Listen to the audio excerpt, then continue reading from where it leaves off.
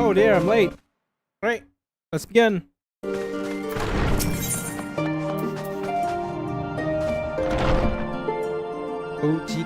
Ojika Sujika has a message for you.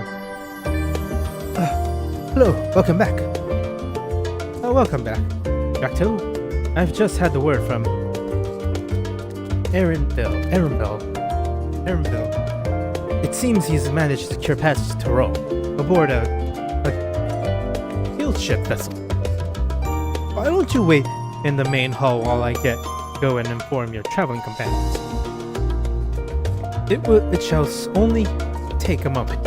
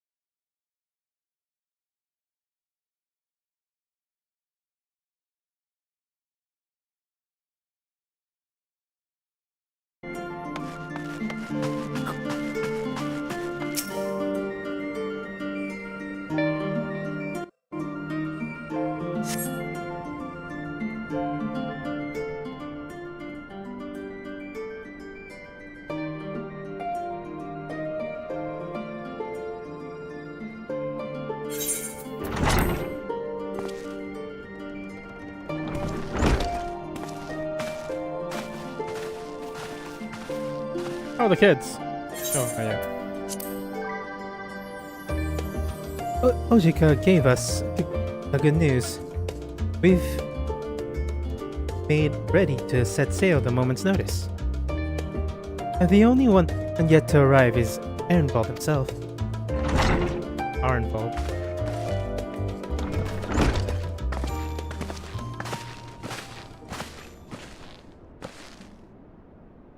Ah, you're all here. It took some persuasion. The Gleaner's guild ship has granted us places aboard a vessel bound for Tyrol. There'll be other passengers, researchers, and artisans, and the like, so we'll need to share deck space. But that's fine, Arnveld. I doubt anybody expected we'll have a vessel all of our own. There's no casting off just yet, so if you're having any lingering concerns, now is the time to voice them. I do call it a concern, but I wouldn't call it a concern, but everyone's still clear on whether what it is will be doing at Tyrol, yes? We haven't forgotten. The nation of Uliolal is in the midst of deciding its next rule. As chosen allies, we shall assist you during the rites of succession and support your bid to become a Dawn servant. In addition to that, Alphino and I have other objectives. As part of its reconstruction, Ballamalt seeks ways to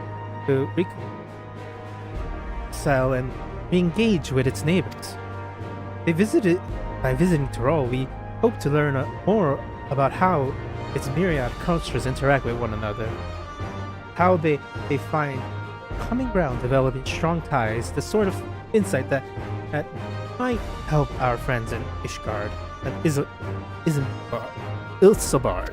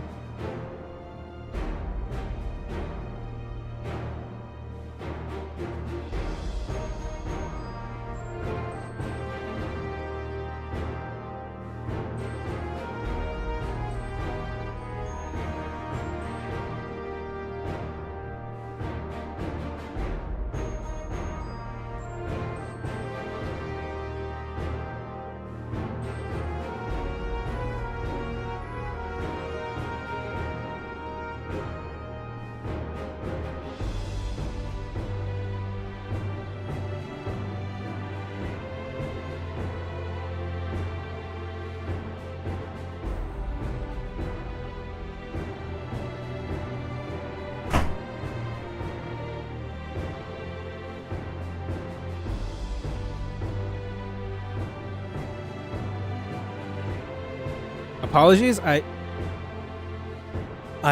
needed water and I didn't bring it.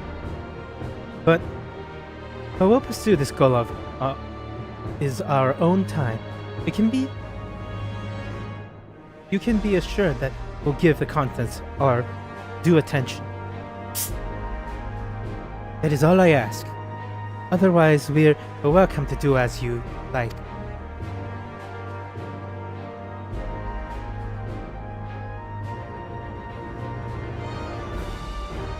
You wanted to find out about your grandfather, right, Crier?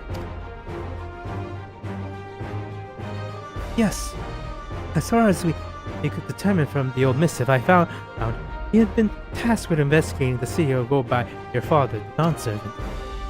Yet, oddly enough, we have no records of the investigation in our archives, and nothing to explain the hearing which accompanied the letter.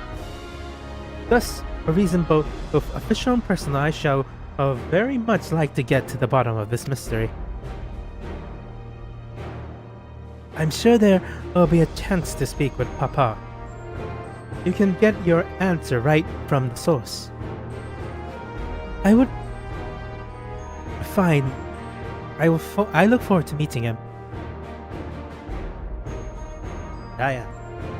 In any case, we're not the only ones with an interest in the City of Gold. The Golden City is a childhood story. I am part of the expedition only because of the third promise has commanded that I serve as guide. Still playing the part of Tsohg's servant, I see. What of you? Don't you dare tell me you're changing your mind. Hoist sails and let's set to the wind. And hoist sail and let's the wind take us as pleased. We won't make you dancer by standing here and talking. I'll go wherever adventure is found. I'll go wheresoever adventure is found.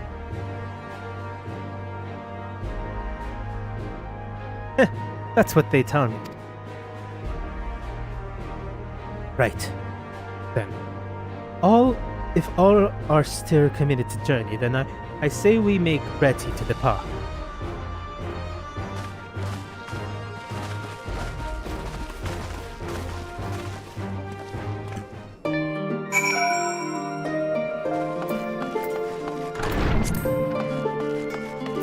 I must get rid of my... No. Been a while, my friend. But you will be back here. Haha!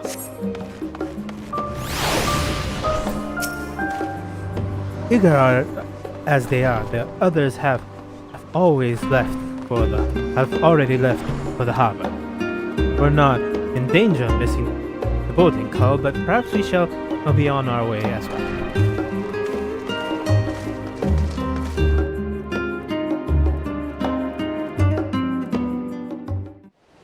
Oh, I should turn off mount music.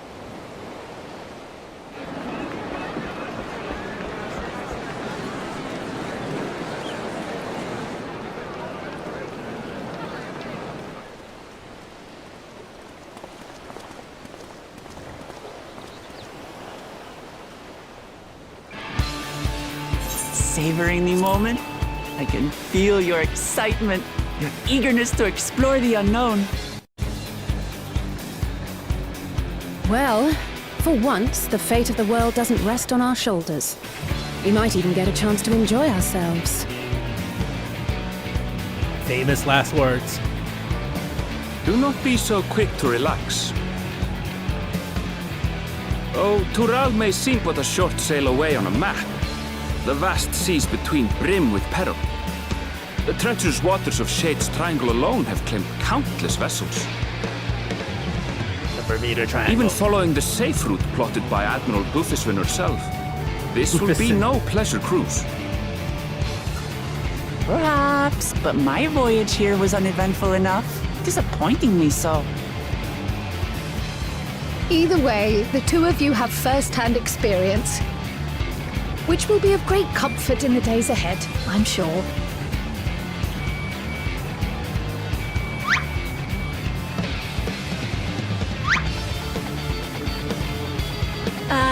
It's nothing new to us.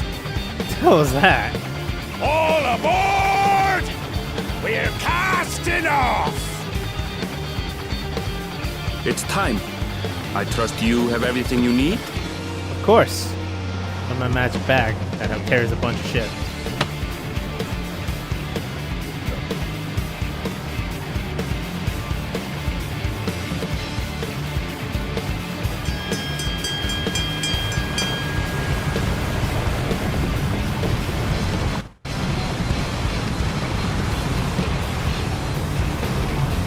And so does our ship cast off from the docks. We sail west, as Cattenram did some 80 years past, bound for the New World, known to her children as the continent of Toral.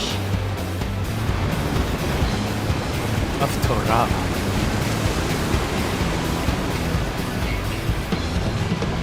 Run up and push her over. Just wait, Papa.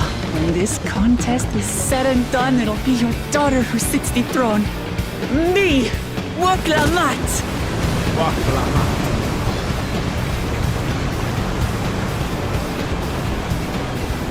I needed to put on Emperor's choker. That really clashes with my outfit. Gotta find it in quickly.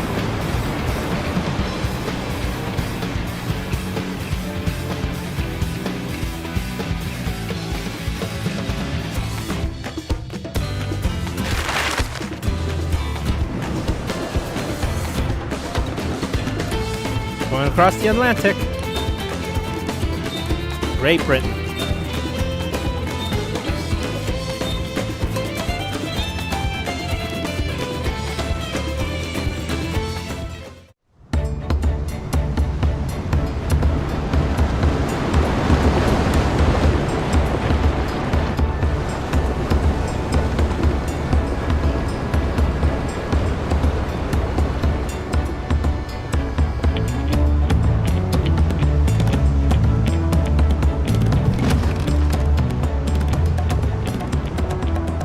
Smooth sailing so far?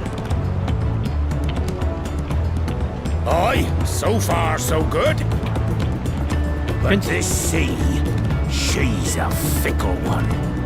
Calm one moment, blowing a gale the next. Are they setting up that I'm gonna be blown off overboard or something like that? I'll take my rest while I can then. Also, Arvold, why did you have to talk to him while he was carrying the box? Why not before or after?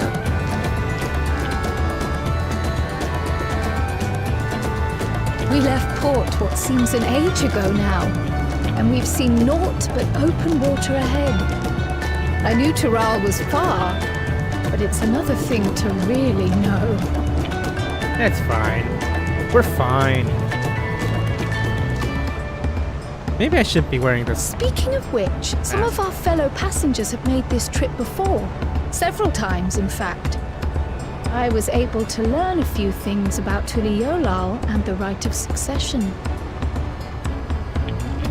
I should Since unload we the still beach have a stuff. long way to go, why not have a chat with them yourself?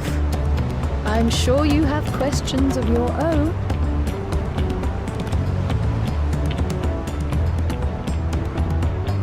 Whatever. I'm keeping the mask on.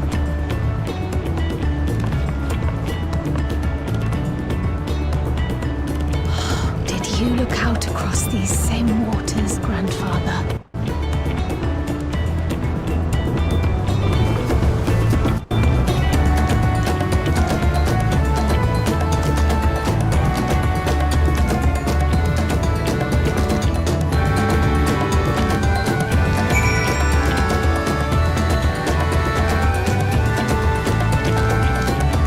No, it's not going red rock.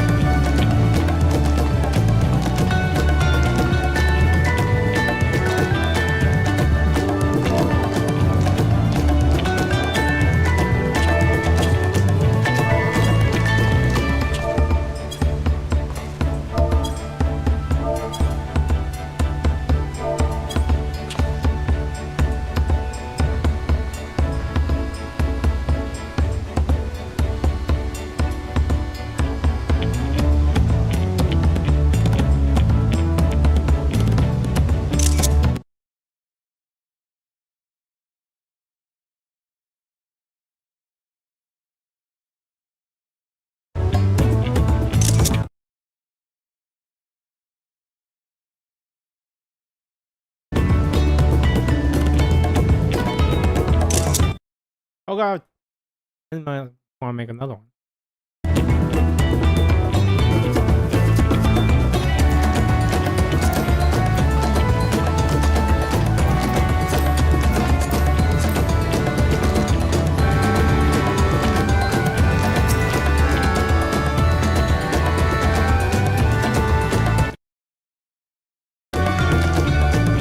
Have you spoken with our shipmates?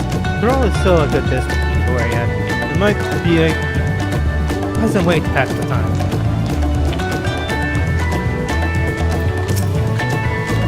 I can feel my edge starting to dull on these long sea voyages.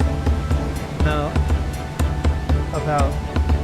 how about some light sparring later? Oh! Oh, this will be my first word. My journey to Tsohg. Ton Jantia is the name. I was working at Shandia as Aetherite in Oda. You see, my employment with them came to an end. That's why I visited Charlia in the hopes of starting over. When I was attempting and failed to find a new job, I seized the chance to board the vessel and I overheard rumors of another passage that suddenly opened up. I'm told the Dawn Servant welcomes all regardless of origin, and as Tsohg seems a little like the perfect place to begin anew.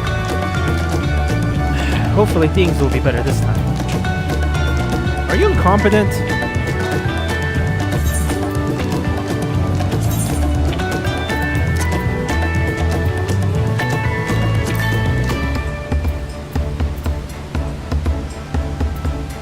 Oh. Okay, good. Actually,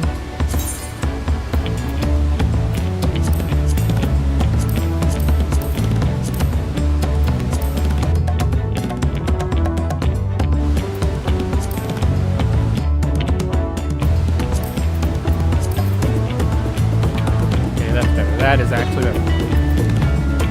Mounted nose. Apply!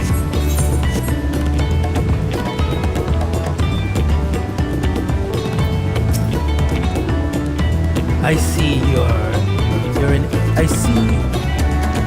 in Erosia before. You're a famous hero. I've had enough of playing the simpleton. There was a time when we took great pains to maintain the deception, but with more of you Azorians coming to Tsohg, it's becoming impractical. Besides, our mercenary days are over. Too many of our war band has fallen, and so we head home to lick our wounds. My story? Well, since you asked, I want to retrace the historic journey of the great Kantaram, you know?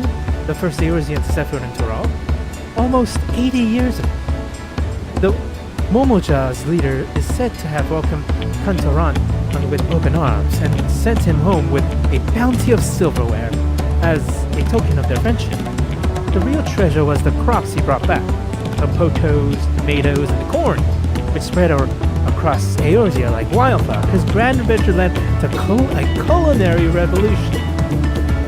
The adventure, the tales say, Kantaran returned to Tsohg several times after that, but his ship vanished during his last voyage, and he was never seen from again.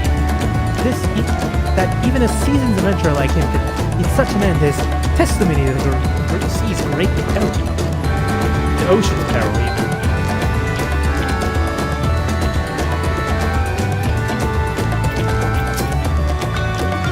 Until this vessel has been equipped with a barrier generator to protect it from storms.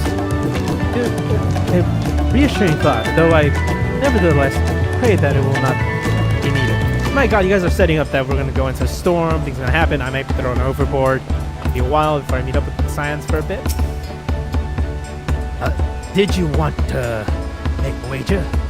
I'm taking bets on who would be set at next in the Dawn Servant's shiny chair.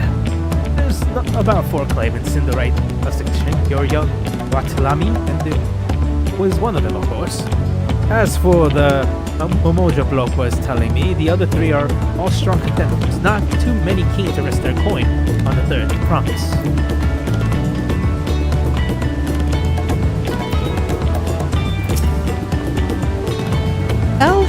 I've heard Arnvold was looking for passages to the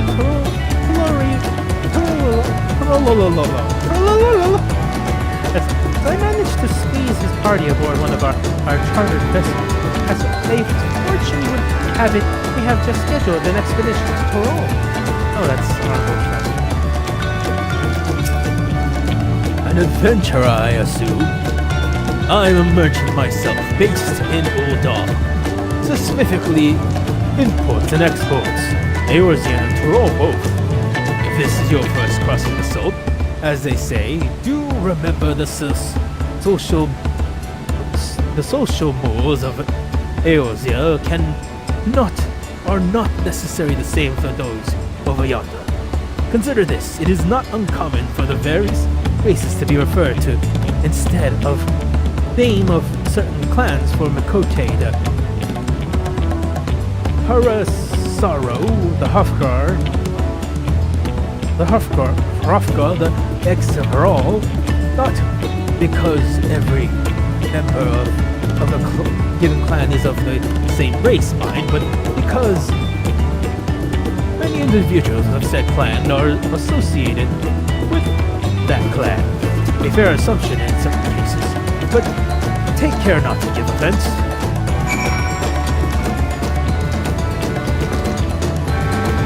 Oh, that's... So basically they think Hrothgar and Makote are the same race. I think. But did you learn of anything of interest?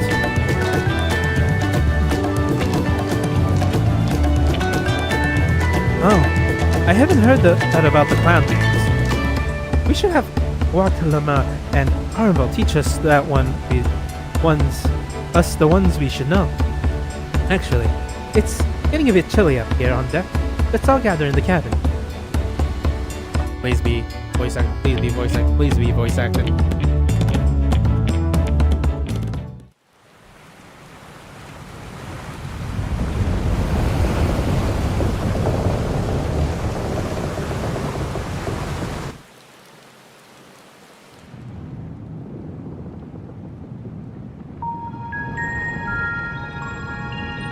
We're in for a proper storm, it seems.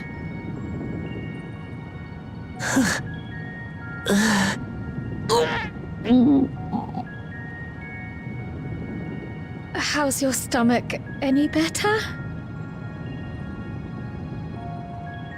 I don't know what you mean. I don't get seasick. I'm just feeling a little nauseous is all. Isn't that what seasickness is? Erenville, you were born in Tural, yes? Do many Vieira live there?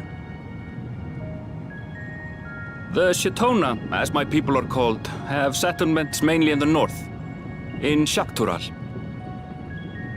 And your family? I know nothing of my father, not even his name. As for my mother...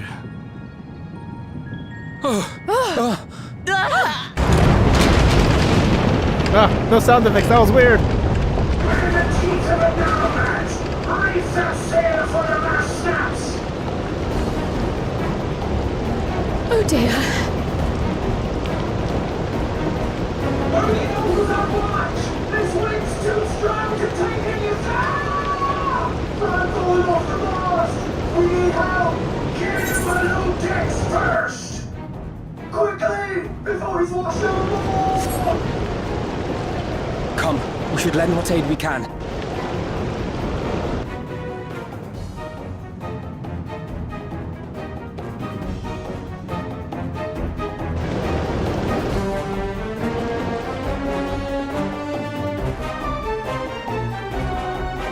I have not seen the ocean rage with such fury before or since.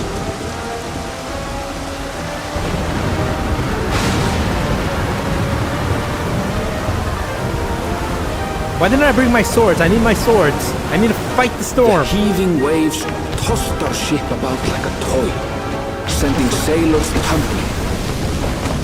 The dauntless Alizé, quick to the rescue, was almost lost to the sea herself. Lightning!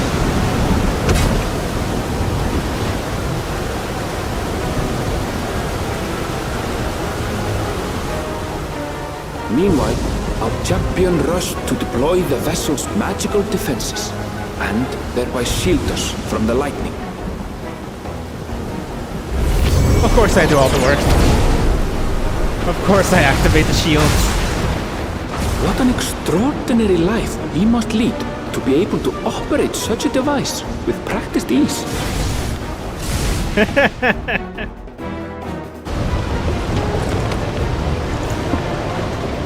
Voklama, too, threw herself into the rescue efforts, though one might have mistaken her for another soul in distress.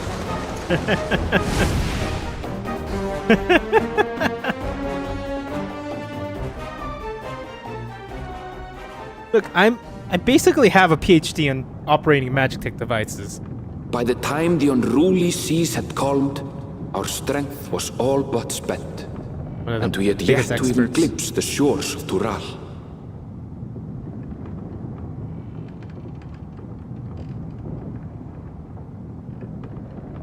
In retrospect, of course, that battle against the storm would prove a fitting prelude to the coming contest for the throne.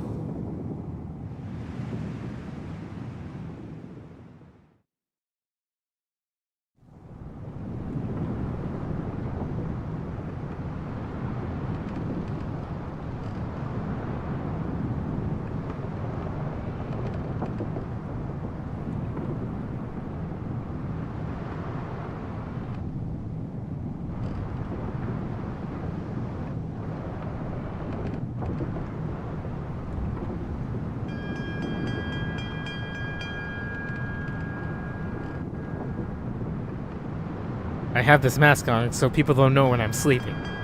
I sleep a lot.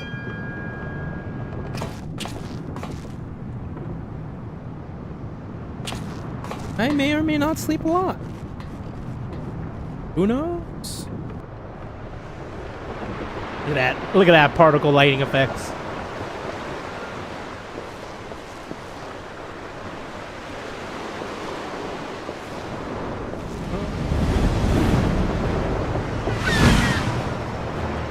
Is that a blue-footed booby?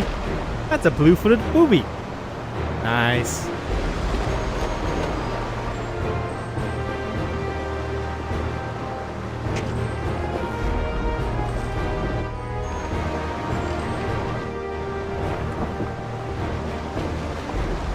Morning. Joining us for some fresh air? Seems my belly has settled along with the weather, but I'll feel much better once we're on solid ground.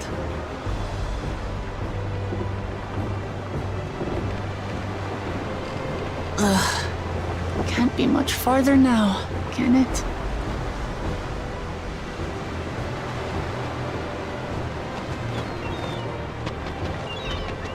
Seabirds. Land must be near. You need only hold out a while longer.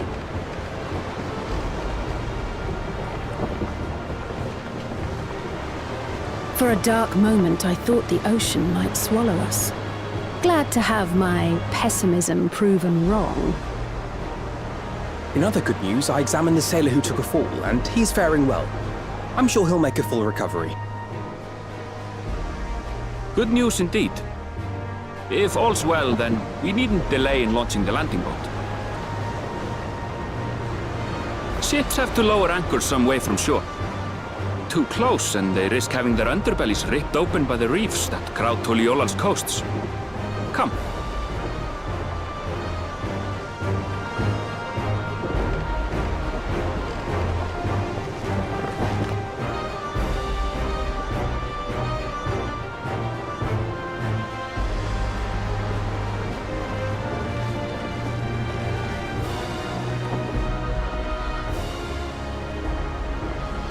bringing us all this way. Ha! We only did what we were paid to do. Couldn't hardly set you adrift halfway. If anything, it should be us thanking you for helping us through that beast of a storm. As a matter of fact, everyone's starting to fancy your chances in the contest. At this rate, we won't be able to lay wagers no more. I mean, she literally got Then I better not let you down. basically Superman? Easy, stomach. Easy.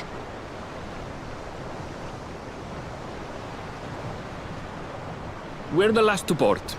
If there's nothing left to say, then let's shove off, shall we?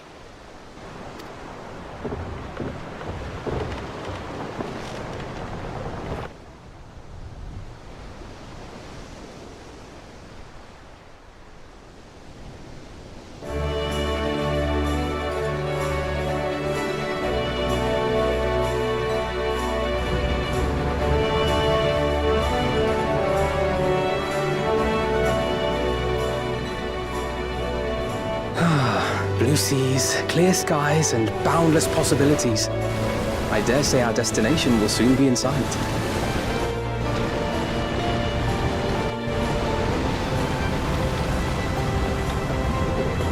Enjoying yourself for a change?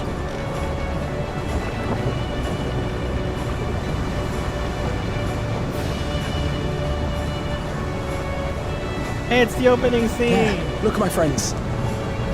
Behold the scene of our next great adventure. My god, this graphics got a lot better. Better than my shitty eyes. At last, we are come to the land you call the New World. To my home, Tural.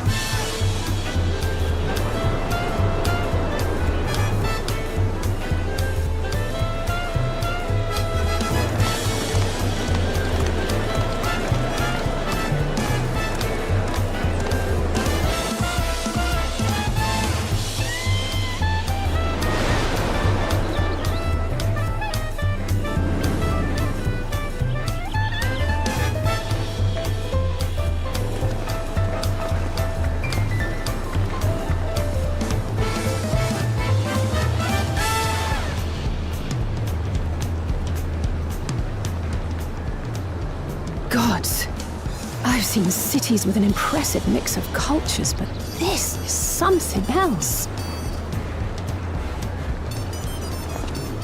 Is that a... No. I've never seen Vanu feathers in that color before. You'll find much here you never knew existed. There may be a sea route now, but visitors to Tulihiola are still few and far between. And as we don't build seafaring... Mamulja sellswords mostly. Those willing to play the fool sail with Lominsan merchants to secure employment in Eorzea. I suppose that makes us a rare sight in your country. Rare and currently undocumented. Were there some forms we should fill out or... Forms? Did you forget who you're traveling with?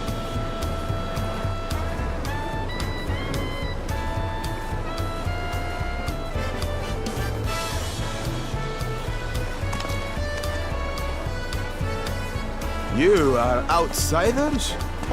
Visitors to Tural? We are. Our nation is soon to hold a right of succession to choose its next Dawn servant. We will not abide interference from foreign agents seeking to foment trouble. What brings you to Tule Yolal? I can answer that. These fine people are allies in my succession bid.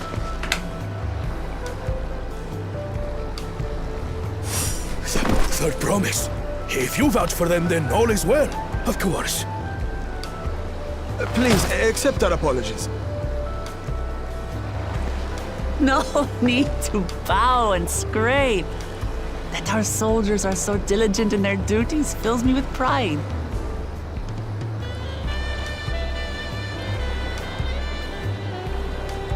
We'll be continuing our patrol then.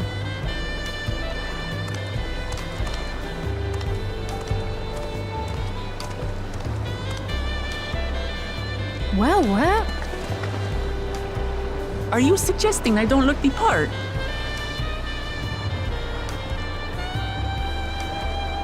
Anyway, first things first.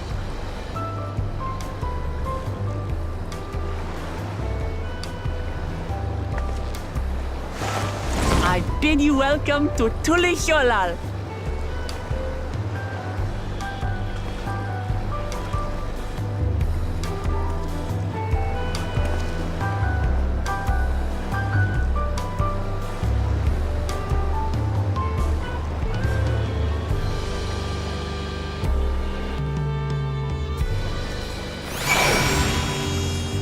Change a few things.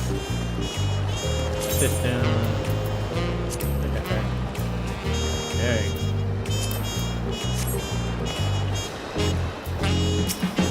There's a copycat here. And a dark-haired playing friend.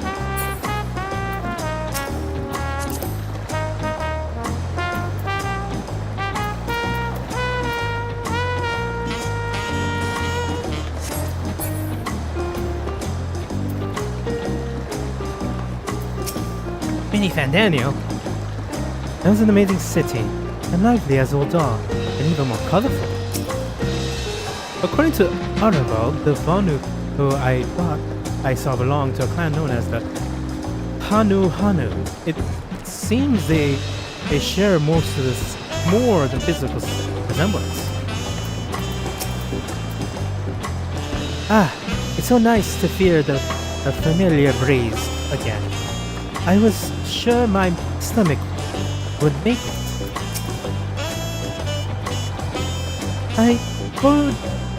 I wonder what kind of trouble those soldiers are expecting. Well, instead the storm's effects on to the contrary, here we are, safe and sound.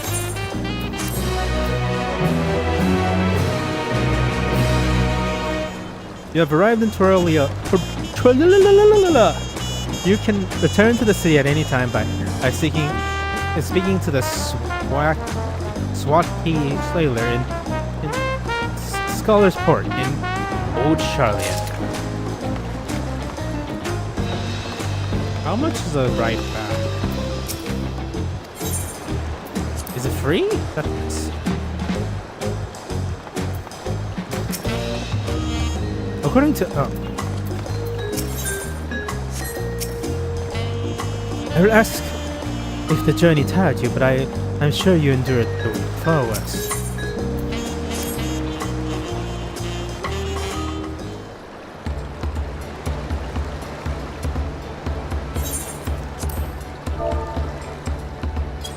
Alright then, first things first.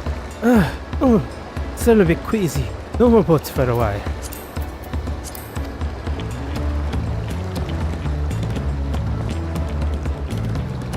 I realize we've just arrived, but we should get you familiar with the city before the rite of succession begins.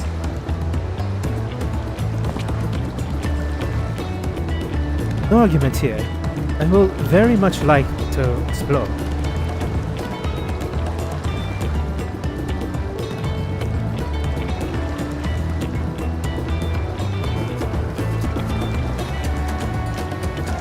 Well, I'll guide you. Are you sure you're in no condition to do so?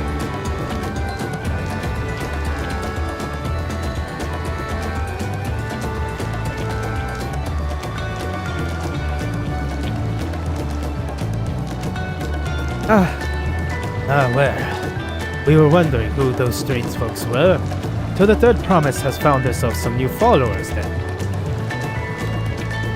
Followers? What, Laman? Are you unwell?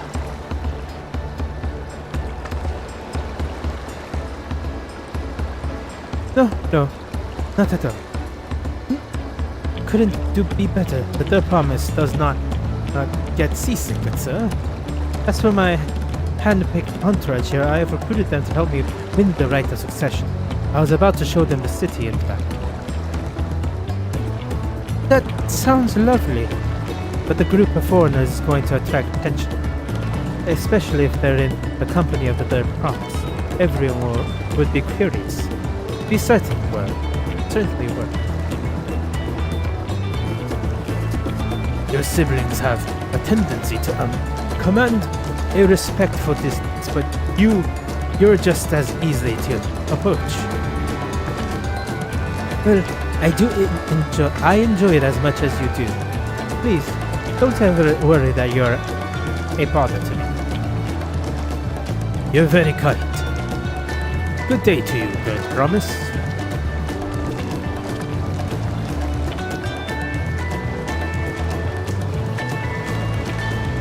They have a point.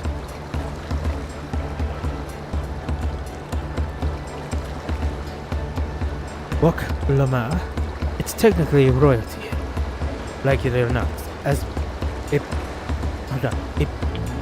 people of her standing surrounded by this many outsiders is bound to draw a crowd. Wait, what do you mean technically? I suggest we move in two groups as to attract less attention. Just technically annoying me then.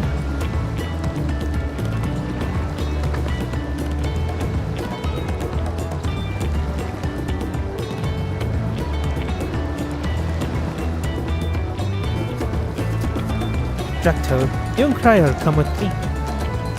I'll take the twins then. We'll get in touch once we've had a good look around.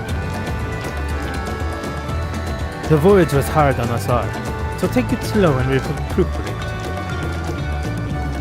We have time enough for that. Enjoy your wandering.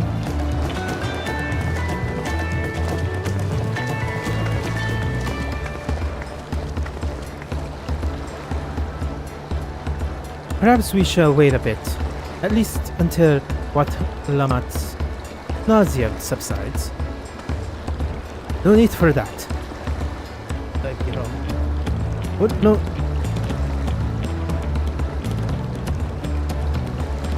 I'm ready to go.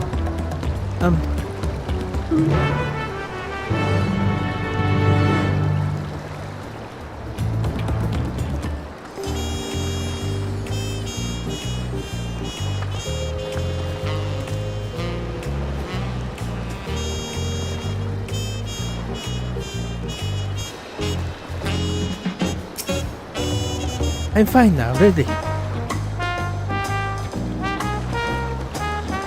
Can't stand around all day feeling sorry for myself. What with the contest looming and all. Now then, seeing as we're already here, I might as well tell you about the harbor.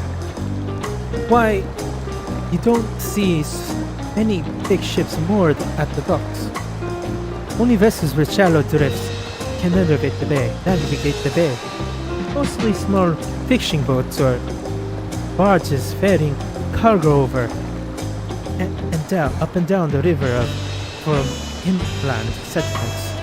Much of the incoming traffic is from York to Rod, the southern landmass. The clans amass various goods for export. The wares are uploaded here and carted off to merchant stores in the neighboring market. Speaking of which, a Bayside Bevy shall be our next stop. Yeah, I know. Let's go, ladies!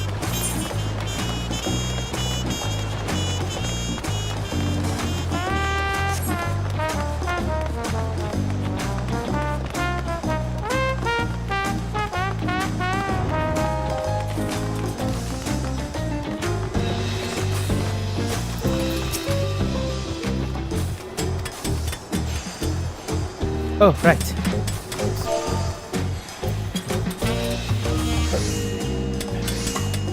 This is the Bayside Brewery. Speak smart.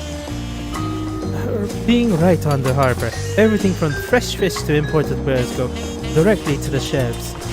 Everything you want, they most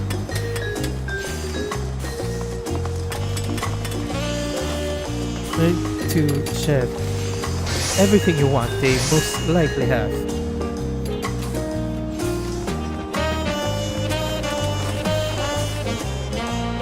Oh, right. I should mention that Tulorilla was we buy things with hell, the currency that the Helupelu created. But don't worry, more and more trade is coming from the area, so most shops are happy to accept your gear. That's also what BP, another market to the east here, but can wait for another time. I have another place I want to show you first. Next, we shall head back a bit, then northwards to the stairs to the certain plaza. I can wait to see the look on your face.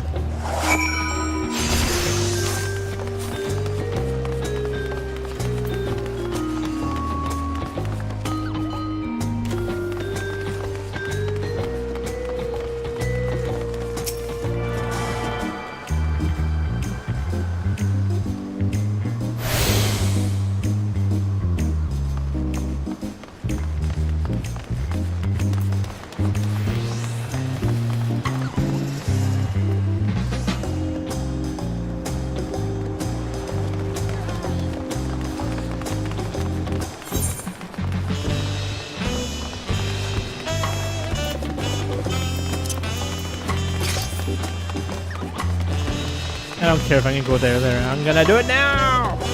No one can stop me!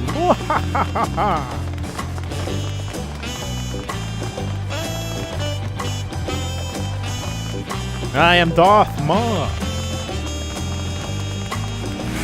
I think it would have been funnier if they flipped that, where this side is up to the other way. I see, there's probably a bunch of people. Ooh, apparently there's a jump puzzle around here.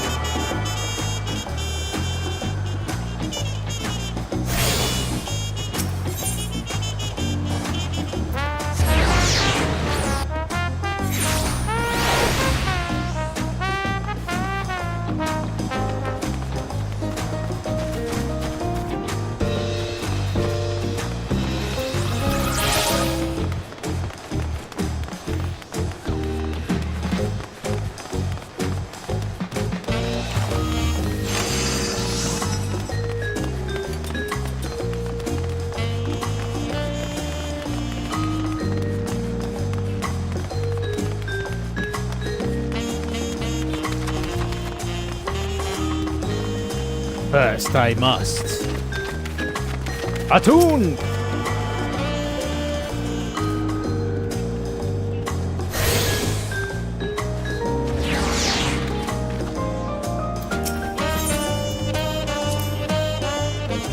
Tis assuring to know we can use our gear for shops here. What do you think of that, eh? Goodness me. You have an 8th right in Torolial. I think I told you before, but my brother, Koana spent 3 years studying in Charlian. He fell in love with the nation and its ways and brought back to us the knowledge of 8-ray construction. Papa wanted the ideas at once and had one built immediately. Did you do the attunement thing? If you're ready to continue, we'll head back again and then up the slope to the side, right at the top of the gate, leads to X-Turor. Turor.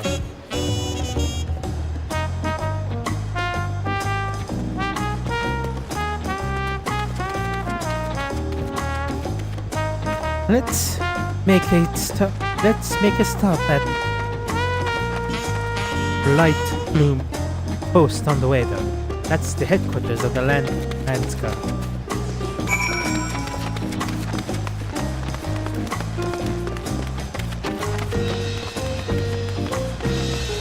I don't care, I'm going over there. No one can stop me.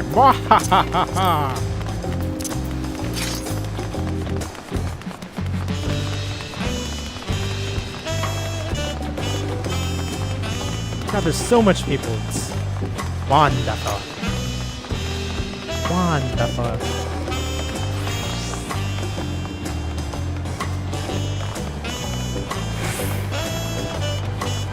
A summoning bell? Is that you, Minfilia? You're an ass man and all.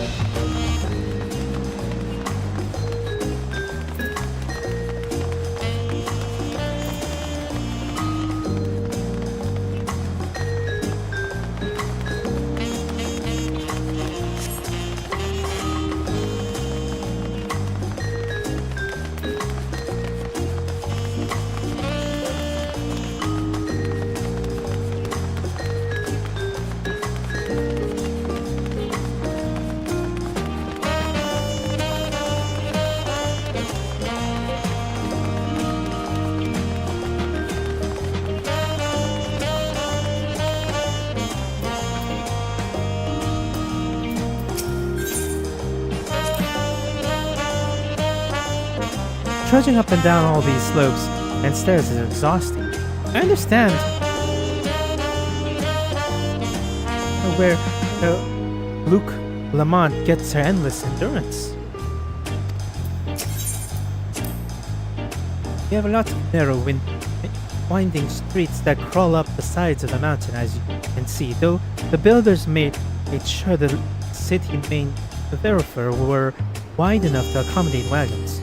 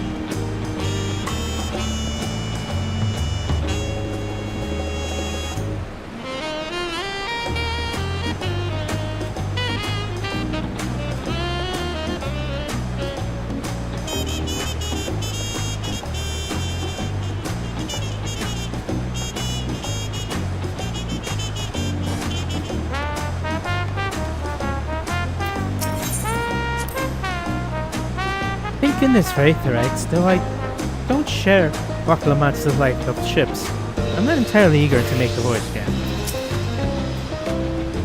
Here we are. Right Plume Post.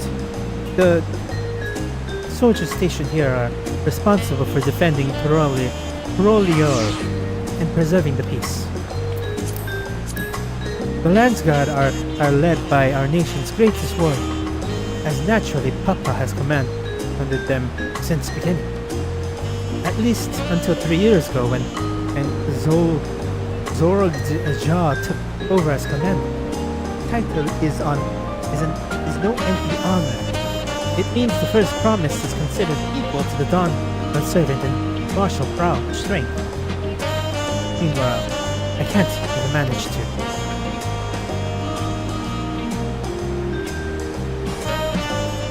Well, I'll discuss my brothers and their accomplishments later. Alfredard and Alice shall be around to hear it too. Come on, this time I show you the sky. It's right at the north end of Talonmarch.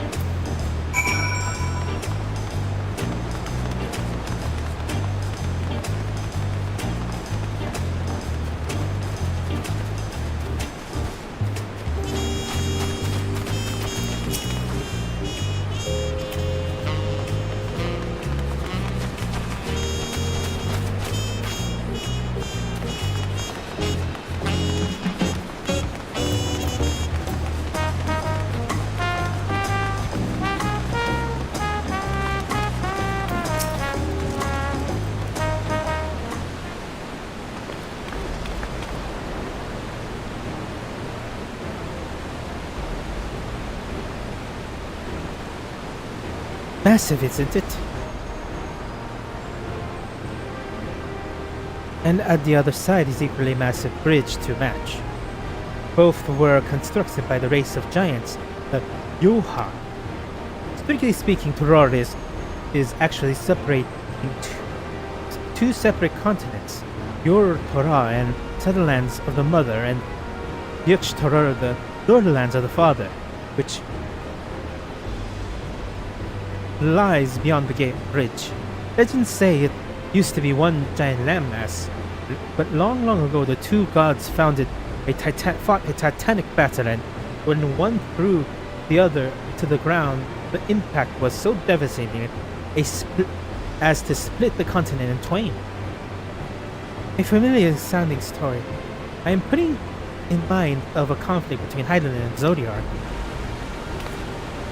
But getting back to Zak Turor, those lands are part of the Tyroliar nation, correct? That's right. It is my father. Isn't my father incredible? He unites the people of two continents into a single nation. The many clans of Turor have been at war for generations. It was only when Papa traveled the lands and put a stop to their myriad conflicts that we finally had peace. And that is the main reason I want to win the throne, as I can preserve the peace it gives. But I see you're more interested in what's behind the gate. Let's hear about my aspiration. Not hear about. Crossing the bridge to Extora requires a special travel pass. Unfortunately, they won't issue a new permit until the right of succession is over. I promise I'll get you one when I'm done, sir. But until then, you'll have to wait.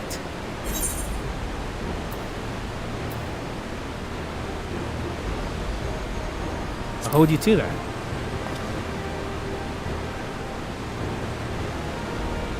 I'll never break my word. Once the throne is mine, the travel permit is yours.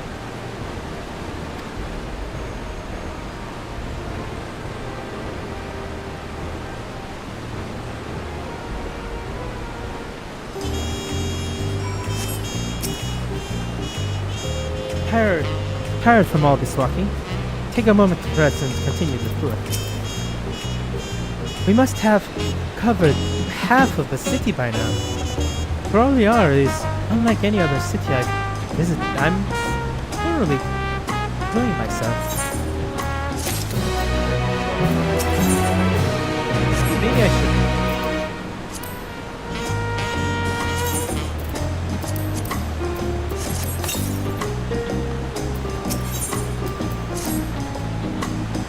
Well, here we'll head west next, towards the Dawn, Arc of the Dawn. The dirigible landing is on the way. Dirigible.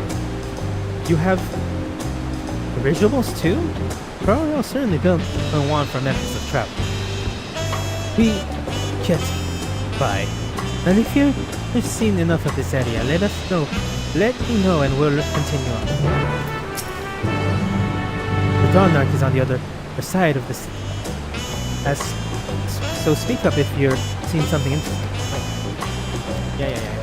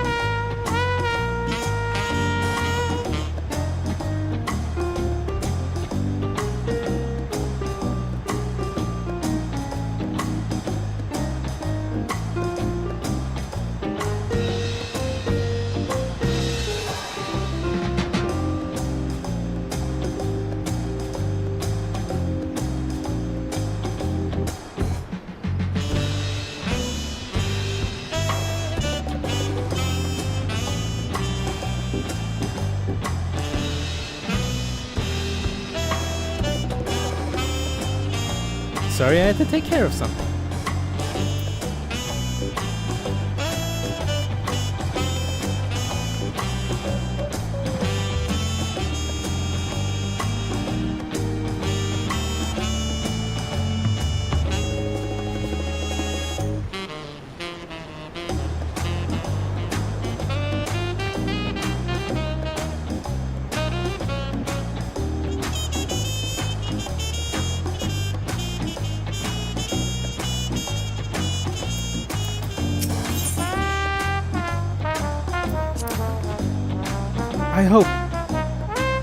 I hope you are not tired.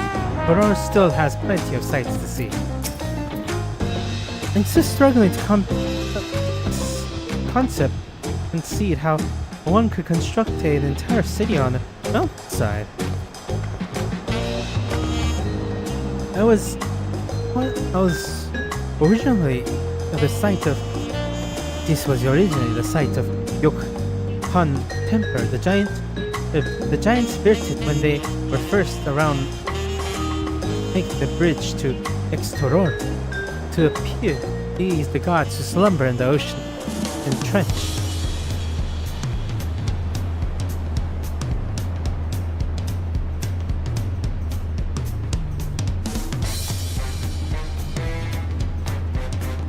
And with Rapa a step after the Han withdrew, the temple stood empty for centuries. So when Papa was establishing his new nation, he saw a construction he could refurbish into a palace, sitting practically in the center of Torah. He gathered artisans to do the work, and the houses they built for themselves became the foundation of the city they see today. Speaking of houses, we'll be pressing through the replanted quarters, the giant residential district in Tuliolar. We climbed these sets of stairs here all the way up. Hey, why not? Up, and away!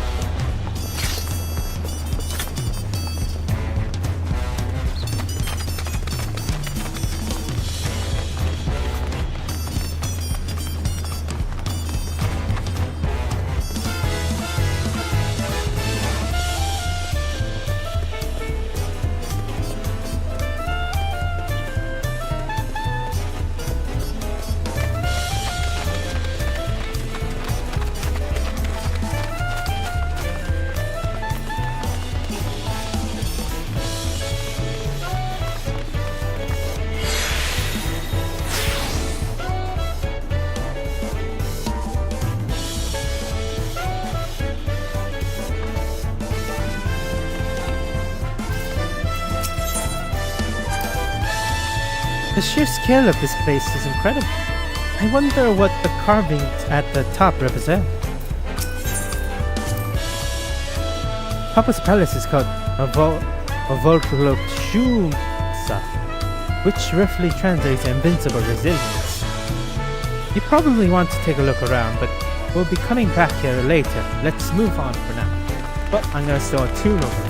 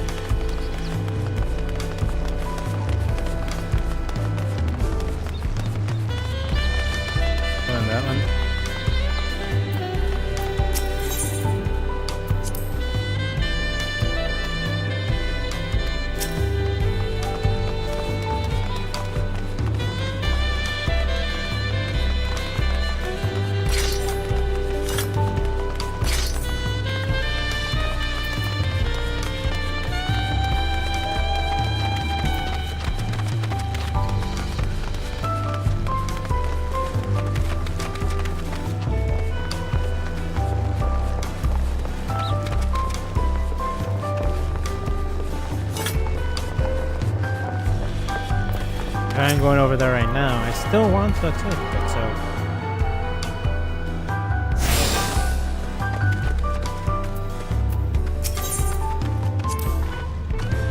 The stairs lead to the peak. You can see pretty steep. Careful you don't fall. I've been one step away from death more than a few times. So this is the resplendent quarters, the manner of the people. What manner of people live here?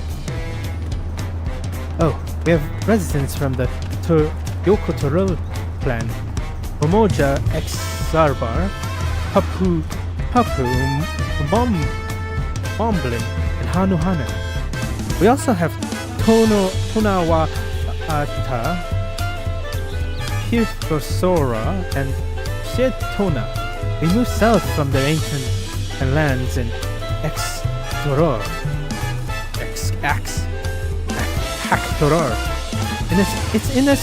In essence, it's a gathering of people from every corner of Toror.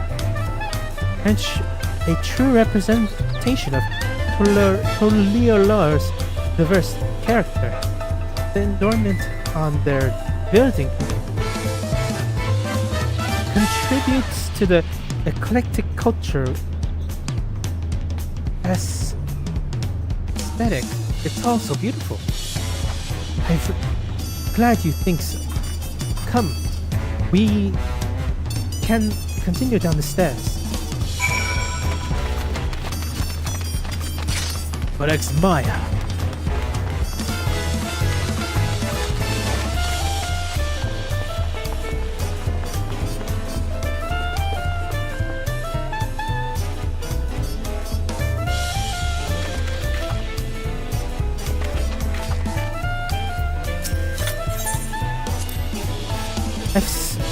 I've never seen such a humdrum. What would one even use to beat such an instrument? A giant drum band is called the Dawntrail. They play it for formal occasions, like when honoring the Landsguard returned from dangerous duties. I tried hitting it with my axe once and ripped the skin. Earned me a proper scolding. Let me tell you, I think that was the time Papa held me upside down by the anchor.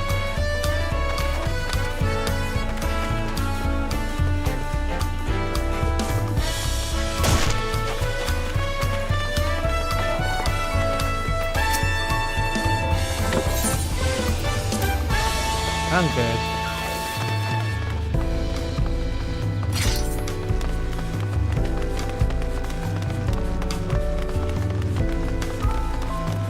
Lightsaber!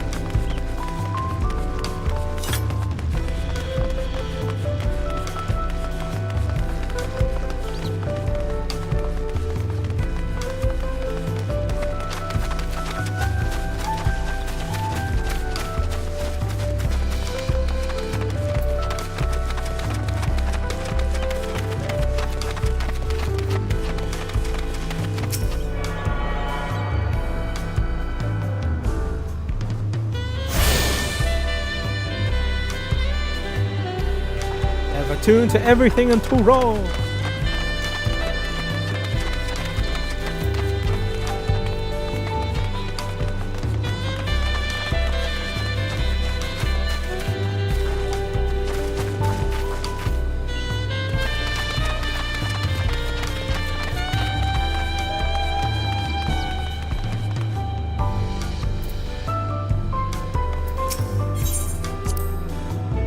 The one needs only look to the children playing for a sense of how peaceful things must be here.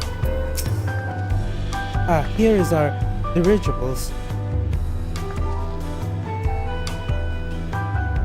Not bad, eh? I heard other nations use airships to scale the skies, but you'll only find balloons in Trolio. We have them for the same reason as Aetherites.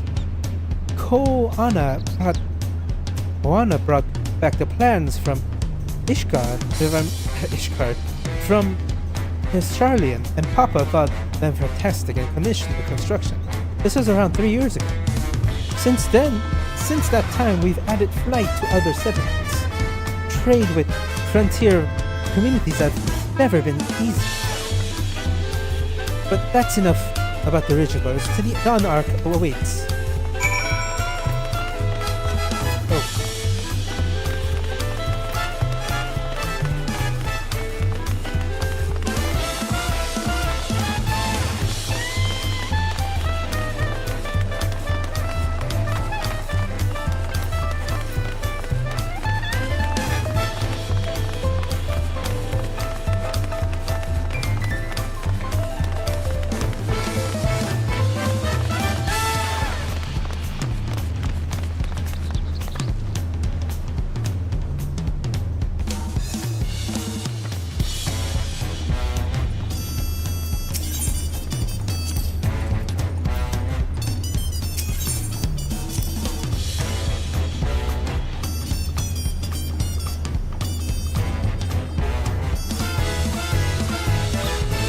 Here's another dirigible. Reminds me of XIV and their flying vessel, but where is their design and use several balloons? It seems Parole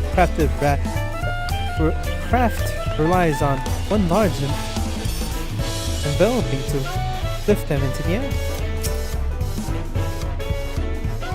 Shite! Oh god, I need water. The water bottle. Oh, there it is. Oh, glorious H2O. This is the Dawn, the Arch of the Dawn. When giants were here, it was known as Yo-Turor land, but when Papa founded Rolior, everyone began using it represents present name in honor of his great achievement. Through his gate is Kozumal-ko, the wetlands south of the city. Depending on what the right extension asks of us, we might end up going in that direction.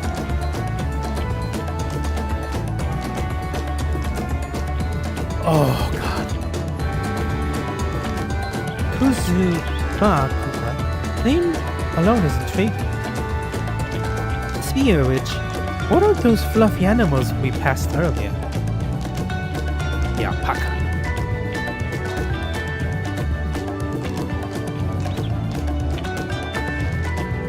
Ah, those are alpaca. Fearsome four-legged fiends.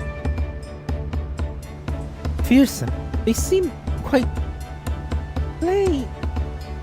hated to me. Pleasant. We'll learn enough soon enough, Crier. You'll learn soon enough.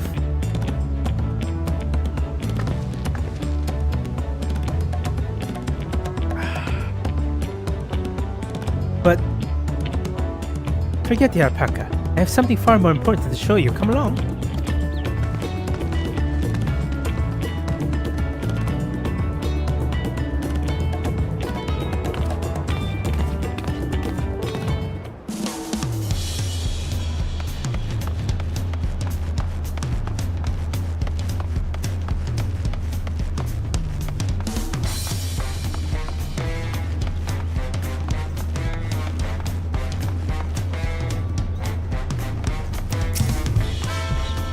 Are these pillars what Lamat wanted to show us? If you're wishing to learn the history of Roliar, then look no further. These stone pillars, you mean? Yeah, this spot captured Kaya's attention.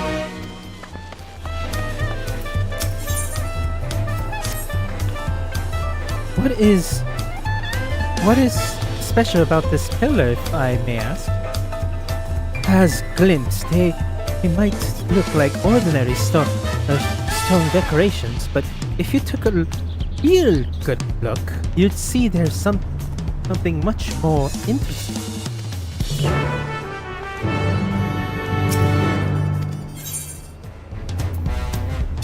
what? The following event cannot be skipped. We may wish to cancel any pending duty found of registration. Alright, if the game's saying that, I go real quickly, I'll be right back.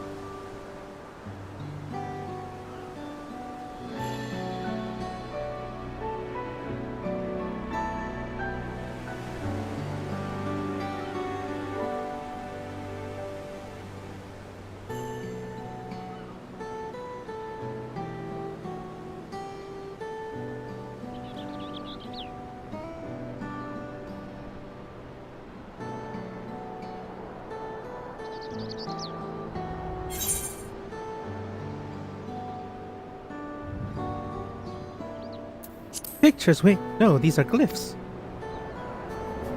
Seem to tell the story, a series of stories, many of them featuring a two-headed Umoja. Oh, then this must be. That's right. It follows the exploits of my father, Ulu Jaja, and his journey to reunite our lands. We call it the Toroliol Saga. The deed he performed and the bonds he forged will all immortalized in stone.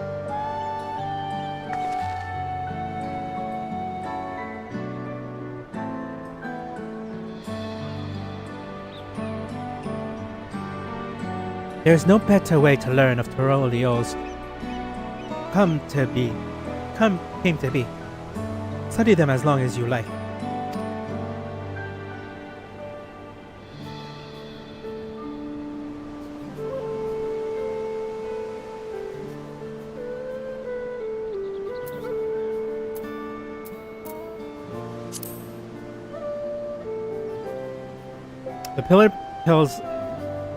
This pillar tells the lay of the Brotherhood and depicts the scene where Papa granted an audience to a foreign explorer, Ket something. I can never remember the name. You mean Ketenran? Ah, that's the one. Ketenran arrived in Toral with what prompted Papa to embark on his own journey. That said, the two grew to be close friends, brothers in spirit, if not in blood. But no one knows what became of the explorer in later years. Ketenran's disappearance is a mystery in Eorzea as well. Records say he traveled between our lands and yours for a while, and then it assumed was lost at sea.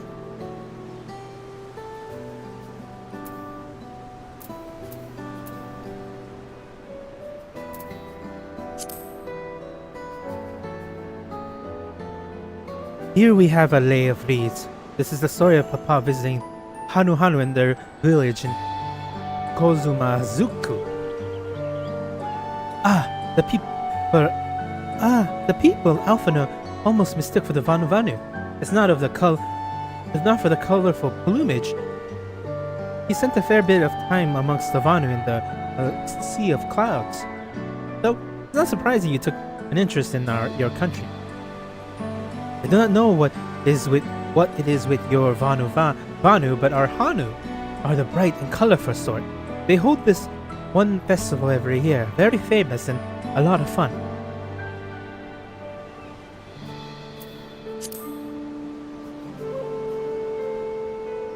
Let's see. This one is the Lay of Pots, in which depicts of moblins of Kazuma-aku. They might wear odd masks and sound weirdly muffled, but they talk. But the gold and silverware they sell is the best you'll find anywhere. Moblin goods are the standard which comes to gift giving. Clearly the Vanu aren't the only people with this Turo counterparts. Yeah, we have goblins. Goddamn weirdos.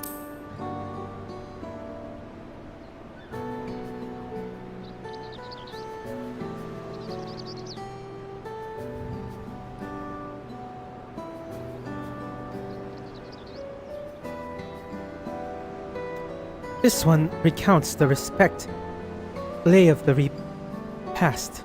As you probably tell, the figure depicts here is of Exbara, like me. For decades, the Exbara and Momoja were at war for control of the source of Yak-Tir.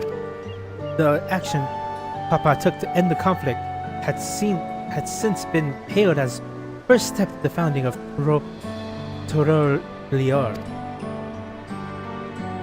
Then there is a clan of Harafgar in Bajan known as the Hellions. In their society, the women rule as queens and the men serve as devoted servants.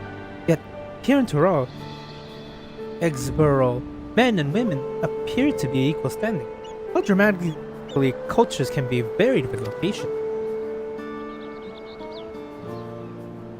If you're done with the first half, we are to move to the second. No.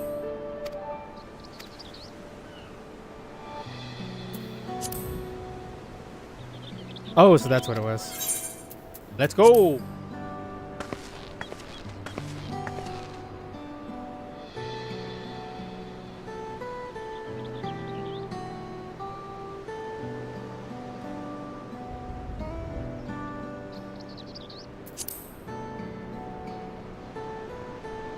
The Lay of Gord, the pillar shows one of Pelu,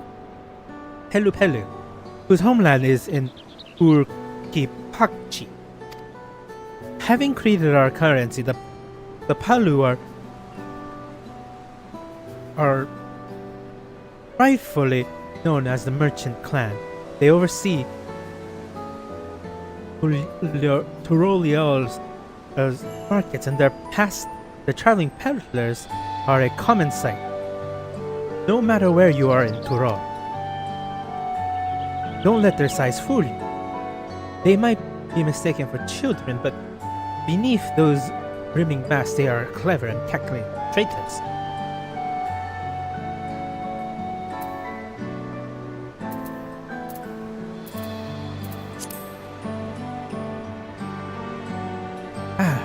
The Lay of Proof.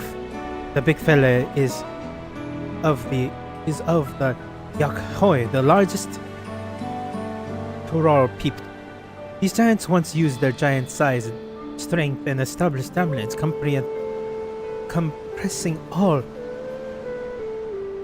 of Yok Tural. Having brought the southern reach to here, they turned northward, setting their sights to Extorar. You recall the massive bridge they built beyond the Sky Gate. Sometime after launching their northern campaign, however, they just gave up. They abandoned the lands they've conquered and withdrew into the mountains of Urkirpachi. I've never seen since any of their kind so much as set foot in the city. This is the people with the power and resourcefulness to raise a temple onto the mountains. And wait, Alligans are bigger than most people. So are they Alligans?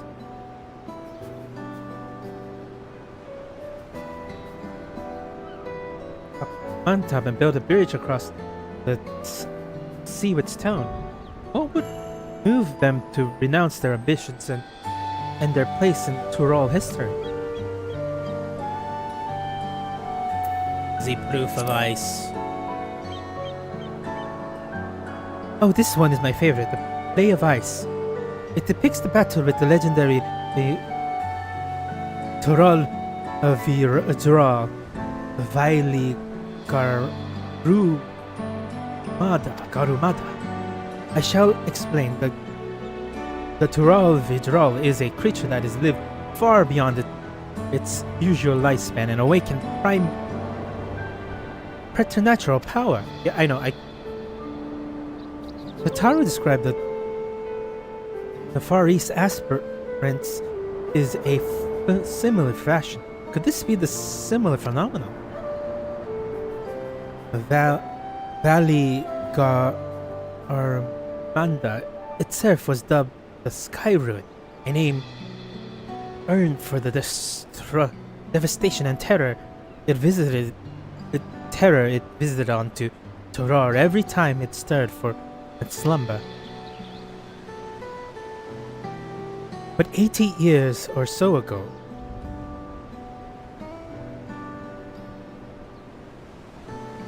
its ruinous reign was brought to an end. After a great struggle, Papa and his comrades managed to overcome the raging Vidror and seared it away in Urkipachi Mountain. Despite its reputation, however, Valley Garmada is also the symbol of power. That's why you'll see its likeness on Torolior's national emblem and adorn the banner at the palace.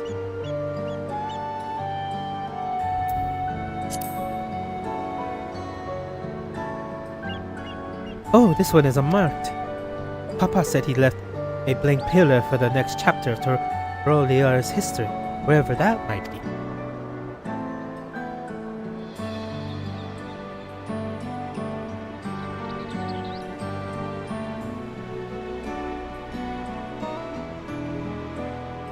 Had your field of history then? Yeah, thank you.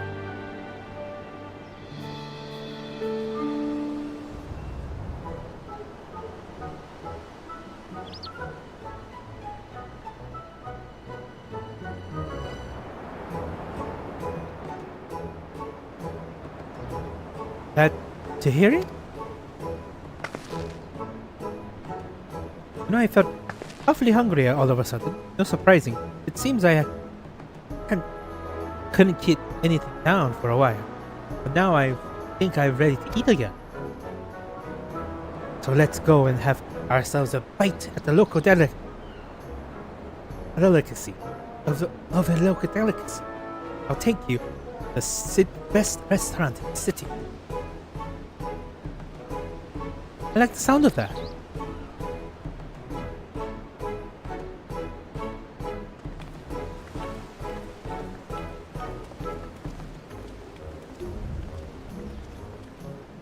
He literally went and got Eorzean Superman too.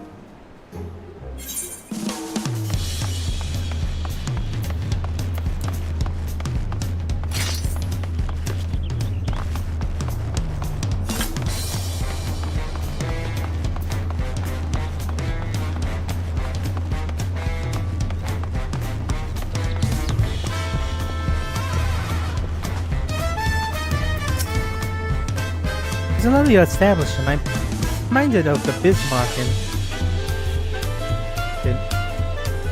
Nipsalum Infant.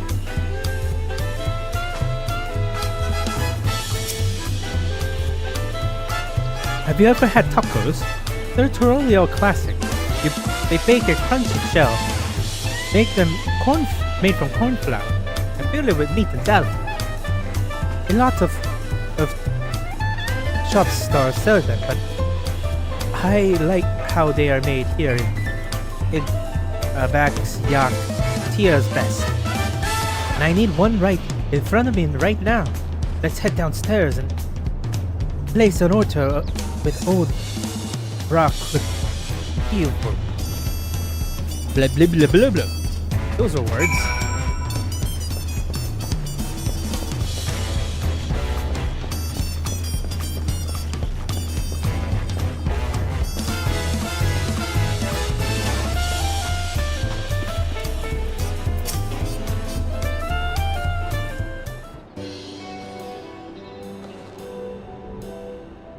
Brookevo!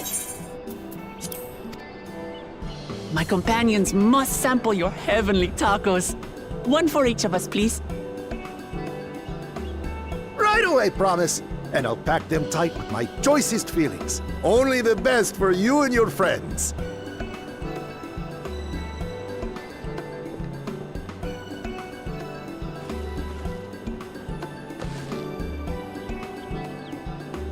Did you hear the Silver Scales are back?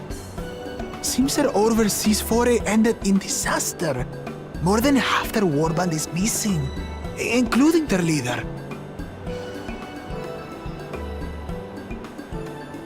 Aye.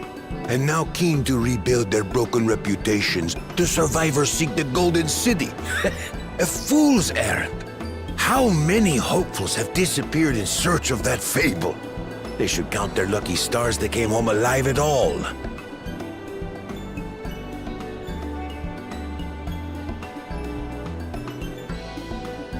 The legend of the Golden City is well known here, I take it. It is, but as no one's ever seen it, many question if there is any truth to the tale. Like our skeptical Erinville. I can't imagine the Dawn Servant would request a formal survey for a place that doesn't exist.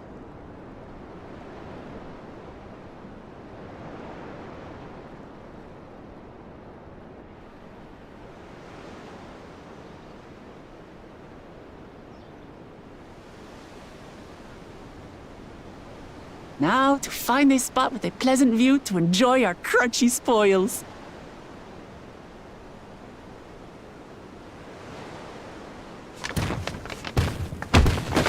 Oh! Oh!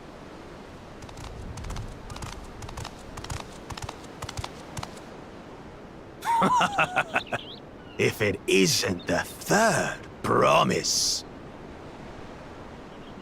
Oh, no.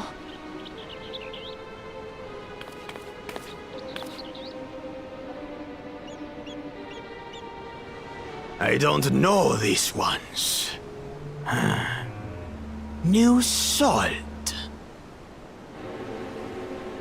Dredge from foreign waters is my guess, brother. Of course, that's it. Wuklamat is so afraid of the coming contest that she went crying for special help. Was there something you wanted, Bakul Jaja? The third promise remembers us! Such an honor! Glory on your name, brother. And on yours, brother. I know my rivals for the throne. Nothing more.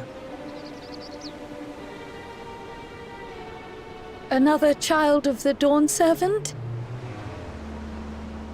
No, this brute. We have no ties to their farce of a family. Unlike the sneeveling housecut, we are blessed siblings, the elevated chosen. We alone are fit to succeed Golul Jaja as Dawn Servant. All peoples are equal in Tulihiola. Your heritage gives you no greater claim to the throne. Ha! Shall we test that idea here and now? See if your strength is equal to ours. I can.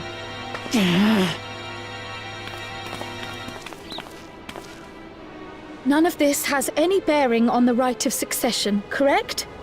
Best not waste your energies on pointless scuffles.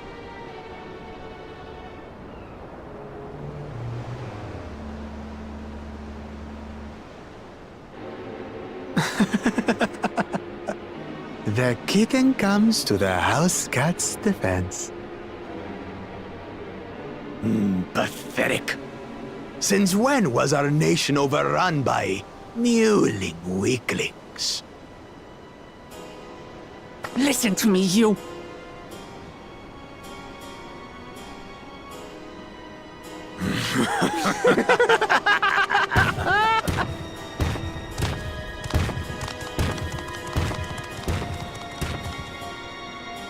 A two-headed Mamulja.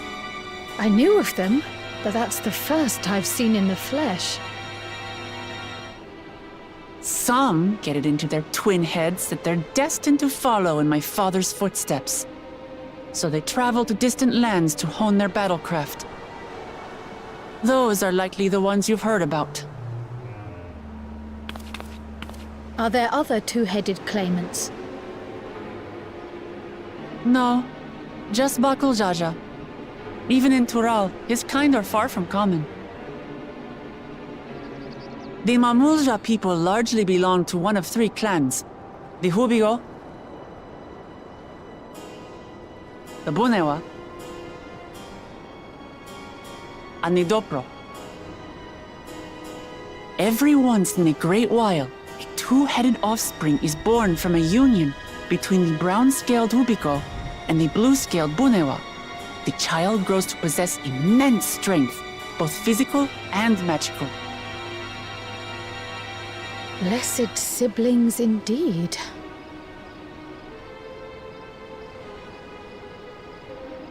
Forget them. Let's go and buy more tacos. I can think of nothing better to rid me of this bad taste in my mouth.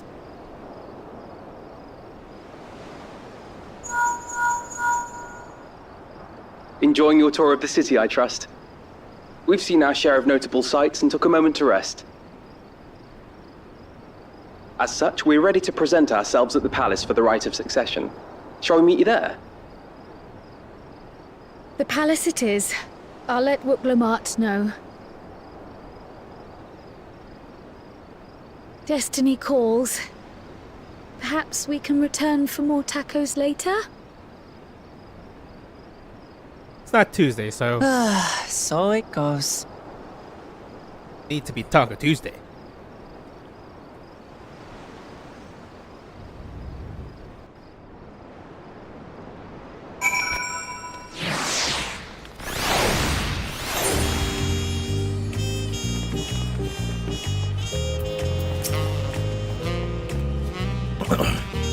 Bakula lovingly made tacos went to waste, and that's all the fruit. Bakula Jajas. I was looking forward to trying the authentic Turolial's culinary, but we should hurry and join off on the others at the palace. Alright, there's a bit of a climb to the top, but you can head up for the splendid quarters, or even the eastern side of Talonbridge if you prefer. Now that you have an idea of how the city lays out, I'll let you find your own way. A2 full exclusion. Excuse me. Ah, my poor empty belly.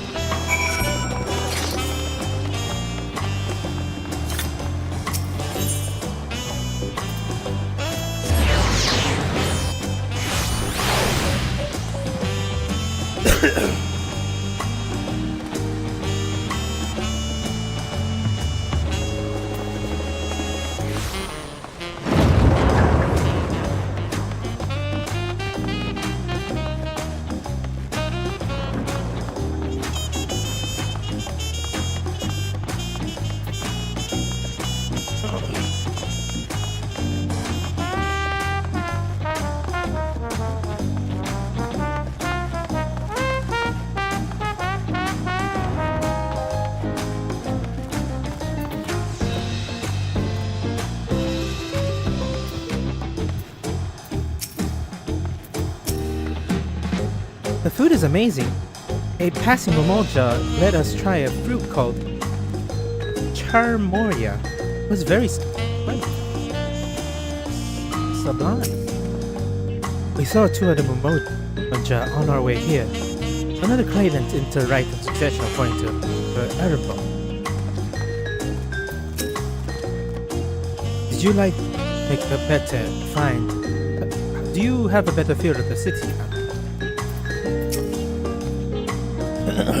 There are so many narrow, winding streets, but even if you get lost, all you have to do is keep heading up and you'll arrive at this palace eventually.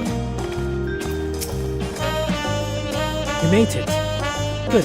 Then we're all here.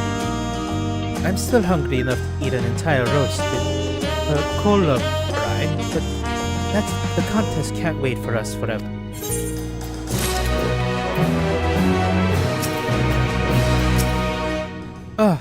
I should ask Nana Arkai to cook me something afterwards.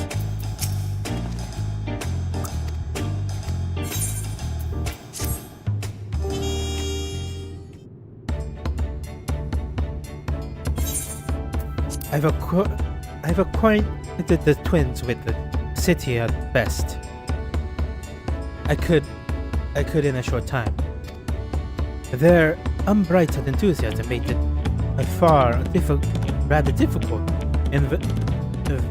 Invariably something would catch their eyes, spurring them to run down a street to investigate. It was like herding a pair of unruly calico.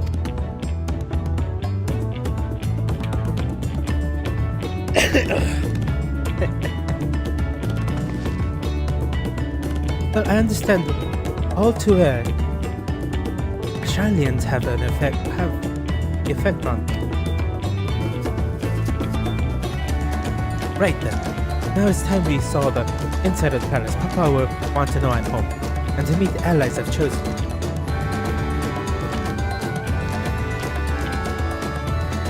Given how impulsive he is, though, there's no telling when we might be in for.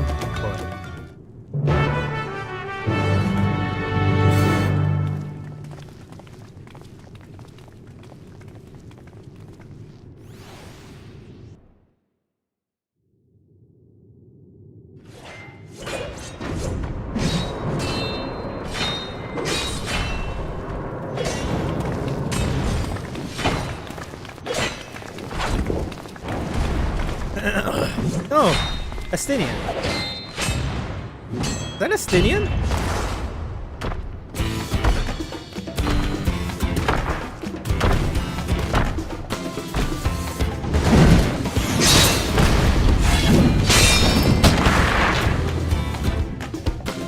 Astinian? How did he get here?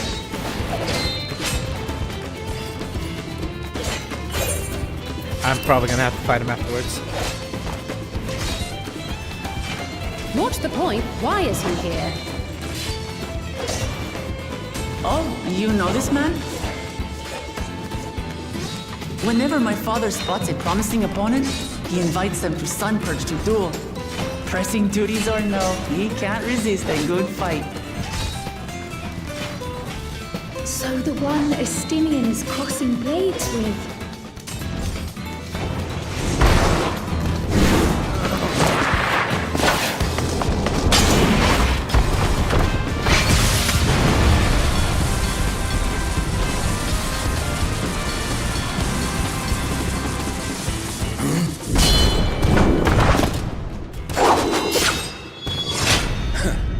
That will do, Spearman.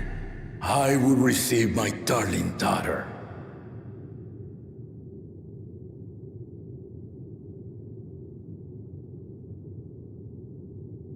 Know that you are the strongest I fought in many a moon, if not longer.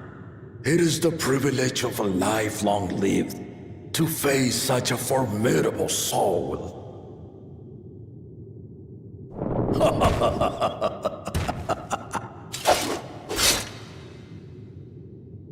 If it's formidable you want, then look no further than that man there. Oh, god damn it. What? Look, I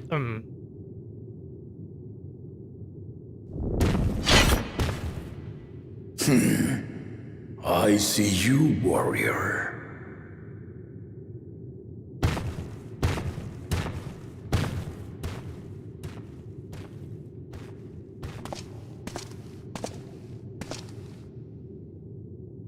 We had no idea you meant to visit Toral.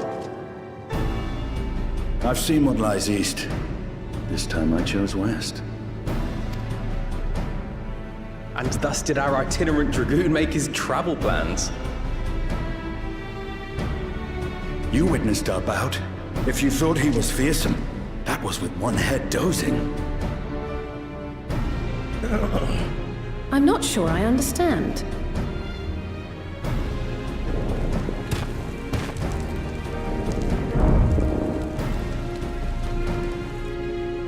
The old man has been feeling his years. The uncovered side is the head of resolve, and age has only deepened his love for combat. But the head of reason, wiser of the two, sleeps more and more these days. As I understand it, the veil helps with the restoration of his magical energies. Enough about me, Lamati. I want to hear of your adventures. Lamati. A term of endearment. It's what my family calls me.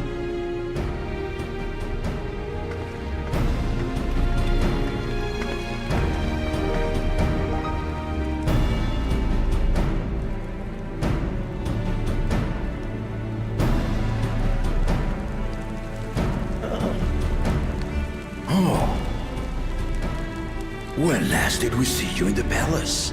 Greetings, Solonesh. It's Erenville now, Dawn Servant.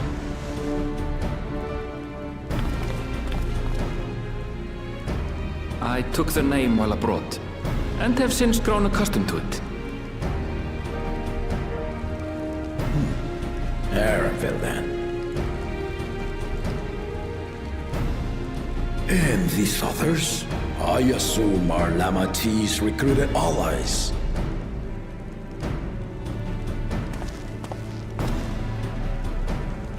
Ha! All-tempered steel. Yet as much as I'd enjoy testing their metal, the hour of the right is at hand. I will summon the other claimants at once. Then I shall leave you to it. Good fortune, my friends.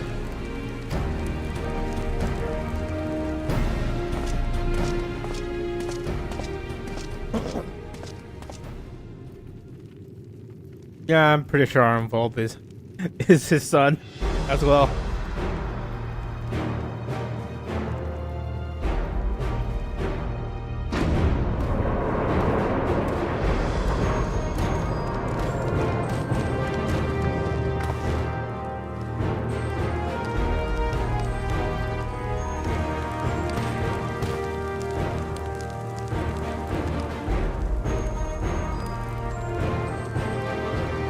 Oh, there's the Batman.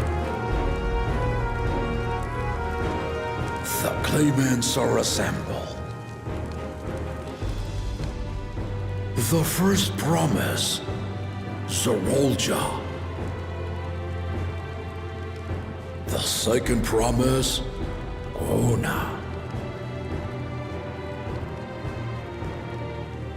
The third promise, Uklamat. Uklamat.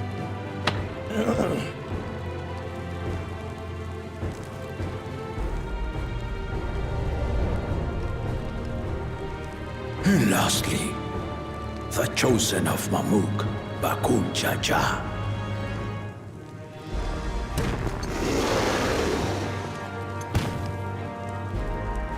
You four will compete in the rite of succession, the outcome of which will decide who takes my place as Dawn Servant. I am not the man I once was. My wiser half sleeps the days away, and it is time I yield my position. But mine is a torch that has never been passed. Tuliyola is young, and so I look to the always for inspiration. The rite of succession, the means by which the autarch of Mamuk was chosen. Only the two-headed were deemed fit for this contest, but the Tuliyola I built is a nation of many peoples. Our leader needn't have two heads, nor be a Mamulja at all.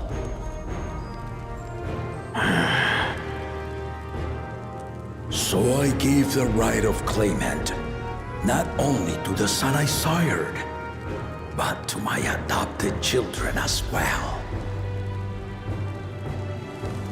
Yet the opportunity to rule was still not equal. That is why a recent tournament offered a place in the contest as the winning prize.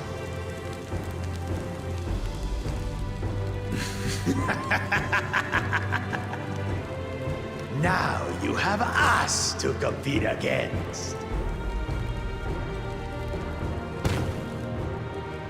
Though it seems the one head was already two of...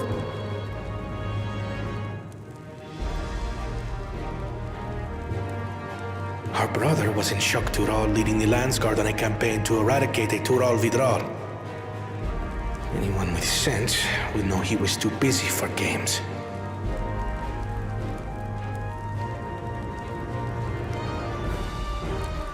Now for the part you've been waiting to hear. The nature of the contest itself. To triumph in the right of succession, and thereby claim our nation's throne, you must travel the lands of Yogg-Tural and find the City of Gold.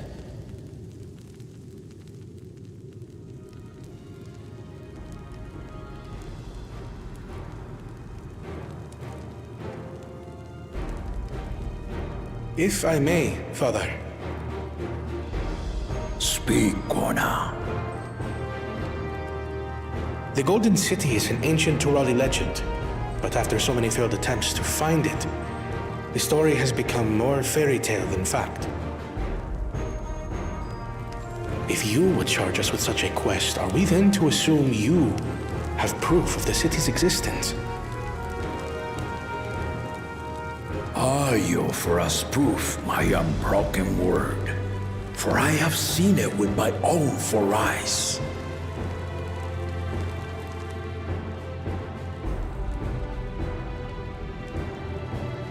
The city's real. All those years. This was before the founding of Tuliyomo.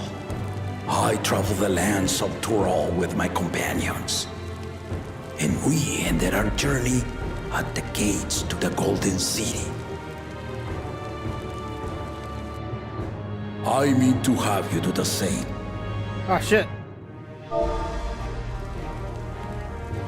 Bring them.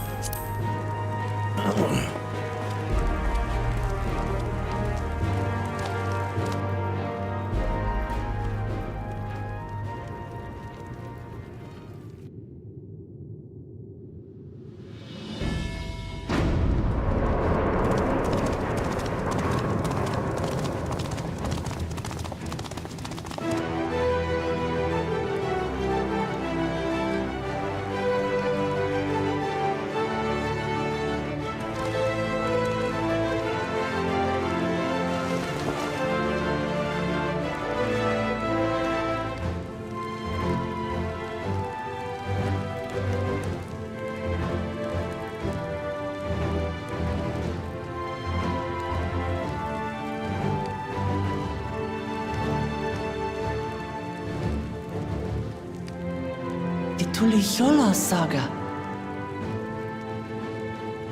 You will retrace the path I walked to unite our peoples, step by step. Along the way, 7 chosen electors will be waiting to measure your worth. Earn their keystones by performing the feats they ask of you. Once you've fitted each of the 7 tablets with the keystone, you'll have the key to unlock the seal on the Golden City's gates. So the contest is in stages, none of which can be skipped by rushing to the ultimate objective. Exactly. Exciting, isn't it? Martial tournaments, hunting festivals, and now this? You do so love your contests, Papa.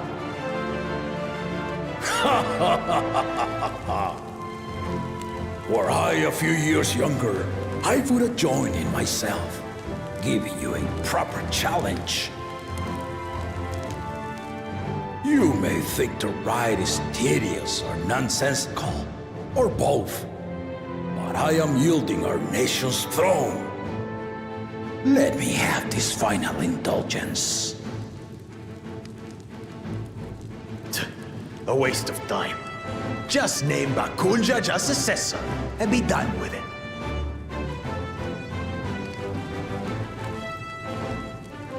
The rite of succession begins now. I'll be watching you progress with great interest. And Clemens, remember to collect your tablets before you leave.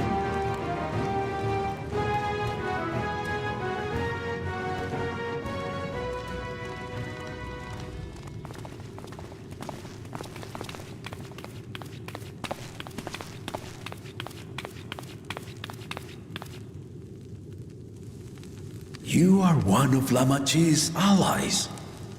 Speak freely. I am Kryl Baldessian, representative of the students of Baldessian. My name is perhaps familiar to you? Ah.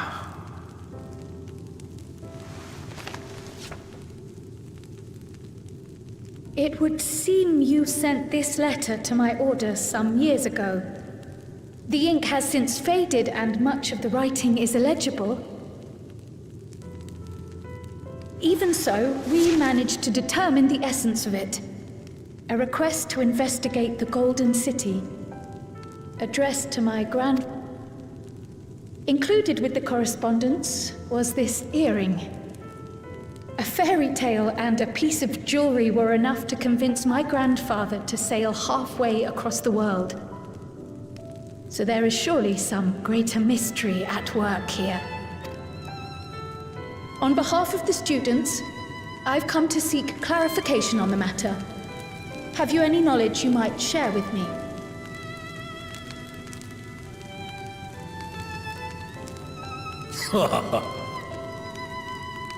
No, not at this time. I have tasked the claimants with finding the Golden City. To fulfill your request would afford one of them an unfair advantage in the rite of succession.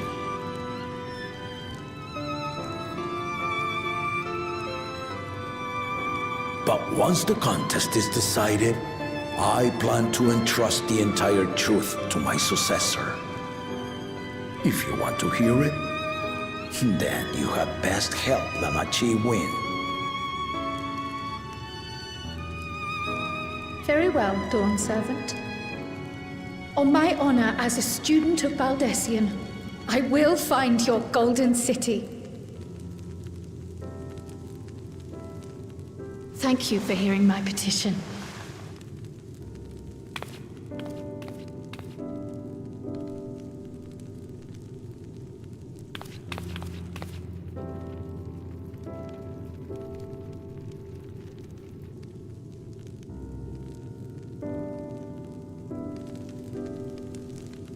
How about that? She's grown into a remarkable young woman. You should be proud, Galov.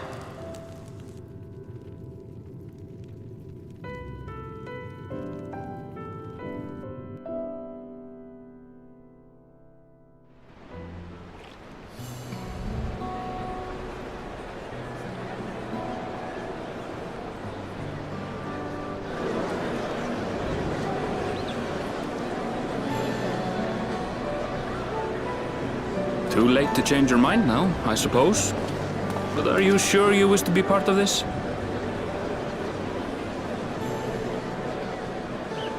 Our third promise is not wont to take no for an answer. Though you may have agreed to help, I worry that you were swept up in her relentless enthusiasm. Nobody can really sway. Or perhaps you've been lured by the glory of the Golden City. Either way, this contest for the throne will place you and yours at the heart of political turmoil.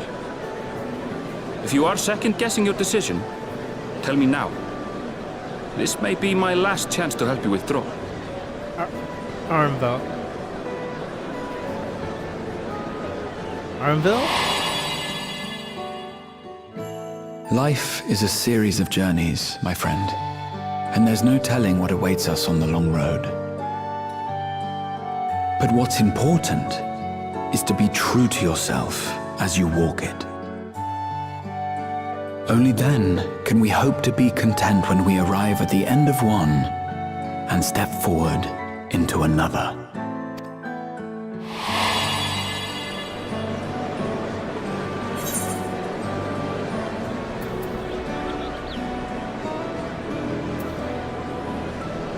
I made my decision, I mean to see it through.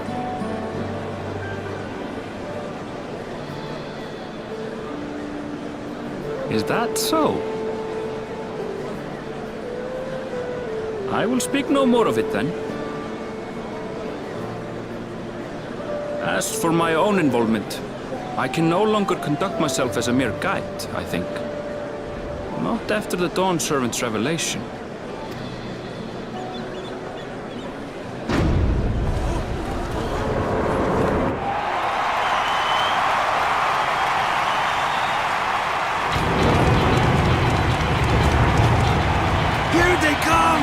It's Saralja! Such a fearsome mien. Make no mistake, there goes Tuliola's mightiest warrior. First promise, our village needs aid. The cold weather stunts our crops, and the children of our village go hungry. Once you ascend the throne, I beg of you, grant my people new lands, please! Saralja. Take heart, tiller of the soil. The resilient son, blood heir to the Dawn Servant, has heard your pleas.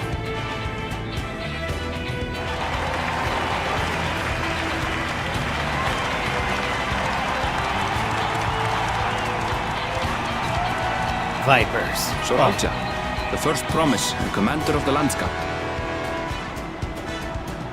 Saralja, the palaceer. As he was so careful to remind the crowd, Saralja is indeed the natural child of Gurul Jaja.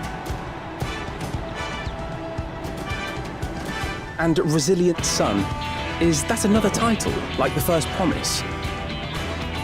After a fashion. Common knowledge has it that two-headed Mamulja cannot sire children. Yet Saralja was born all the same, with the head of Resolve's features and the head of Reason's scales. An extraordinary example of life's unyielding resilience. And a warrior's reticence. He says little, but the way he moves... I know a hardened soldier when I see one. He's a natural swordsman, a gift he inherited from his father. Some even say that the son has already surpassed the sire. Should he come to power, the first promise means to employ that martial prowess in the conquest of foreign lands. For this, he and his supporters have been labeled expansionists. This puts him in direct opposition. You may recall that she spoke of a claimant who cannot be allowed to rule. That is Saralja, the warmonger.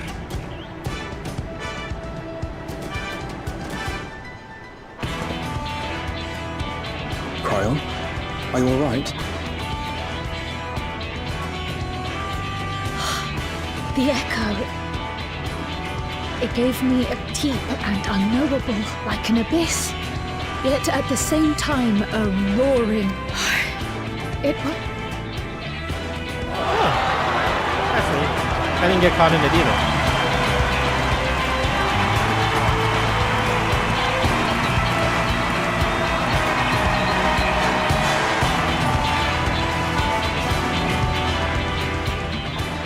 Second promise, you must bring us more marvelous conveniences.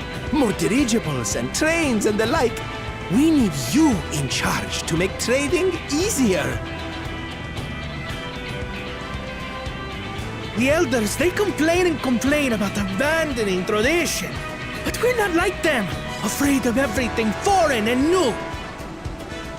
You have our wholehearted support. With your ingenuity and knowledge, you're sure to win the contest. Forgive me, but the rite of succession is barely begun. I will hear your petitions if and when I am named Dawn Servant.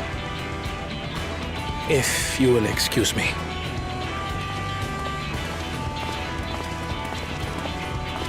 Plain spoken, as always. That's Arcona. Practical to a fault.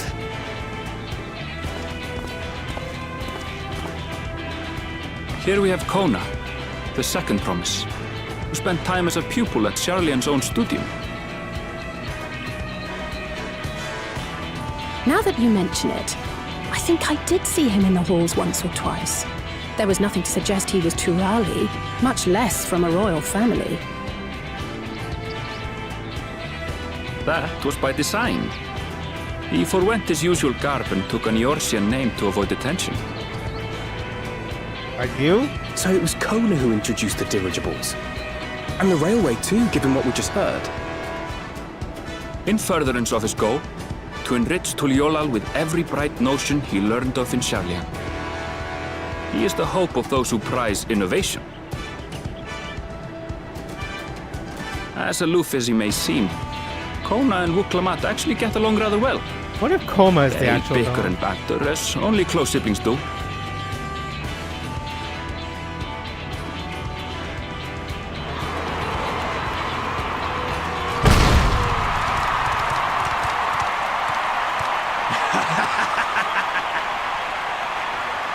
How gracious of you all to cheer the lesser Claymans.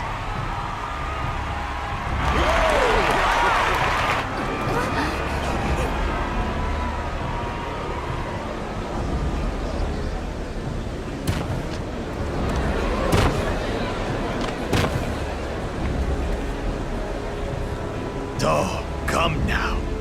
What are you afraid of? That my kind should reign is Mamulja tradition, and has been so since before there was. I'll brush aside your feeble contenders. Well said.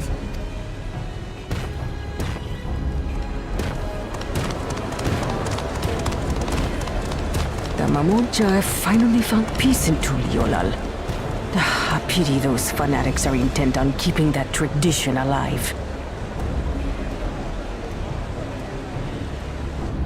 The chosen of Mamuk, Bakul Jaja, winner of the recent martial tournament, and the only claimant not of the Dawn's promise. His strength is undeniable, but you see how he is. A few devoted Mamulja are his only support. What would he do? His policies and so forth. But one thing seems certain. God, they're all leaving without. Sounds like another, but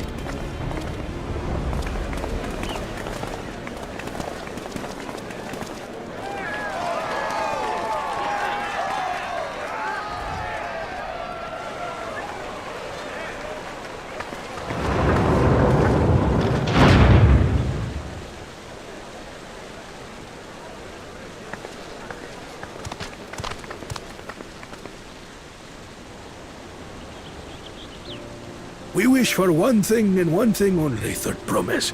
To abide together in harmony with our neighbors whom we love in this land we share. It is our way, the Turali way. Galul Jaja built for us this peaceful nation, and we beg you to preserve it. You have my word. I won't let your pleas go unanswered.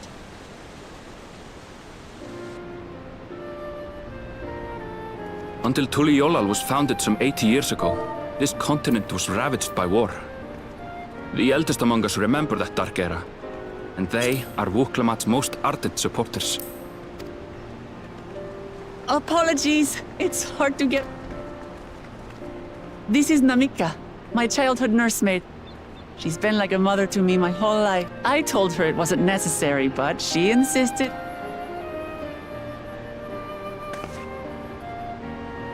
I place our precious third promise into your care. Did you know Wuklamat was taking part in the rite of succession? Of the Dawn's promise? I thought it was only Zoralja and Kona.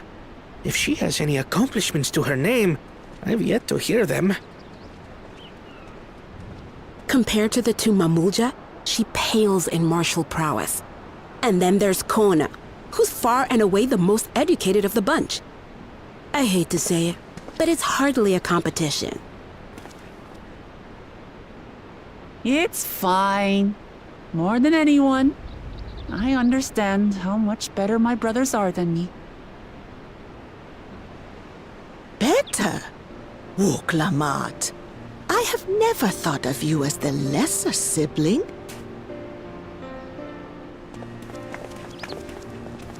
Your brothers may excel in their respective ways, but you boast qualities that both lack. A strength that is yours alone. Having cared for you for so long, I should know. Thank you, Namika.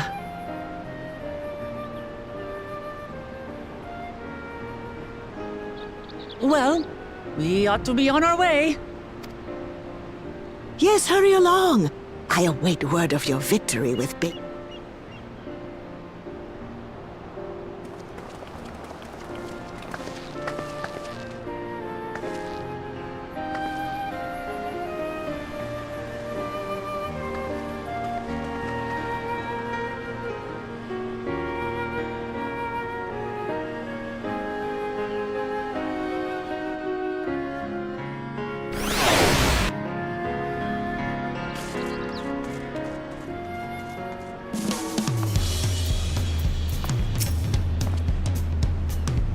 As you just witnessed, while Al-Lamat has now a great army of supporters, not yet, at least. That's why she went and got Superman. So, Koana, the second prince, is intended on deploying his country by means of Charlian innovation. Given his background, I suppose it should come as no surprise. The two-headed claimant, Baklu Jaja, treats everyone around him as lesser beings. No doubt he's trying to elevate the Mamulja above other races should he become Dawntrail, not unlike how the Granian Empire afforded special treatment to pure Belgarians. I know not what drives Zorulja, but it engulfs him like an inferno.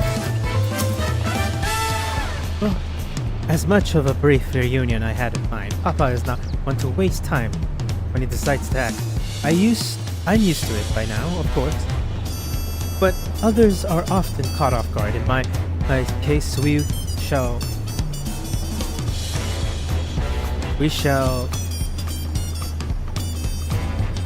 talk about what we are going to find in the Golden City. All we have to work with is 7 tablets and their connection to the Tsohg. Might I suggest first comparing the tablets against the pillars? This will check if any discrepancies between them. Good idea. Let's go and take a look.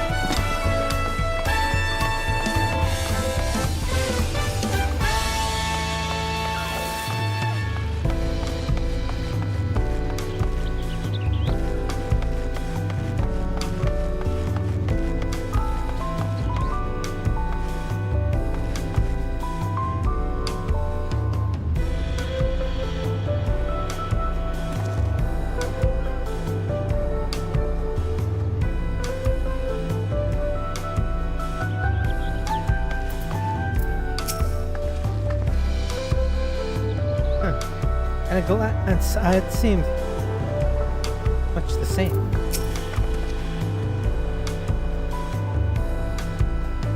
The preparations of indicating carving the carved tablet for every claimant must have taken considerable effort and work.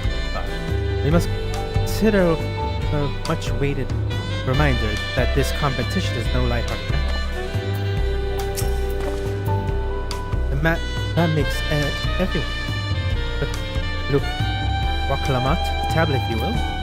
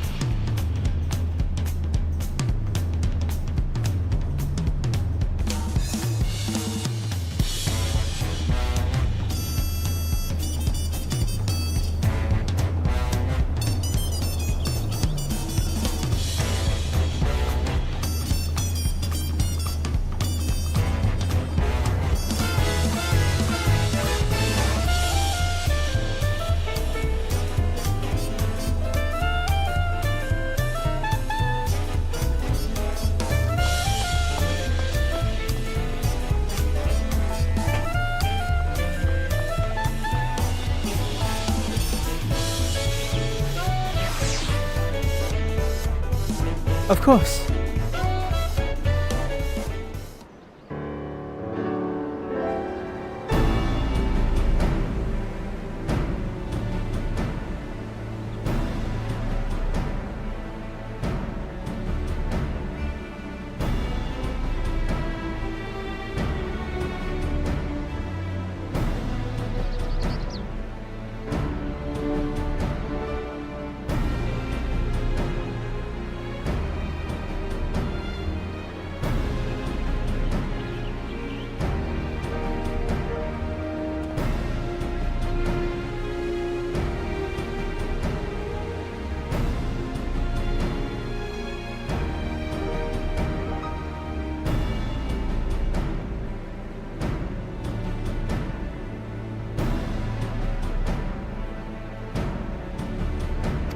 Ah, shit, have I been... uh-oh.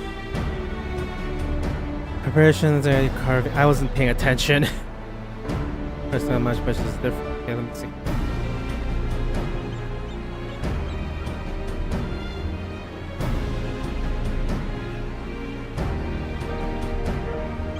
Might I suggest first comparing tablet? Good idea. Not much is over. The preparations of instrument carvings, like the tablet, if you will. Of course, everyone has a tablet, and let's compare them to the respective pillars. Keep an eye out for even the smallest detail. Unless I'm missing something, the glyph appears to be identical. The only difference being the tablet has hollows where the keystone would be fit.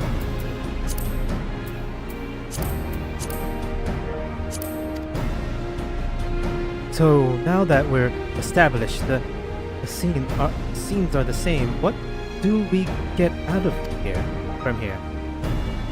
The Dawn Servant said we were to retrace the path we walked in unison, uniting Tural's people, and that we should encounter 7 elevators, electors along the way.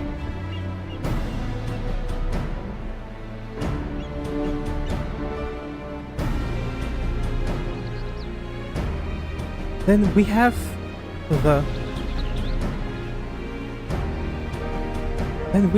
the answer here in front of us. Papa's path is all laid out in Rolian Saga.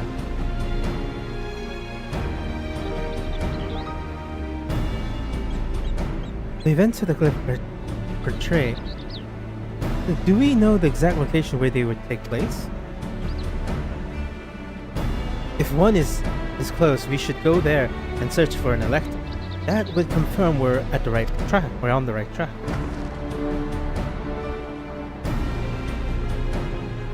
Now let me think. The Lay of Reeds was in the nearby Halu settlement.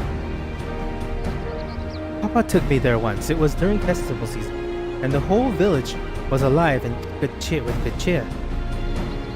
That's also the Lay of Gold, the one involved being the Pelu village, which is about the same distance from here.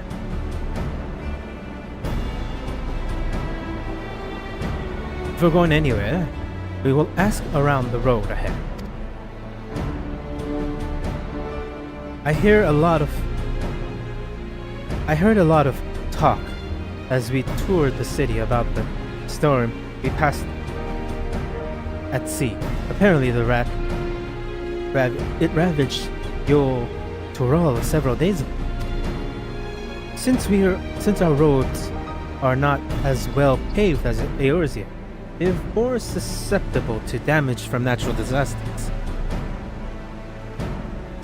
If we want to avoid wasting time taking a dead end trail, I suggest we spend a few moments making inquiries.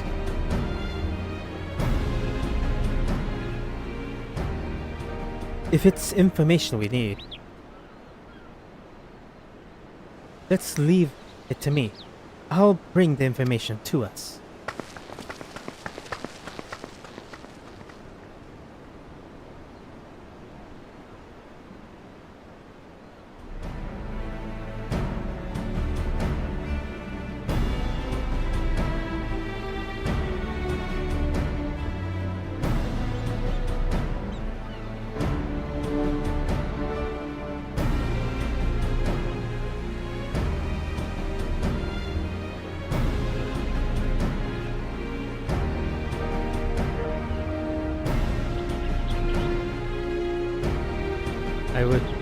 It would be prudent to ensure we're prepared for the journey.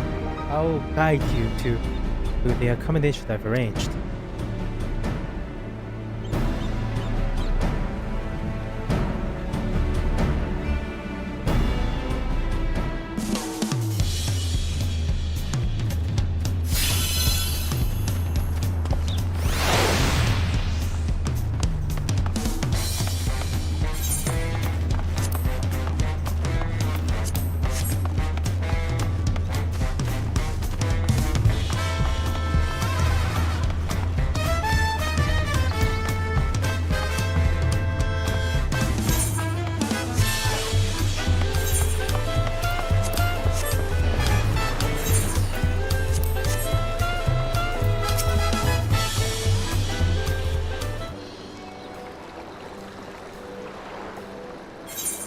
That's right.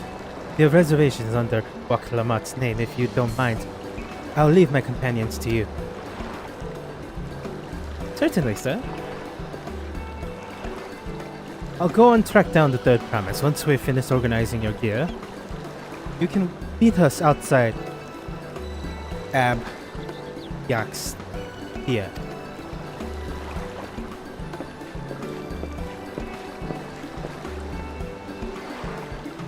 Greetings, visitors to Torolio, and welcome to the Four-Red Cabin. Whenever you are ready, I'll show you to your room.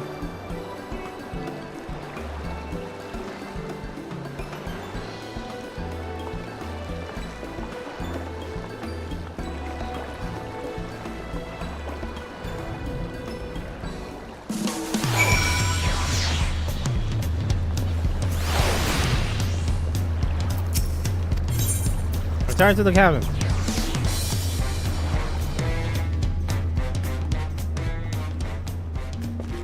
Oh wow, this is actually really nice.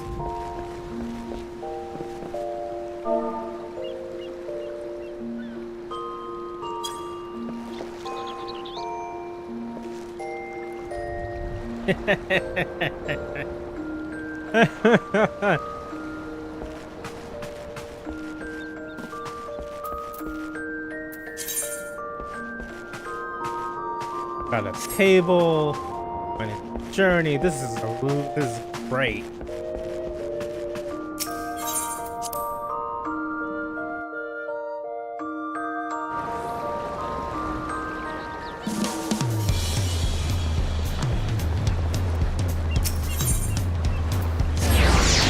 Rolio. How much is the paper map? Expensive, sir. My lord. My lord. 2,000. My lord.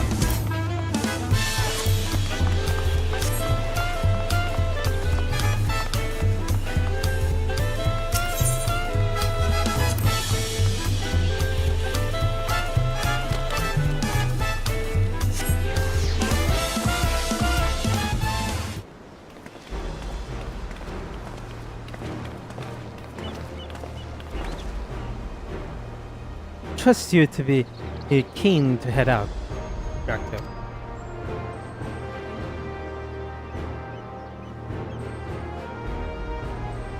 But where is Arnville and Wak Lamont, I wonder?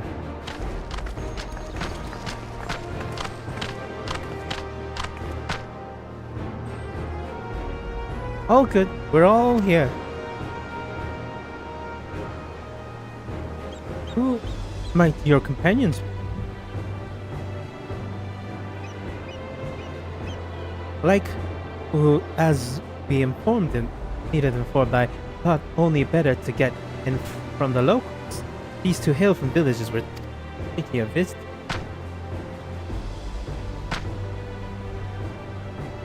I give you credit for taking intent, at least. What do you mean, at least? I am honored that the third promise seeks my advice. I too am happy to then answer your question. Any encounter may be an opportunity for business.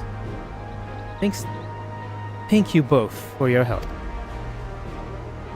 Before we begin, there will undoubtedly be another occasion where we need to act independently, so I brought these for two of you.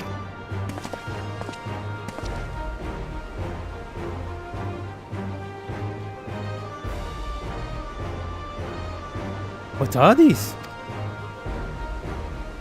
It is called a link pearl, a gemstone harvested from a special shell where linked together they allow people to communicate across great distances.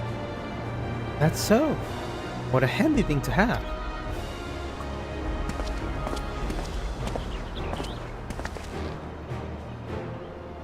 I'll be very useful on our travels. It'll be very useful on our travels.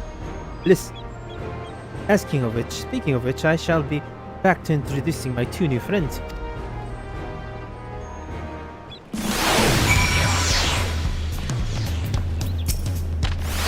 Please, ask anything. I'm gladly tell you what I know. What a stroke of luck to forge this connection to the palace. may be the beginning of a profitable partnership.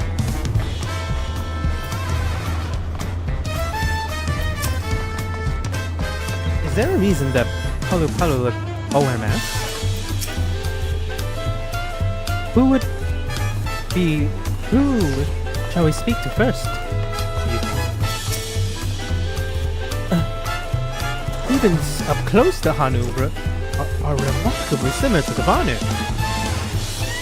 Aside from the bright colors, of course.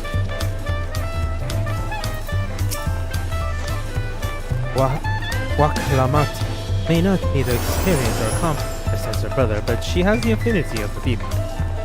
For her, finding those willing to cooperate is a simpler task. The Tulioli, the saga features a number of Toral's clans. Two of those are the Hanu Hanu and the Pelu Pelu. Have settled relatively close to the city, so I brought a representative each. As I mentioned before, the Hanu are a cheerful people who love their festivals. They make their presence in the Lay of Reeds, appearance in the Lay of Reeds, and their home, the village, Ok Hanu, is located in Kozawahukna. The other the smaller fellow is one of the Pelu, a kind of business-minded folks from Ukilpachi. They appear in the Lay of Gold, craft all kinds of barbarous goods in Wachupela's village. Now, as for deciding which village to visit first, why don't you put the adventure instincts of yours to work on for us? Jack, pick our destination. Upon picking this quest, the main quest branch and two quest branch. Except the quest from the helpful Hanu will temporarily prevent you from exiting the quest from the approachable Pelu, and vice versa. The second quest will become available if from the respective NPC once you have completed the series of quests from the first path. Furthermore, story elements and quest rewards will not be affected by your initial choice of path. Speak to the I think the Palu are more interesting, so I'm going with the Hanu. Why? Because I want to do the thing I'm interested in after.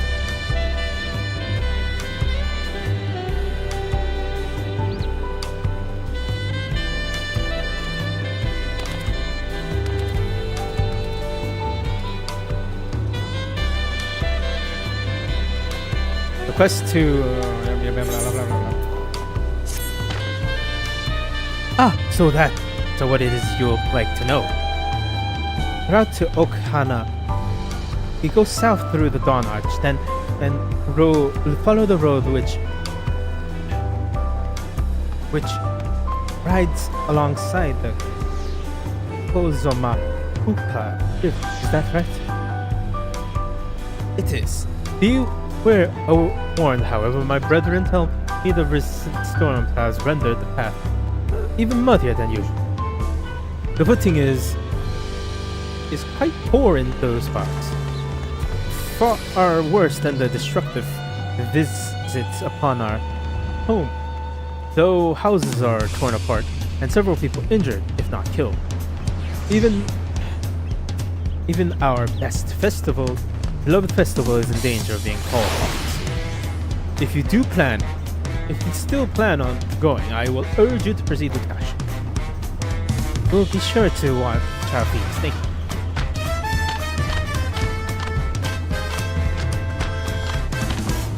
Now I'm worried for the Hanu. Sounds like they were hit hard by the storm. Anyways, if we're bound for Uzuma or we will head our way to the arch. We'll be back to talk to you in a good time, good merchant. Meanwhile, you can eat and drink your fill at XIV here. It'll be arranged.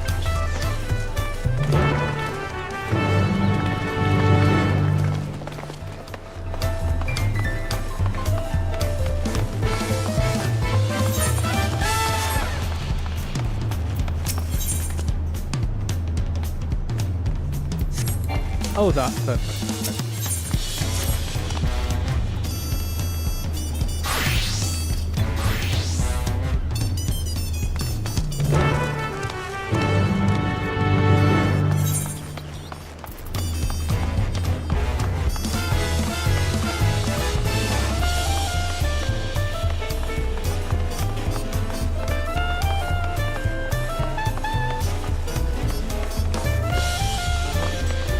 Immediately.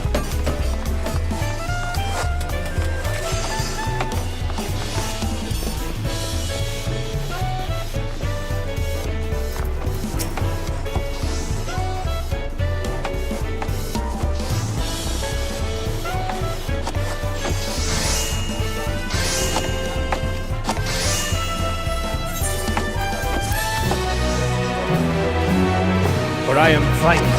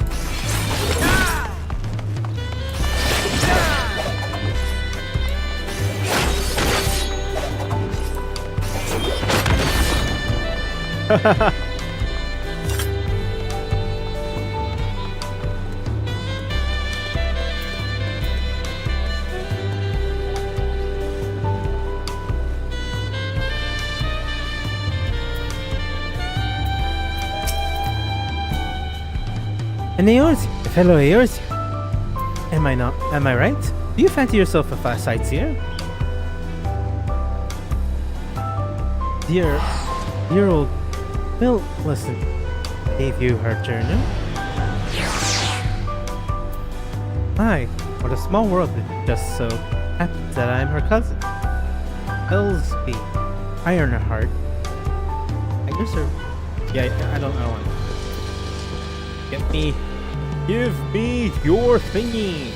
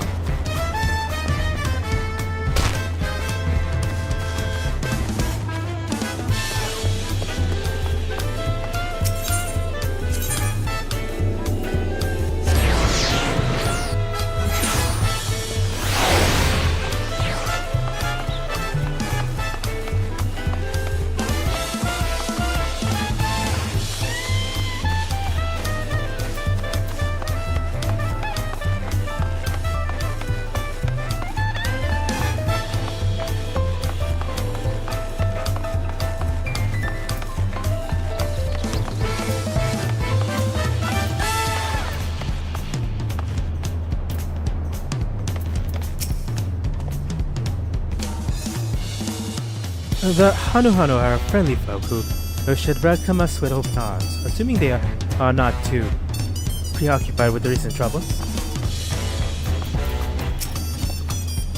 I shall have liked to observe the festival, but the Hanu are probably not in the mood for celebration. Although through this gate, and we'll be on our way south to Tsohg. I swear the gate gets bigger every time I see it. Today.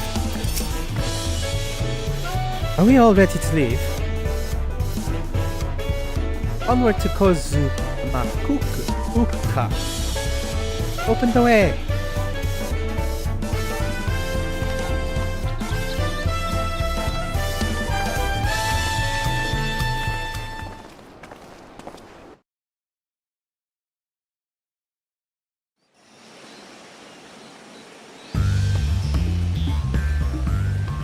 Kosamauka, the land of rainbow terraces.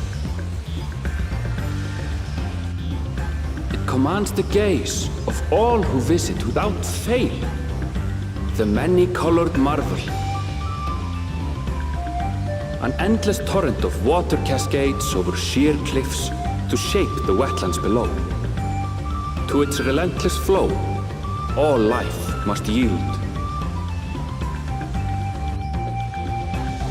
Together with Wuklamat, we proceeded along the marshy trail, a road upon which the Dawn Servant and his comrades once traveled.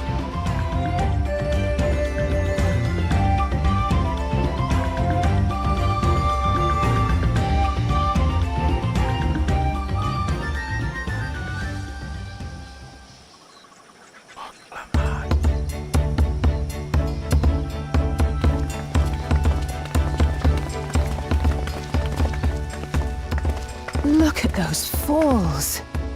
Even from this distance, you can feel the weight of that water. Water? The Isle of Han was impressive, but as you can see, Tulihiola does not want for natural wonders. Tulihiola. The ground is swampy, so watch your step. You wouldn't want to fall into a bog.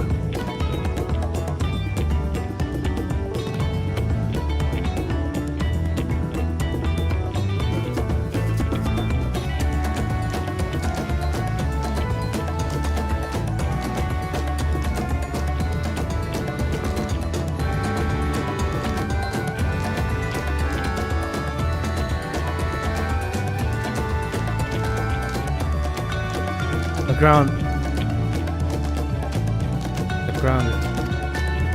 I won't. I told you I've been here before.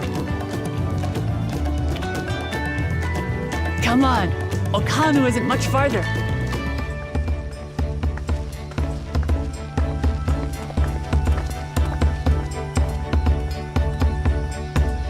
So, wait. The Catboy might be a decoy. Because Ehrenwald might be the one that did all that. Just using the Catboy as a means to say he did. Redlands is a apt name. Most of the ground here is surprisingly saturated. I'd love to stand on the bottom of the falls, bask in the majestic of it. Pity they're so far away. There is no stopping the third promise, is there? Good thing he has Aaronville to keep her from getting lost. For all his grimacing, he'll certainly be there for her. Anyone would be so lucky to have such a loyal childhood friend. Right, let's get moving. If we continue along the road, we should find ourselves in this village all before long.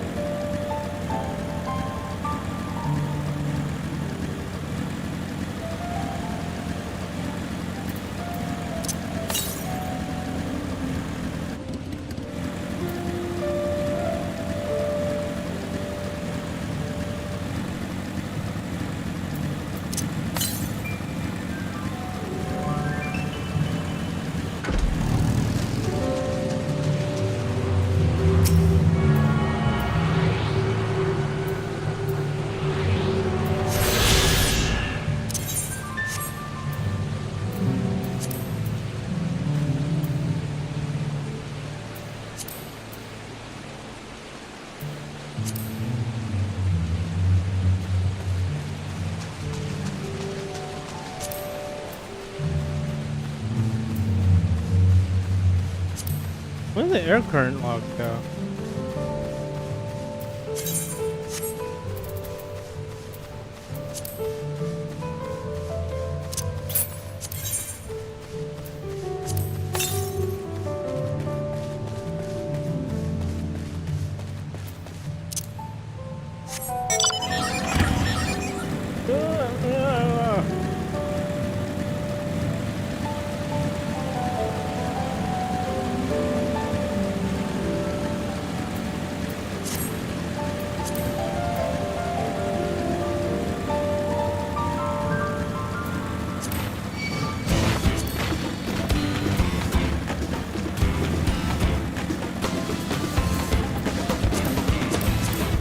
There we go, I was an idiot.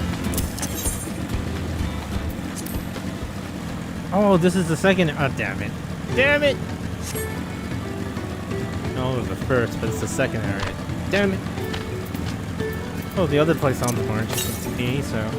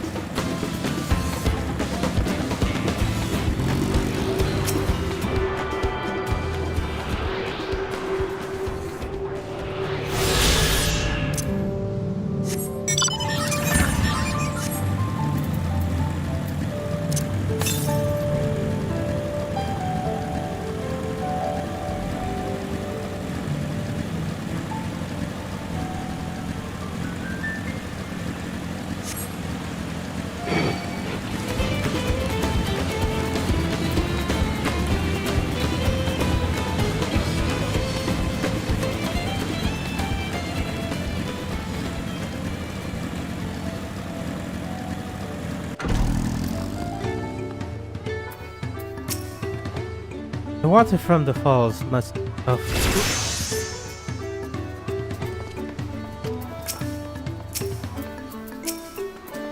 The water from the falls must have flood the wetlands and flow into these streams and rivers.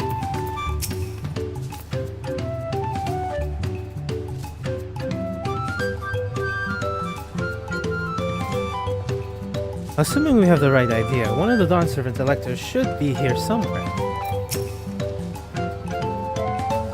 So this is Hanu and the village. One could tell a glimpse how very different their cultures is as belong. Oh, stupid distracting waterfalls.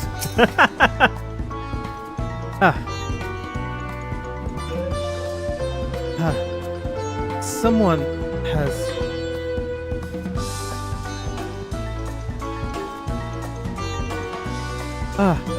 Someone has arrived, and none for the worse for wear, except for the certain third promise who slipped into the mud despite my explicit warnings.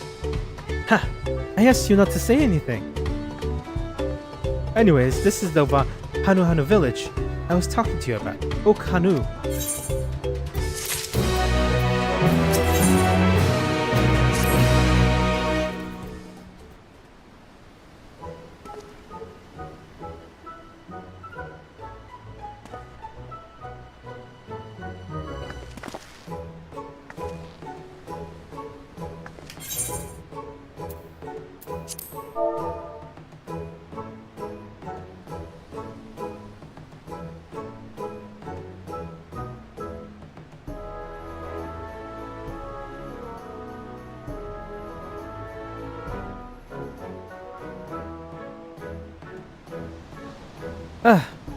Look, our friends, the people, are no more festivities.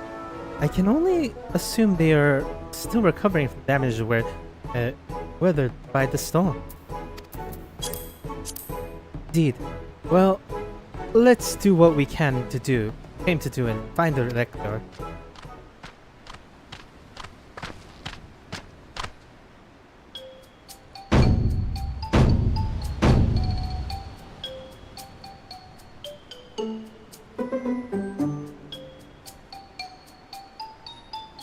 Oh, Kalia! Oh no, what now? It is a Hanu grating. Surely you heard it last time you were here. Well, I was busy enjoying the festival. Greetings to the third promise and her entourage. I, Zanu, Haki, Ali, welcome you to Oak Hanu. As elder of my people, I shall also be fulfilling the role of the Elector during the rites of succession. So our idea of the Electors are correct. We just did as Papa said and retraced his step for the saga. I'm ready. Give me the feat and test my worth. All in good time.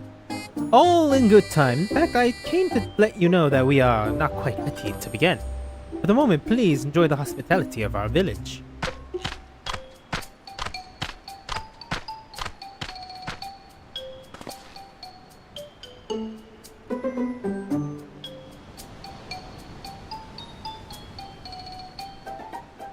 Shall we poke around on the bit then? We might have some clues about the feat, you know. Prepare ourselves. Surprising prudent of you. What? You think I'm being too cautious?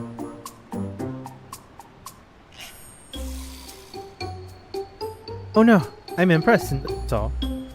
You admire and respect your father, who is prone to decisive action, so I expected you to rush into the first and ask questions later.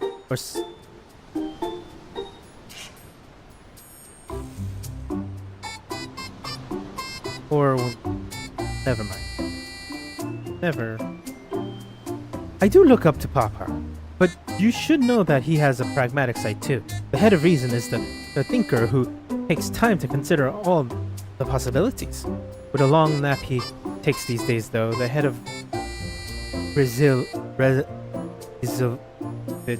resolve is less restrained by his wisdom. I can fault you for thinking that it's all there is to him, but there's more to the Dawn servant you've seen thus far.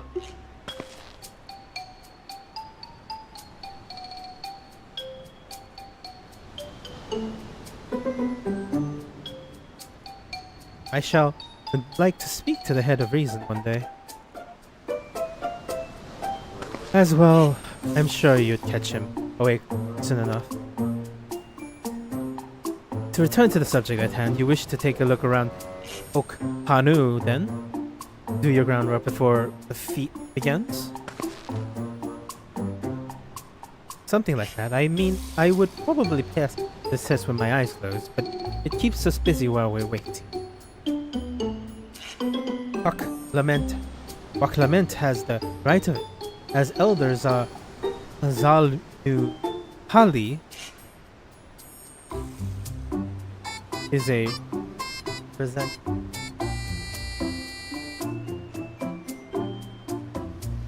As Elder Zalu Hali is the president of the village, learning more about it can only improve your chances to defeat. Might I?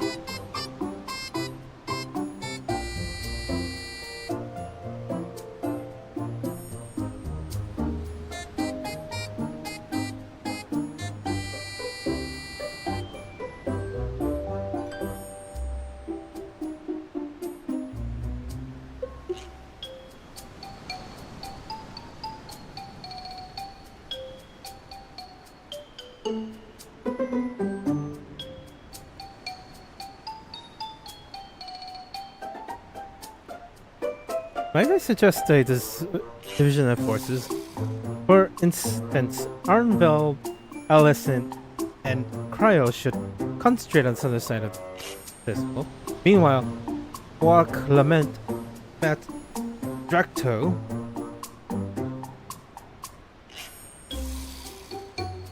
and myself will hand the northern half.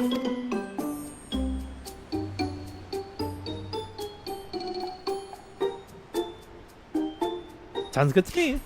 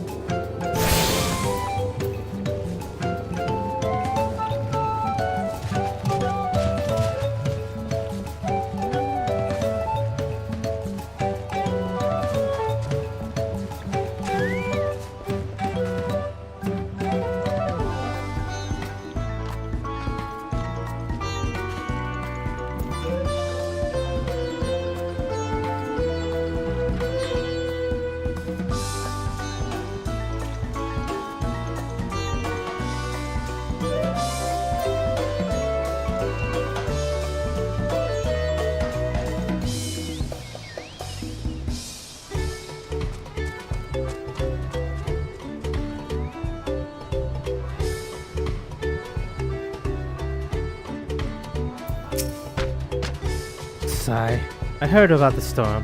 You heard about the storm. I've never seen the like of it before. With the supplies and hope the Dawn servants sent, we were making progress, repairing and rebuilding our homes. But while Rue's think the walls will be patched, there's much else that was lost for good.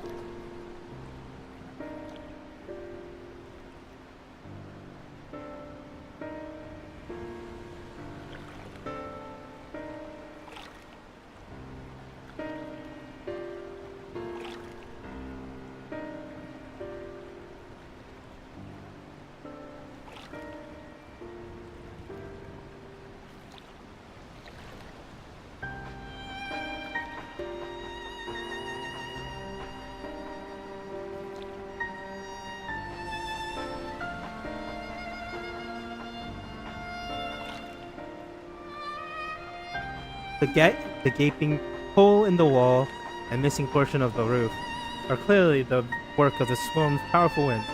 Repairing appears on.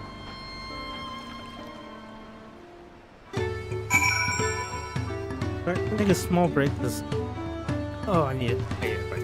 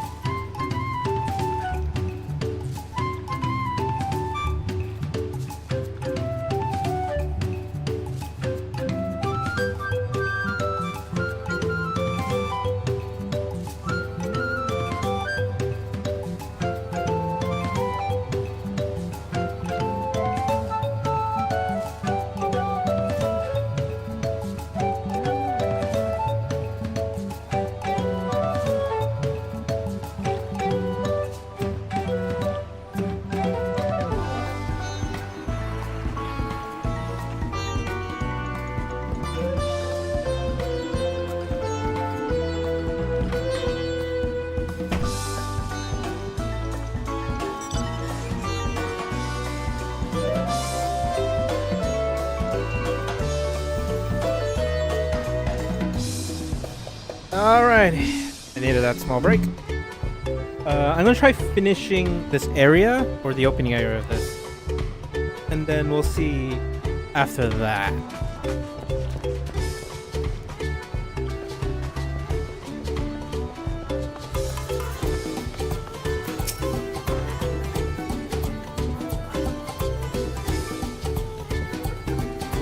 A lot of houses. Hello there.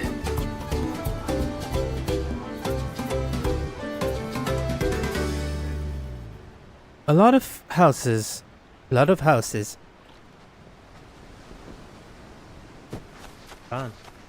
lot of houses are still damaged in the Hanu. I've spoken to are not their usual cheerful selves. The storm broke more than woods and reefs. There must be something I can do to help. I'm going to look around a bit more.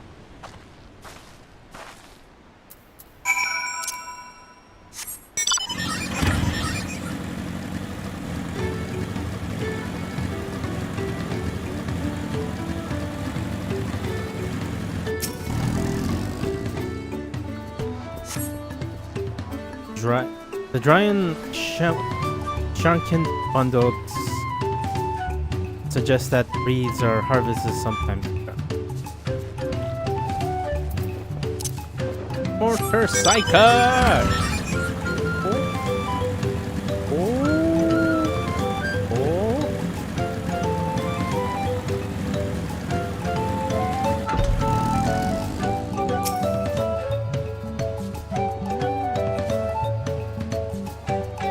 Woven from weaves, this boat-like vessel is resemblance of a bird.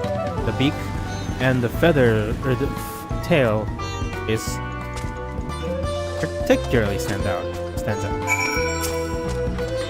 The boat must be woven from the same reeds I've seen gathered in the bundle here and there. The plants hold both practical and cultural significance for the Hanu then.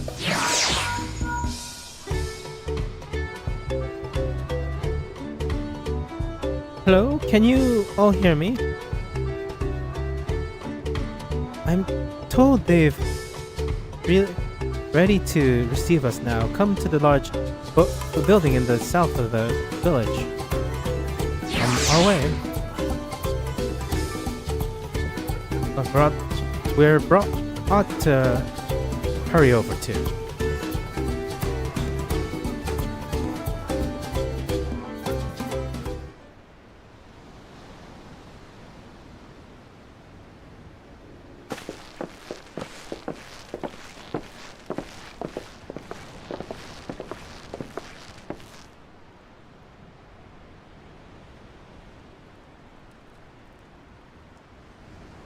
No sign of Zorolja or that How much easier it would be if Zorolja were to fail here. But that isn't likely to happen.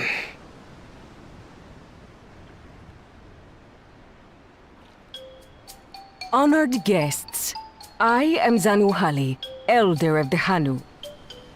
Oh god, that's not the voice I expected. I am also an elector, charged with judging which among you is worthy of ascending the throne. Without further ado, let us talk of the feat. This feat? Not so fast. Surely you couldn't begin without us.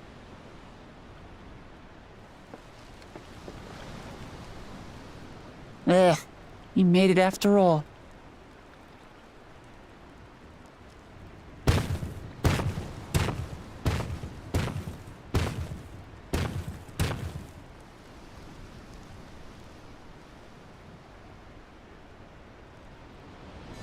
No need to fuss. There is no time limit for this challenge. Now, if you would allow me to proceed. It is here, in Okanu, where my people forged a bond with the Dawn Servant during our own chapter of the Tuli Yolal saga. In homage to those events, I have prepared for you the Feat of Reeds. Reeds seem to be of great importance to the Hanu. I wonder what this feat entails.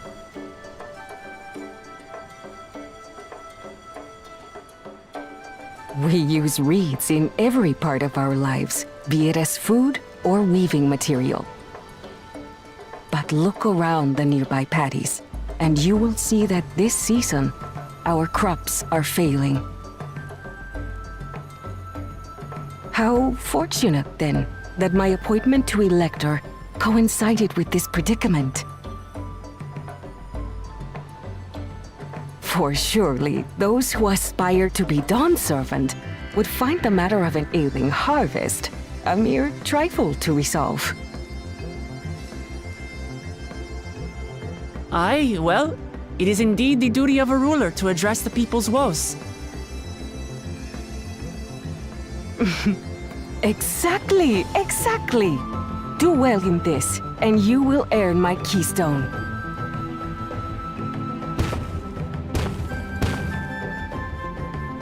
Why bother mucking about in the mud when we can take the stone by force? Oh, mercy me! You are a hot-headed fellow, Bakul Jaja. Some electors may enjoy going toe-to-toe with scrappers like you, but I refuse to entertain your base instincts. Arrangements have been made. Should you attempt to engage a feat-giver in combat without their consent, word of your immediate disqualification will be sent to the palace.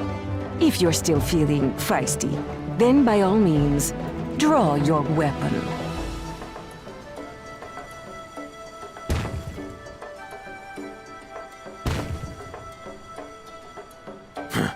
This contest is presided over by cowards. There's no sport in fighting you. Then we can return to the business of earning my keystone. The feat of reeds is begun. Claimants, I wish you the best of luck.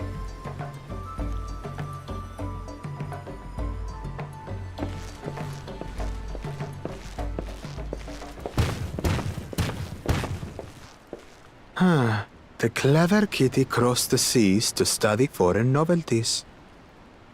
He might know tricks we don't. Tricks we can use. What of Little Miss Mittens? You know the answer to that. Then we see eye to eye on this. These allies of hers, though, they might be a problem.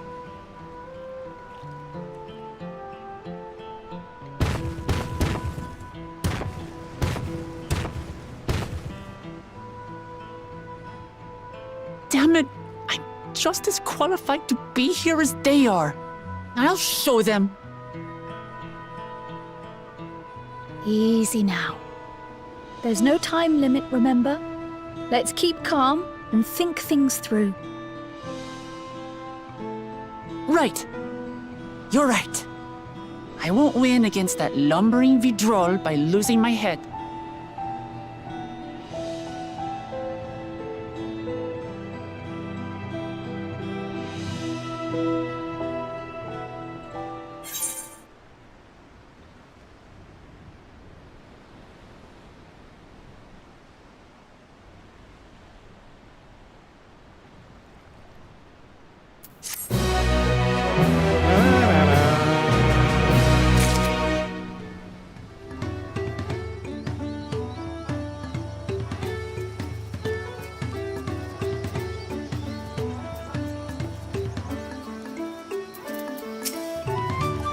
I understand not wanting to fall behind, but rushing ahead risks playing into our opponent's hands. Let's not do anything on riskless and think matters through. The kind of feat is tailor-made for rational, educated scholars like Koana. Not that I intend to gratify him with a response, but Bakul Jaja's provocations are hard to ignore. So the Hanu also eat the reeds. Yet another way is which they do the Hanu. But I don't know that first thing about farming, but if there's a way to save the harvest and help the Hanu, then we're going to have to find it. I'll make Bakujaja eat his words. Understanding the nature of the problem will be key to solving.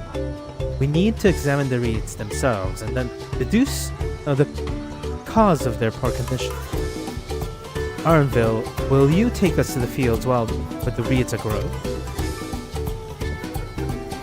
Of course, follow me.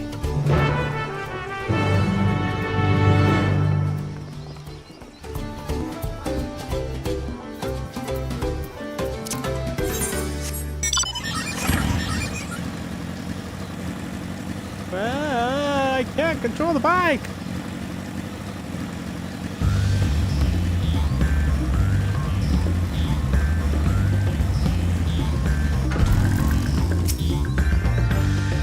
I know she wants to do her best, but she should be careful not to make promises she can't keep. And there I thought these feats would be having us battle dire or fiends or similar agriculture. Similar. Agriculture is a far thornier problem. I see this irrigated the field. They irrigated the field by diverting water from the neighboring river. It was unlikely the reeds ever dry out. Looking at those fields, why, this could be a painting. Yes, Cryo. You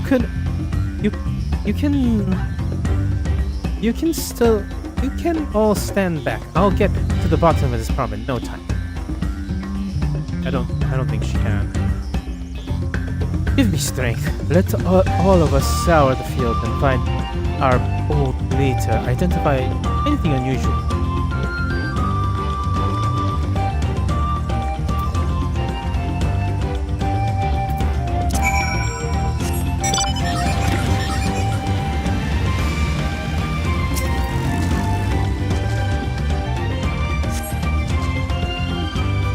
As Zakuro described the reeds up here, wilted and unhealthy.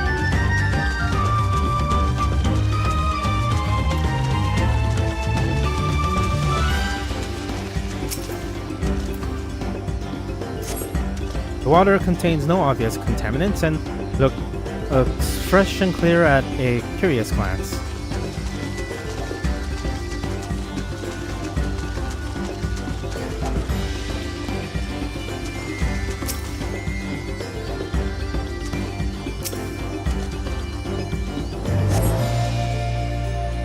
The soil in these pads is as one would expect, rich in color and suitably moist, not dry or flat.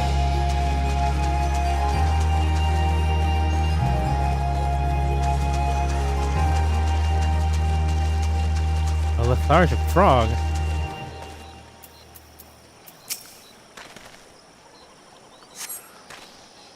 A small frog catches your eye, strangely lackadaisical. It doesn't seem bothered to hop when it nearly scrapes away.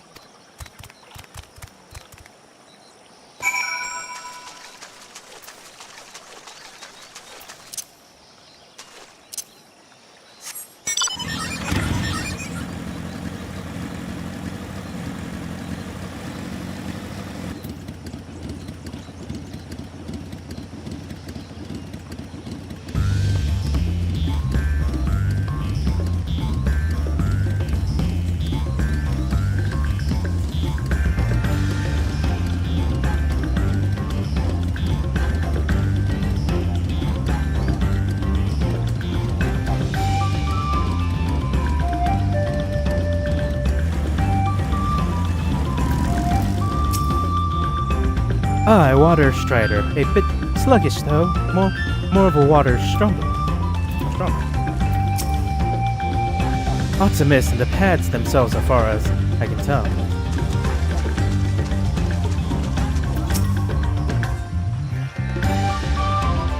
Any luck?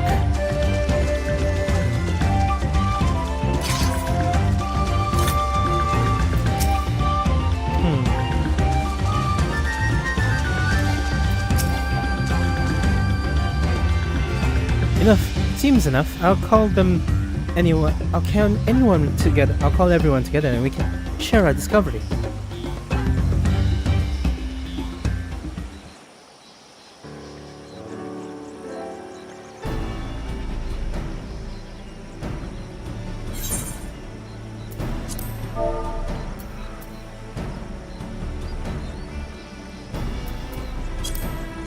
Well, what are we thinking? Any obvious problems?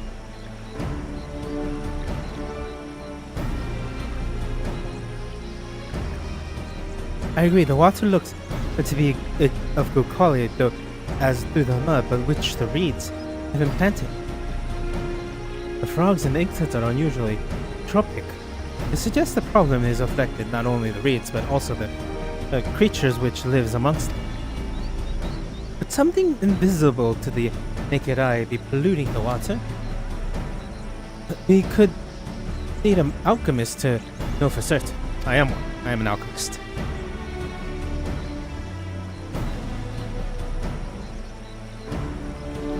I don't know much to add about the fields, but something else occurred to me. When you were describing how the creatures seem lifeless, I couldn't help but be reminded of all the listless villages. They're suffering a terrible tragedy, I know, but there's another reason for their flagging spirits, I believe. Go on?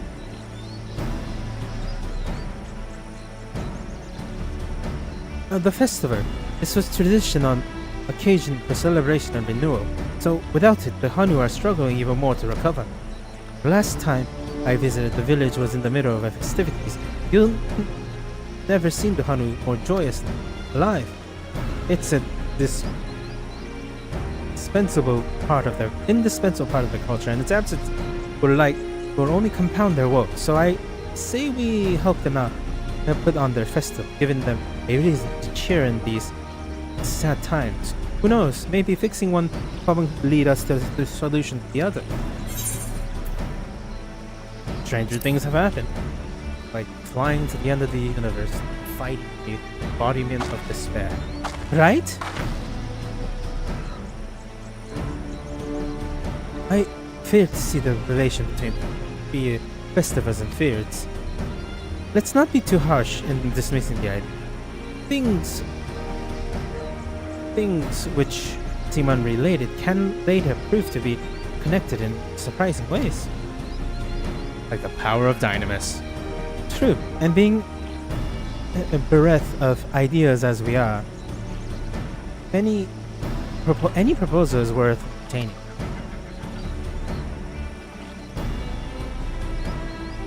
I suppose. Besides, this is Warlock's journey. It's only right to follow her lead.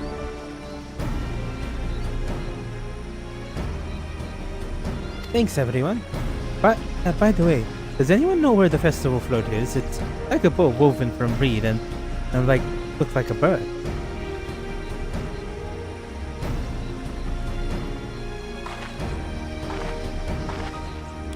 The big building to the north.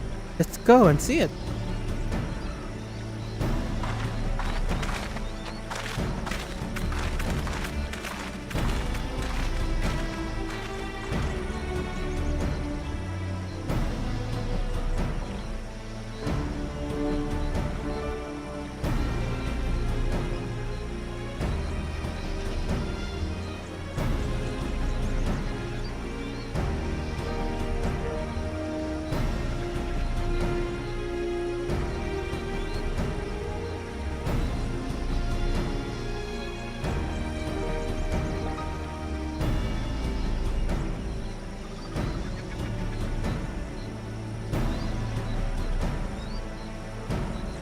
There's much less debate when I'm traveling alone.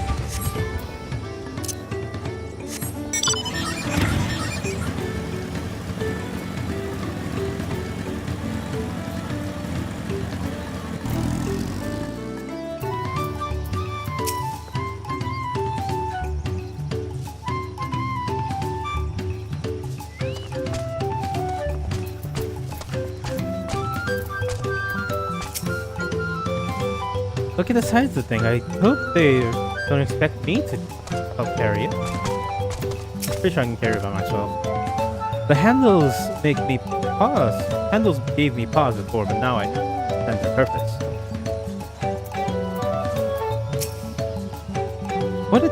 What a charming float. I wonder what bird was the inspiration for its design.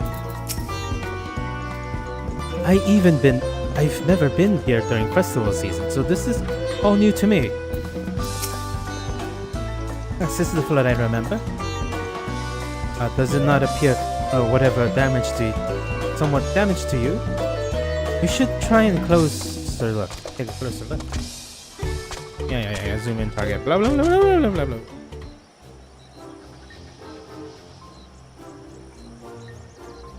It's missing an eye.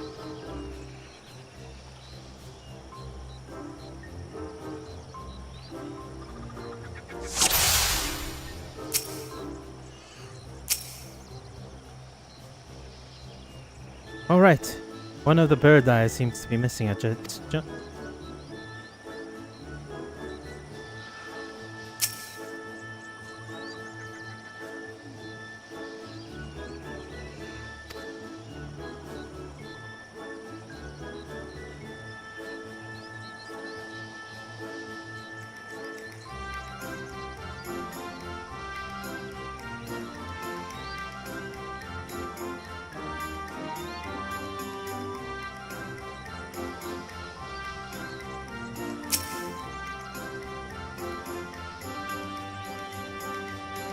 Tail feather has been better days. I swear the color was a lot brighter the last time I saw them.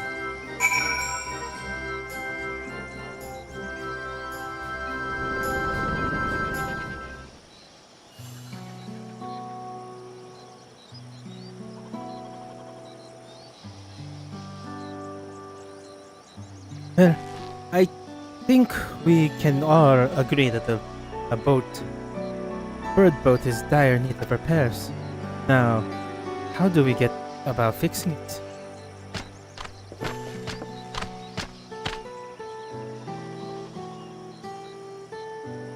What's going on here?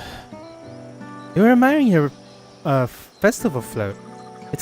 Tis a shame it's such a poor state due to this recent storm, I gather?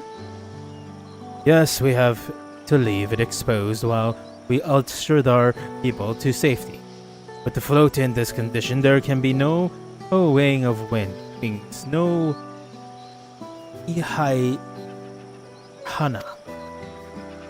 Ihai, that's the festival we would call. I want to help you hold it. Have you not seen our village? Homes are ruined. We struggle to make repairs, and you want us to hold a harvest festival? I know how it sounds, but given into misery, it never improves anyone's situation. A celebration of life and growth may help bring you to the strength you work through this tragedy. The role of festive reliever is mine for this year, and there's nothing I would like to more than to lift everyone's spirit. But we don't even have enough materials to repair the floor. We need ox kiak from the missing eye, uyo eye wood for the poles, and feathers of the winds chosen to adorn the tail. 2 of those I can.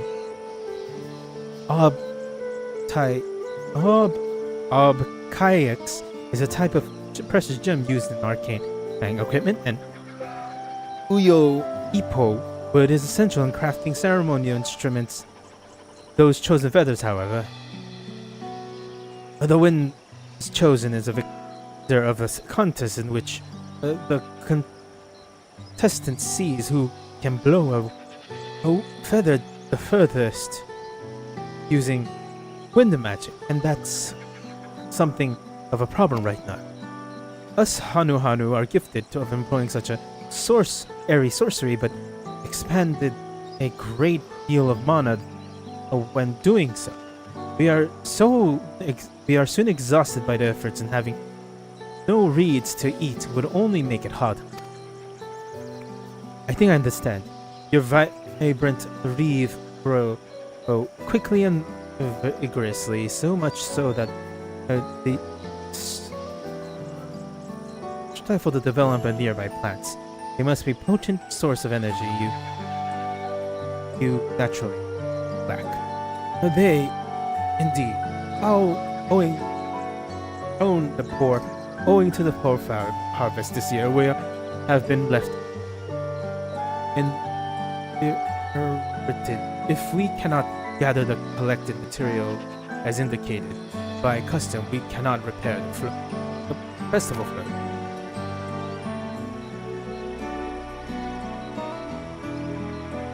Oddly enough, we may have stumbled upon our solution. The wind chosen, well, they...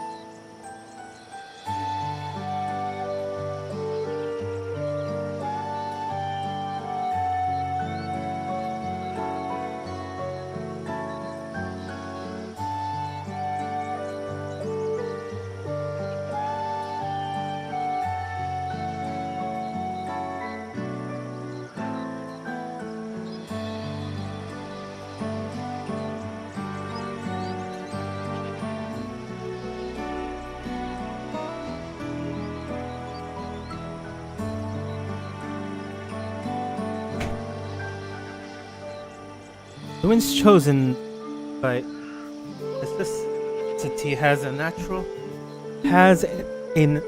gift for manipulating magical energy, which means any feather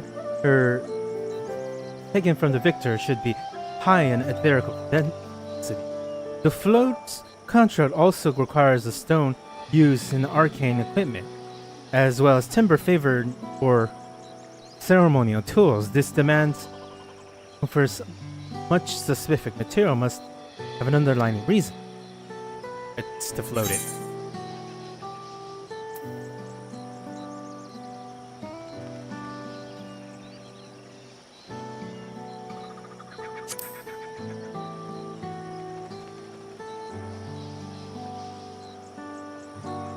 Precisely what I was thinking. A boat of reeds is in fact, a magical arcane focus of some kind.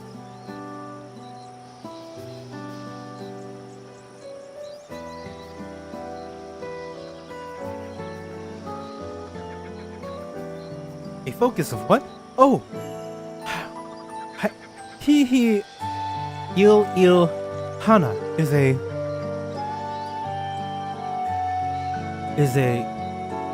harvest festival, isn't it? Must mean that the float was meant to encourage crop growth. So if we repair the boat and hold the festival, the arcane power would fix the wrongs with the reeds. We won't know until we try, but 'tis a sound theory. Celebration, prayer, ceremonial, ritual ceremonies. These have all been known to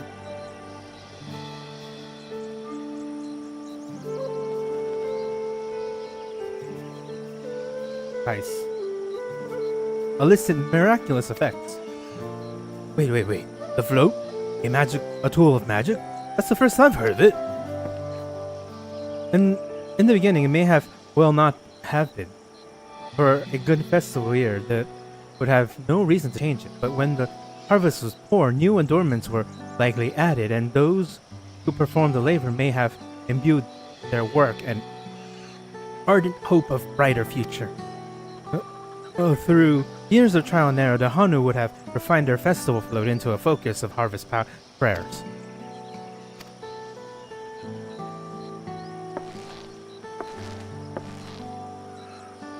I know you're practically fainting from hunger, but reviving Hana really does sound like a solution to all your woes. And I promise, we'll do everything in our power to help you. I'm still not convinced about this focus business, but I accept your aid. Nevertheless, I will introduce you to the shipwright who had been maintaining the float these last few years. He replaced both the eye and the pool before, so he should know where and how to procure what we need.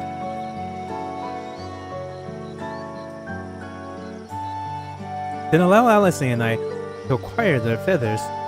We will encourage the people of Hanu gather the veil of the title of the chosen.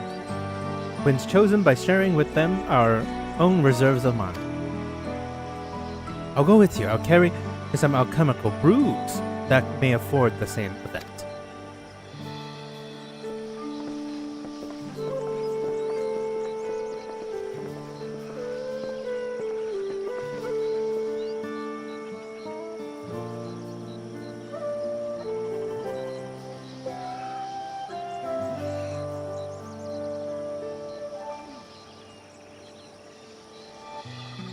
Three of us will visit the shipwright then.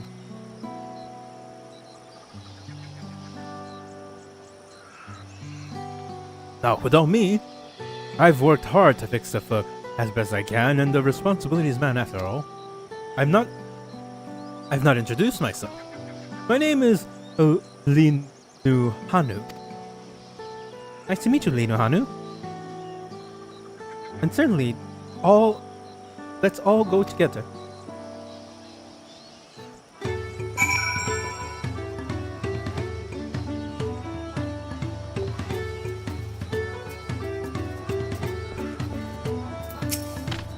I find myself working alongside the third promise herself is unexpected.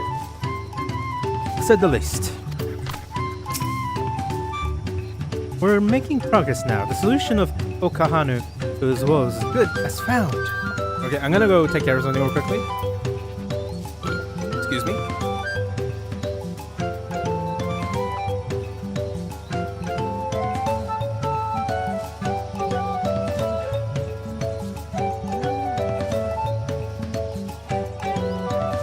So I'll be back in a bit.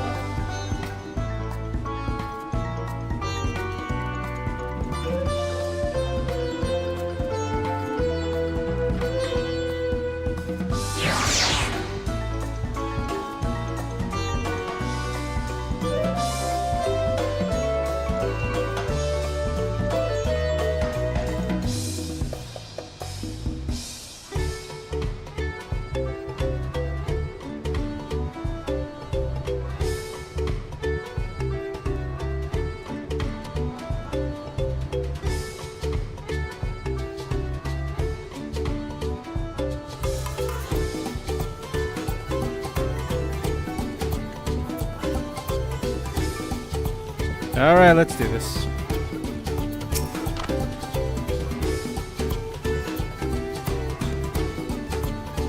Thanks to Black Flamand, we have found ourselves a promising way forward.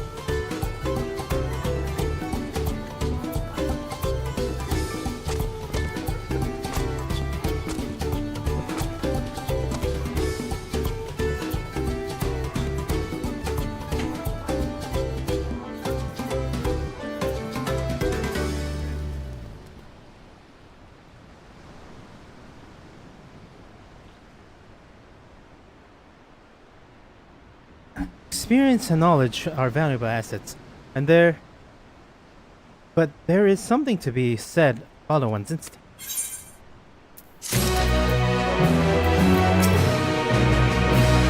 In making progress, though, solution to Hana's woes is good as found.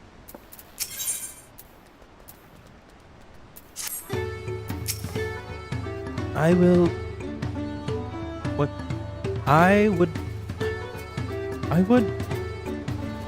wonder what a matter of shipwright repairs reed woven boats. The shipwright's name is Jawa. He's a Zao who only moved to Ozomer Urka a few years ago, but has since mastered our customs to almost a frightening degree. He's especially strict when it comes to manners, so make sure to offer him a proper Hanu greeting. We wouldn't want to offend him right before asking a favor. A proper Hanu greeting? Oh, that one! Don't worry, I remember how to do it, folks. And we shouldn't have any problems. Let's head to to the east of here.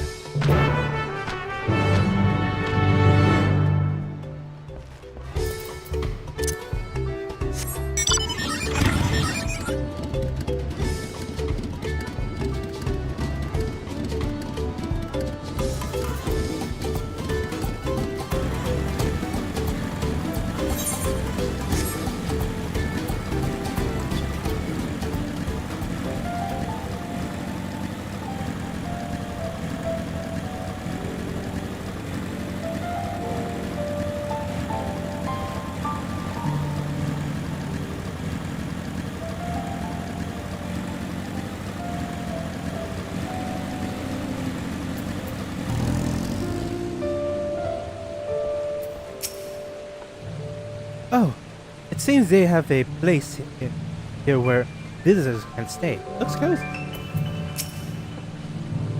Over there. Look over there. Something in the big winding staircase.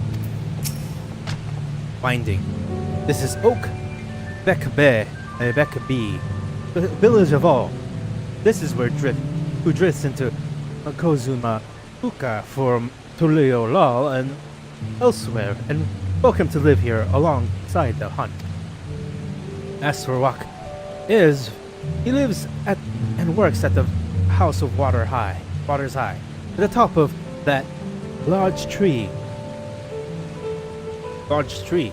nearby. Follow me, but I shall warn you, the climb up the stairs can be challenging.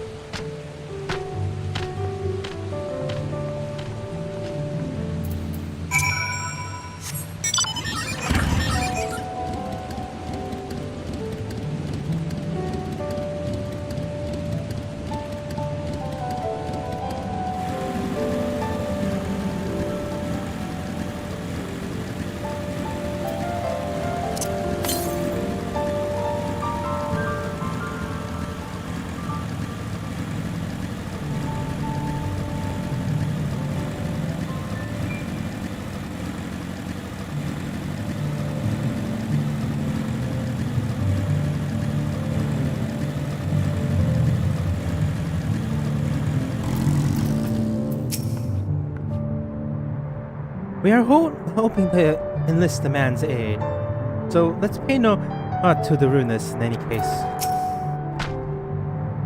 I shall mention that Wak isn't only a strict stickler for etiquette, he is also, well, we'll find out soon enough. Oklo, hi, Oklo.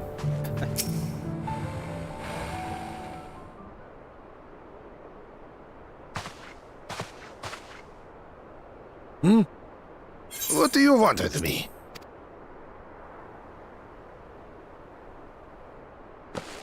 Right. The greeting.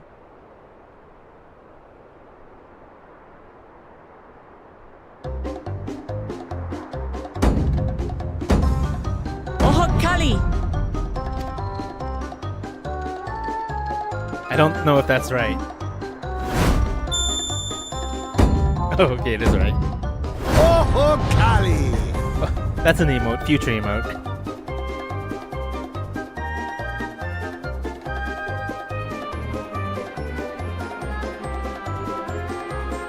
Good. You brought your manners with you.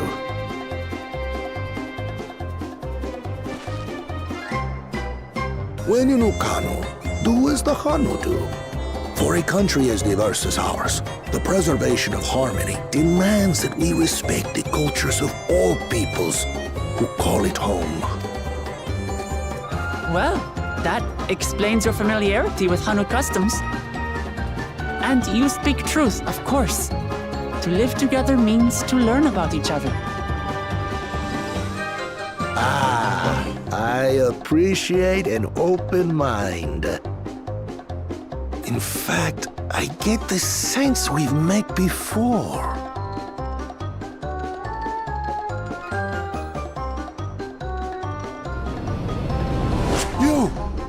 You're Wu Clement.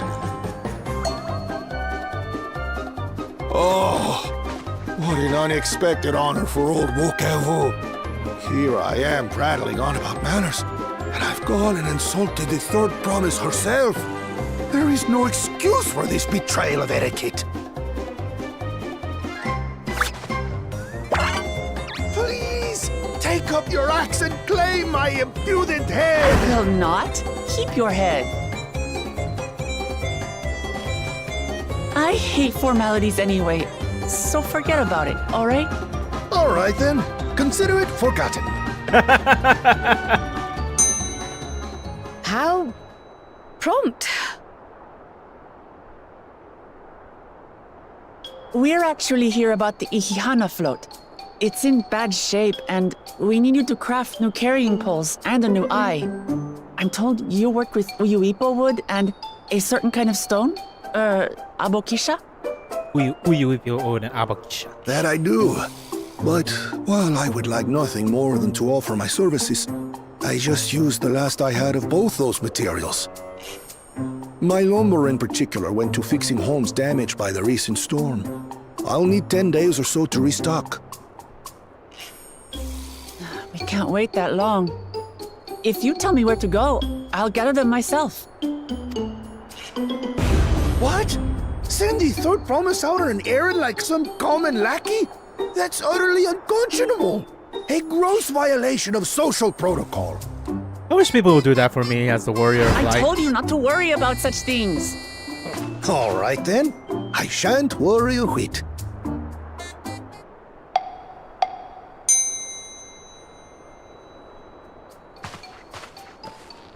What's with your Hanu friend there? I am festival leader this season, and have come along to oversee the float's repair.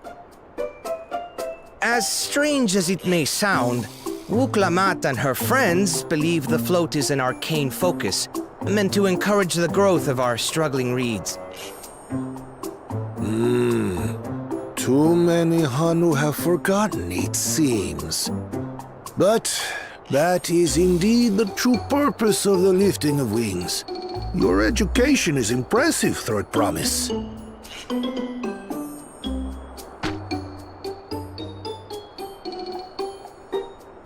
Well, maybe a little.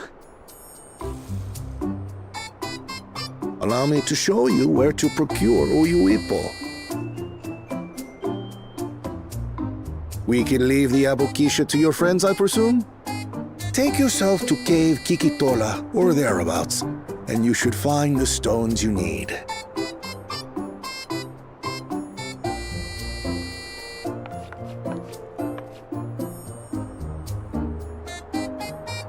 I've been there once or twice. I can guide you.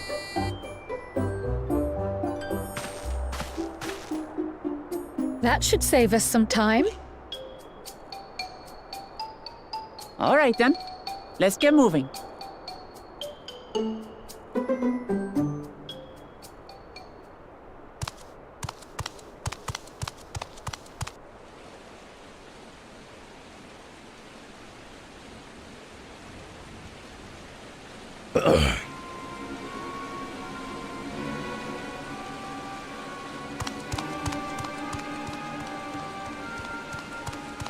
Chosen one of your rivals is me.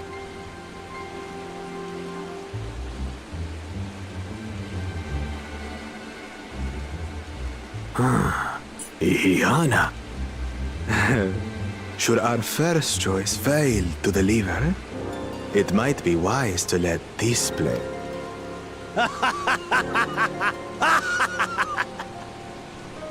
The third-rate promise is making herself useful.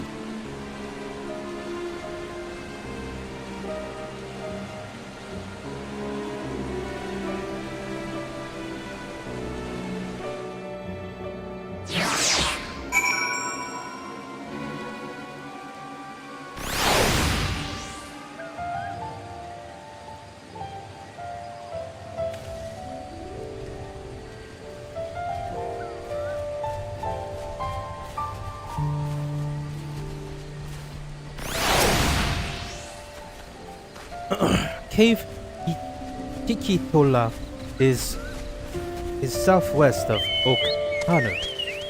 We can return to the village first, then head there on foot.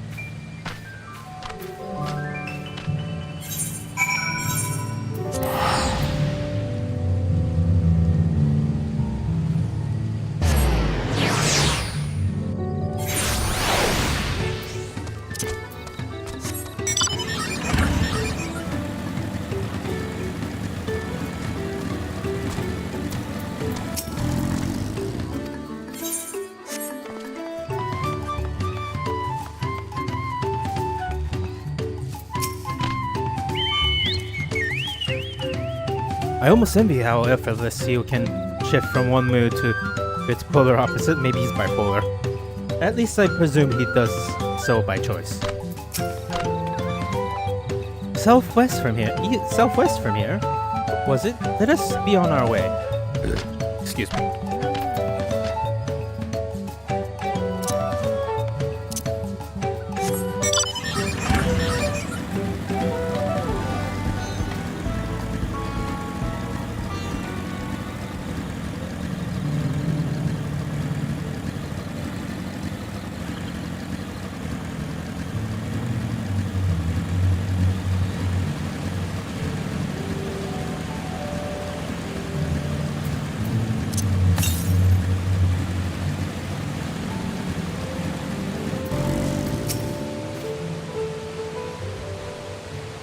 Look, you can see the falls at the back of the cave. Those hollows could have carved out by the constant deluge of water from above. Cave Kiki Tola, as promised, home to many deadly creatures. Venture inside if you feel confident, but I will conduct my own search out here. I can spot raw obokikes by green hue glitter. Bring anything matching the description to me. I shall help scour the inside of the cave then. You take the west half and I'll take the east.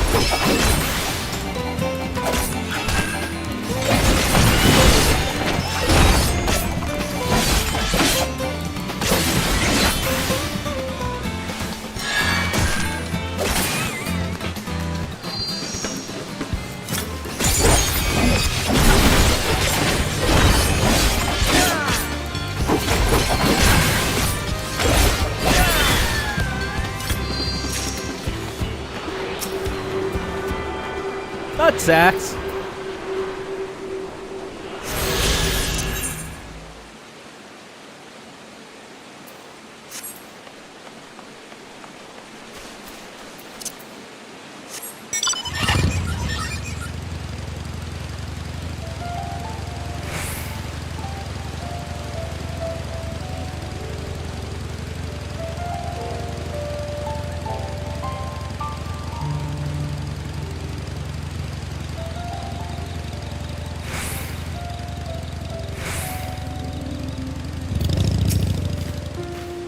Some of the cave inhabitants took umbrage at my presence, but it was nothing a few strokes of my brush couldn't handle.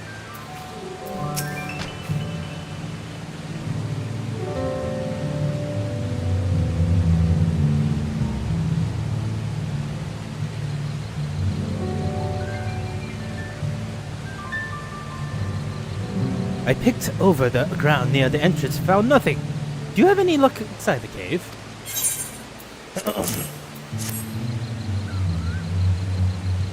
Yes, this is Abkaya. Along with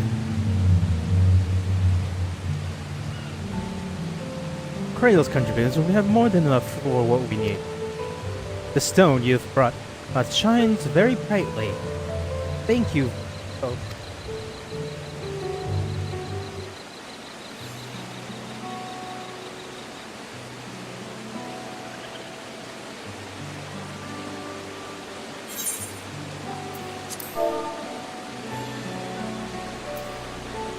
he would have been happy to know we were putting things right.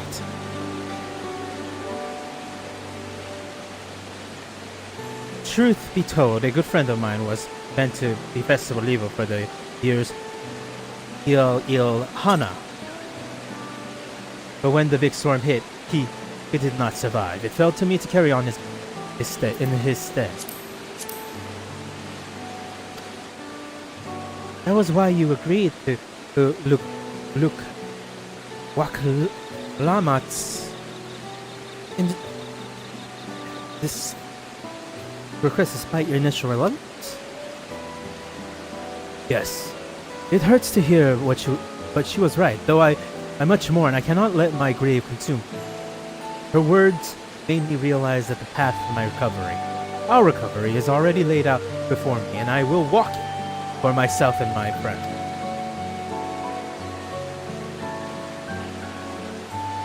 Oh God, that's what I went into.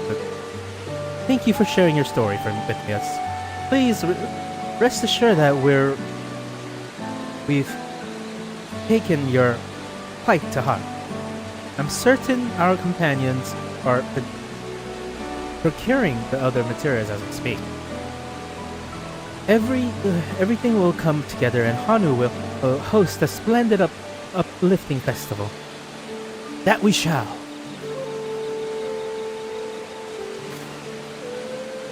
With that, let us return and deliver the Ablakaina into Wak Evo's waiting hands.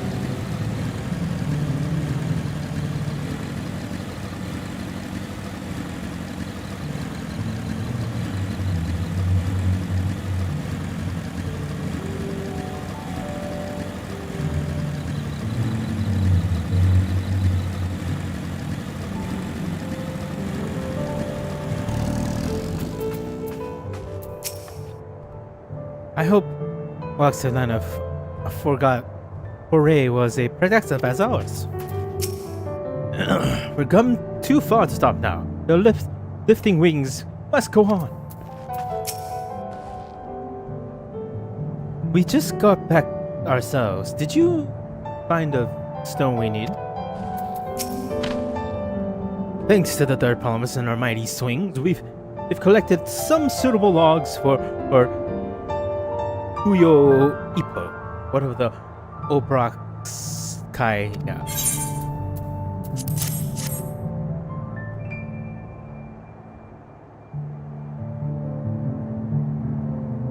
Yes, what an excellent sample. A goodly quantity to do. So, at this stage, you've likely surmised that the uplifting of wings encourage the crops to grow, but not exactly how, eh? Well, you're in for a treat. I will go to. If all goes to plan, the results shall be spectacular.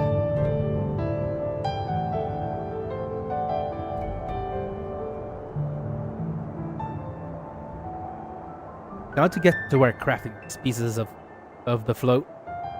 I will use an assistant variant. I could use an assistant varied in the arcane arts to enhance the Uyu Ippo's conductivity. Then I will be delighted to help. Everyone else could head back to Okano. We'll join you at the float once the work has been completed.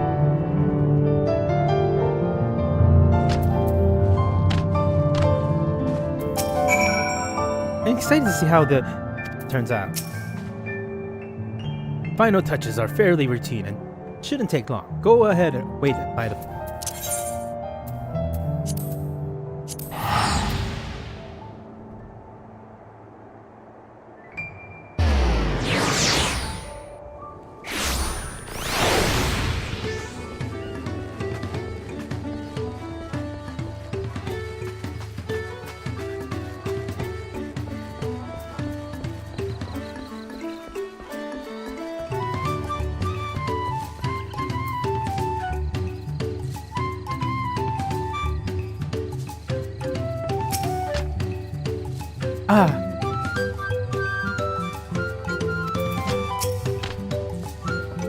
Gathering the Uyo Oppo was a trial in and of itself. At first, Wakayu criticized everything I did. Then he suddenly yelled, "I've spoken ill of the third promise and must punish myself," and proceeded to slam his head into the Uyo Uppo tree. I told him not to worry about it again. It was like snuffing out a candle. He's an orphan, that's for sure. That must have been great. At least we've seen him to the pool and a new eye. Now we just have to wait for the feathers from the twins.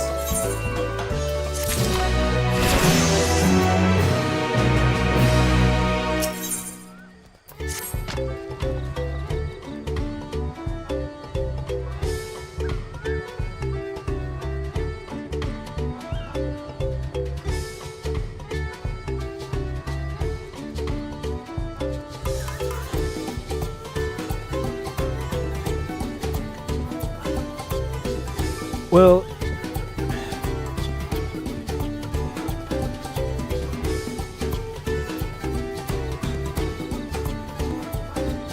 okay, two more.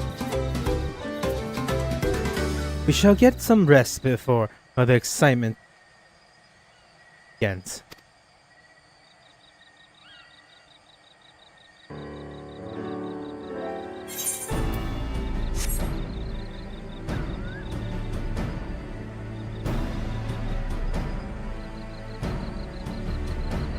Over there by the float, isn't that the third promise?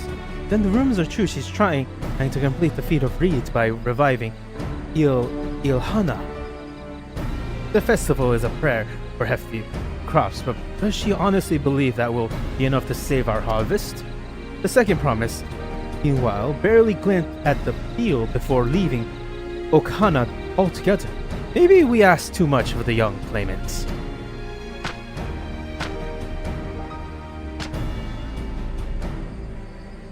Oh, I have it. I wouldn't be too quick to count Koana out. A friend of mine overheard a murder by the reeds. Something about what needs to be done. That's so. Perhaps we'll get to see another of his innovations firsthand.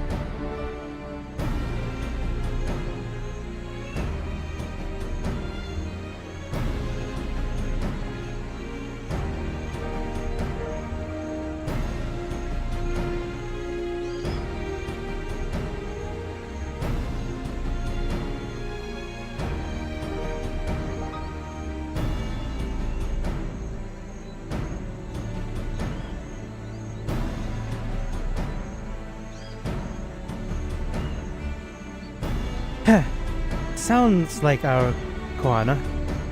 One look at the reeds and was all he needed to think of a solution.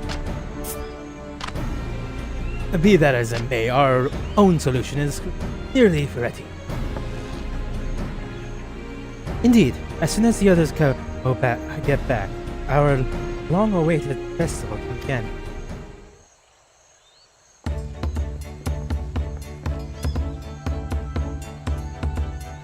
Hey, look.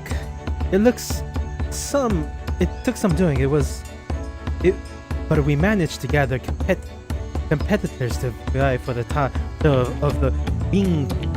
Wins chosen, the winner was only too happy to donate his feathers. You should have seen it. He called forth an incredible gale that had sent his feather sailing for Mons. We had to turn ourselves, but it's more difficult than it looks. Poor Arnfeld whirled in the air for a moment before landing onto his feet. I am a gleaner. Magic is not part of our training. As for us, we brought the wood and gemstone replacement crafted by Iwak Iwa. Iwu. All that's left is the trash now. Have it been decided who will ride the float? Papa was a guest of honor the last time I was here. I remember being surprised they would even lift the thing with his hulking weight on top of it.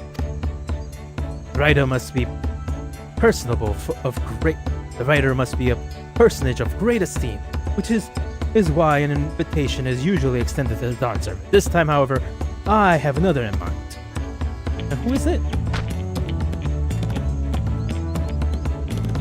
Our beloved Ihal Hana, the lifting of wings has only been held because of you and your companion. Thus, do I nominate you, Lamet, as our guest of honor. Me?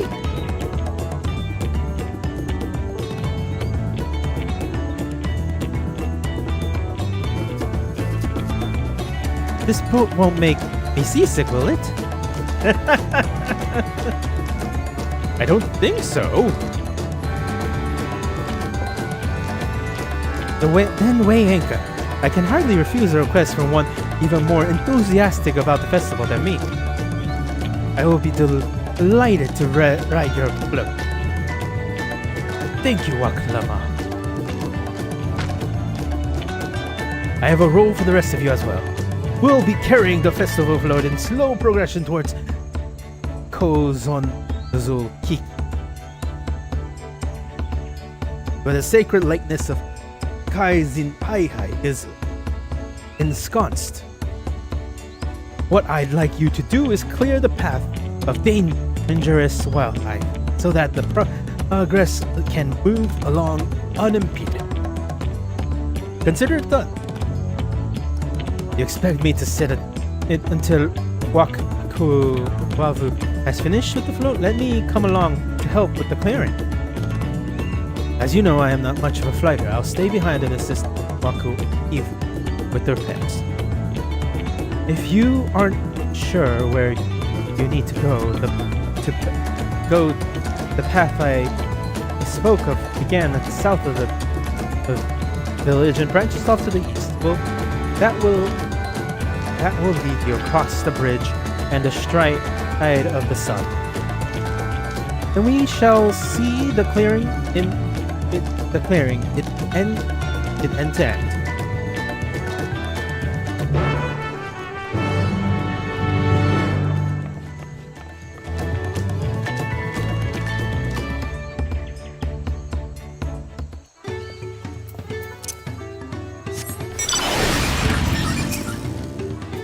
I'll get to work. By the time you're done mashing monsters, the float will be good as new. With my lack of combat skills, I will only get underfoot. Happy hunting. The Ilhana often runs afoul of territorial creatures on the way to Kozulu Kai. I will greatly appreciate you removing those threats of that in advance.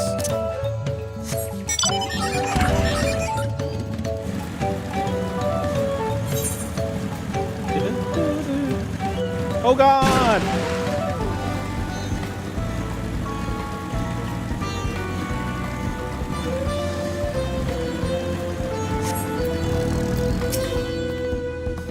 The degree in which the Wakiu pursues his interests is remarkable. Apparently, he studied for the Kozuma Uka region was invigorating that he decided to move here and immerse himself in the culture. Weapons at the ready. We'll make short work of this task. If the float functions as I think it does, I will not be surprised if it were attracting the mock creatures. The concentration of Aether would be an irresistible lure.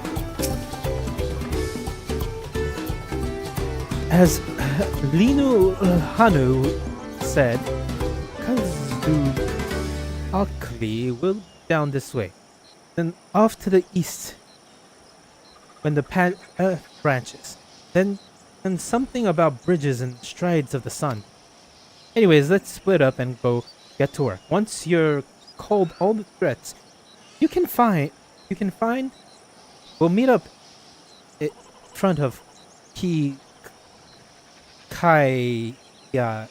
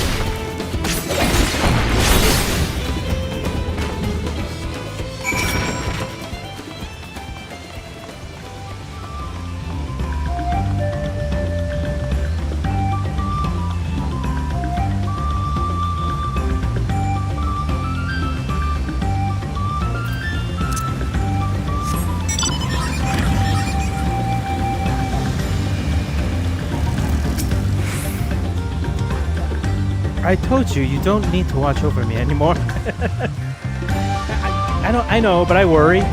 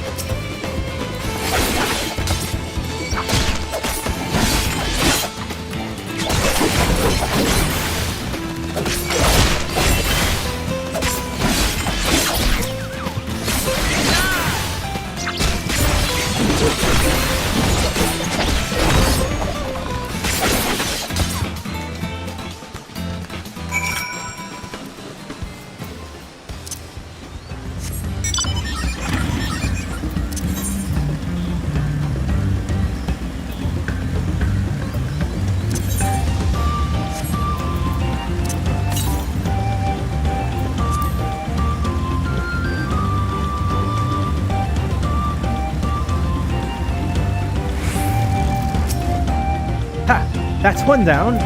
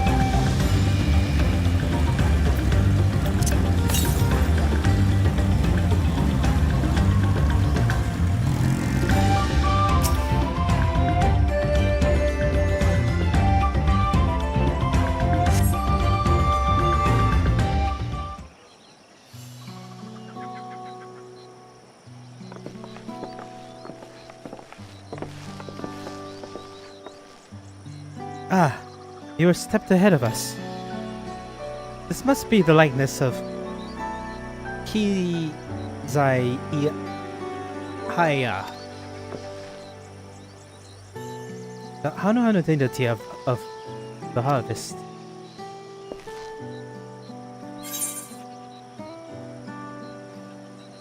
It reminds me of something I saw in...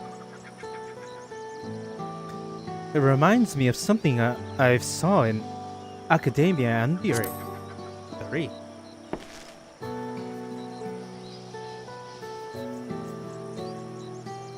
One of the ancient creations. It is possible that the residual memory of that time endured the subconscious recollection from the inheriting soul providing the basics of an entirely new religion. Maybe what that means. As far as I know, his Kai was worshipped on another continent. This ancient faith was then brought to Torol by the first Hanu. The Hanu migrated here from another continent, and perhaps the two do share a common ancestor. This is all very fascinating, but shouldn't we be getting back to Hanu? He'll want to know the path is safe for the proceed. Right, and I'll need to ride on the float. I'll run ahead and tell him we're done here.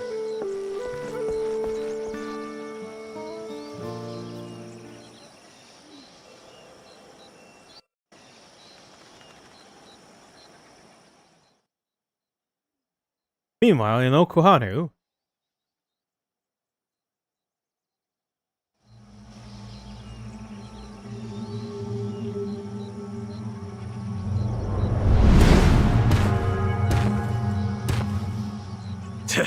Not sure we heard you right, old man. Why don't you say that again?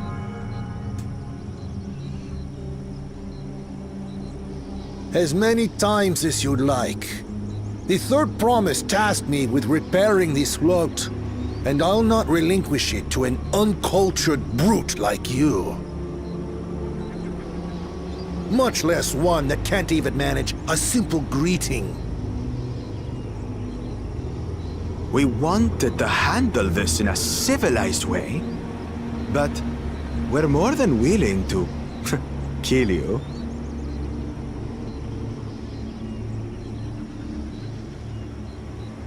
We have a two-headed problem. Yes, please hurry. She's on her way back already? Stand back, Wukevu! I will protect the float!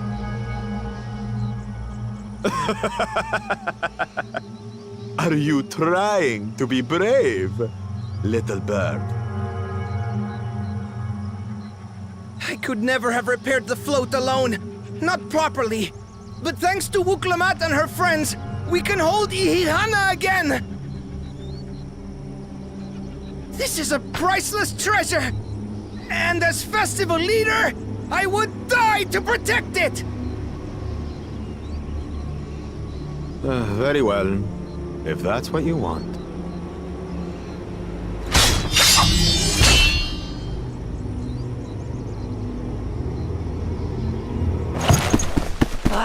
Cha-cha!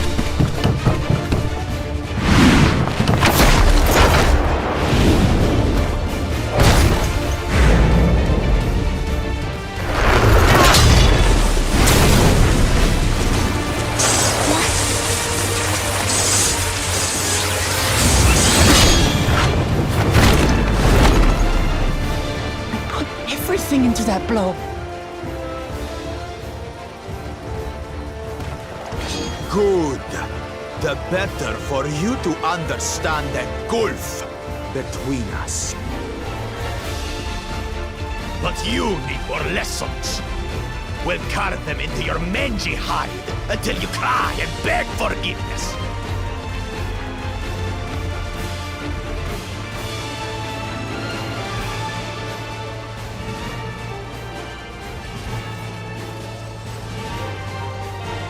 Your brilliant plan was to steal the float and take the credit. The so-called blessed siblings are nothing but cheats. Your scorn is sweet music. Come, weaklings. We'll crush you each in turn. If I don't all beat together, his ass, if you then this like. game sucks.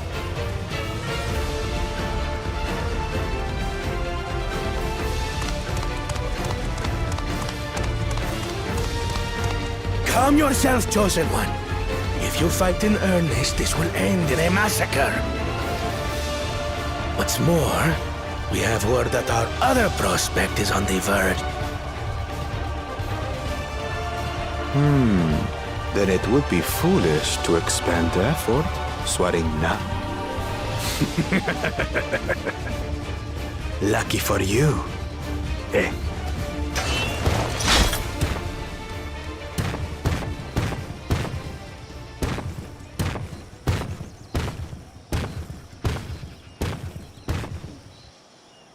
Ugh, two heads.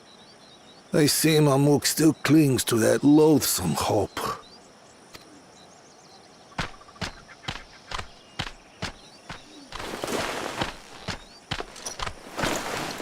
Talk to us, Third Promise. You're not dying, are you? It'll take more than...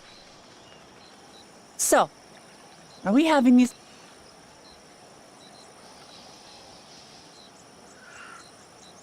Yes!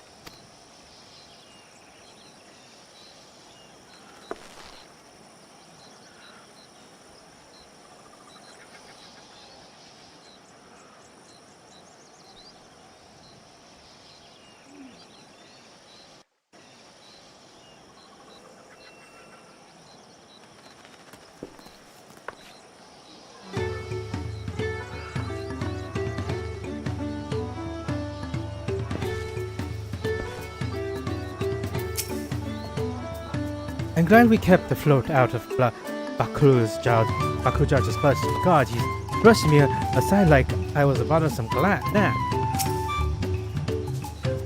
Given the nature of the rite of succession, I expect such altercations are inevitable. A tense encounter, I thankful often are thought to share those link pearls. If I've learned one thing in my life, it's that poor manners often betray poor character. We waited for a while, waited for us to leave. He waited for us to leave so he could steal the float. Coward animal. I'm thankful we made it back before anything serious happened. Thank you for coming to our rescue. I tried to protect the float, but against two heads I must as well not been there at all. Nonsense! Nonsense! You stood your ground and brought us the time we needed to make it back. You are incredibly brave.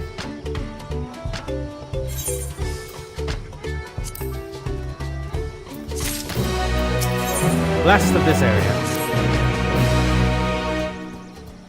What an exciting interlude. With that exciting interlude over, we'll be pleased to know that my repairs are finished as well. Before we commence the festival, however, it would be courteous to inform the villagers that Ilhal Hana will be held after all. Go forth, but do not forget your greetings. At this stage, I shall hope the reminder is not necessary. Oh, Klali, see, I remember.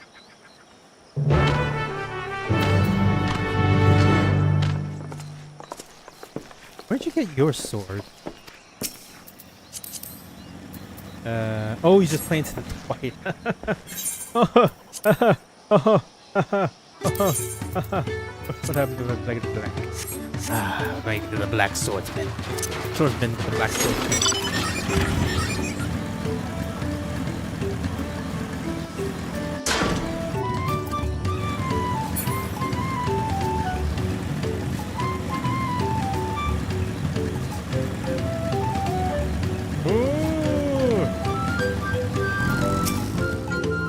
Without sending life feel so empty.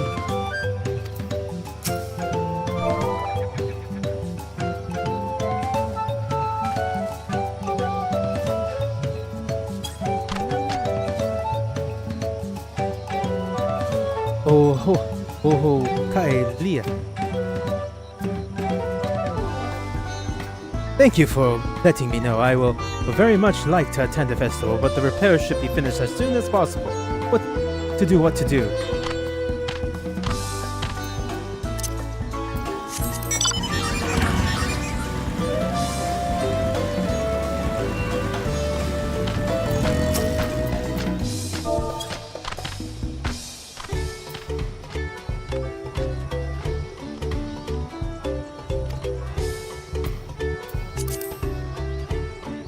The festival is about to begin. What do you expect me to say? Besides, of course I will be there. Clean up the storm aftermath may have been hard on us all, but the uplift of wings is tradition, and a joyous one at that. I won't sit here brooding my days away. Give me a moment and to get ready.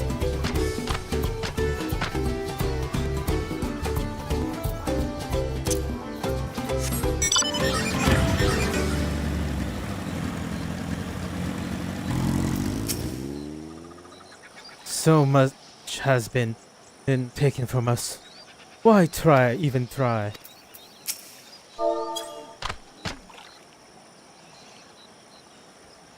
Alahai. But the float is fixed. Our fallen friends will be glad to know. Ilahaya Hana will soon be underway. They will want us to honor them. Celebration, not let us deter us from it. I must go and enjoy the festival for those who no longer can.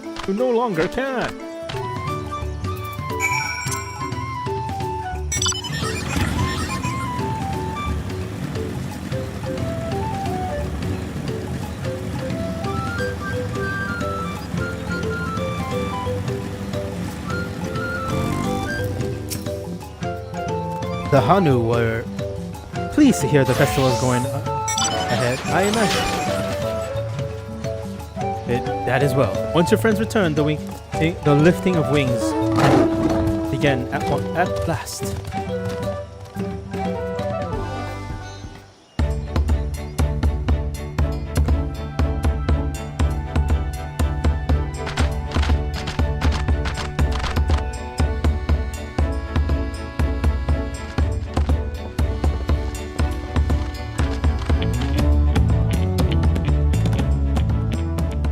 So few have come.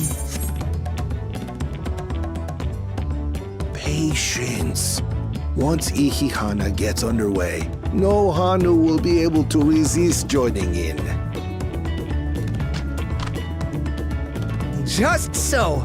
Ugewu knows well the heart of the Hanu. Have faith, Third Promise, and climb aboard the float. It is time for the lifting of wings.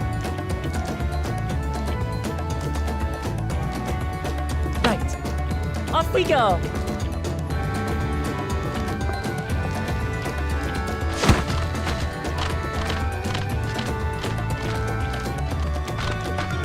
Ihihana is a prayer for bountiful harvest, but this is not its only meaning.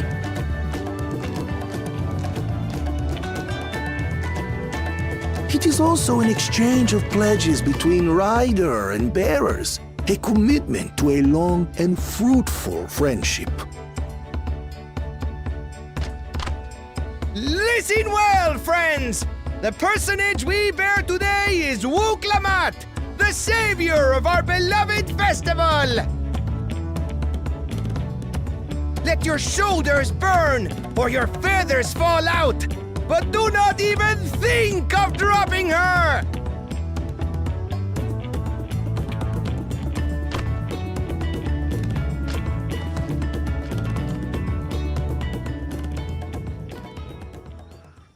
Ready and...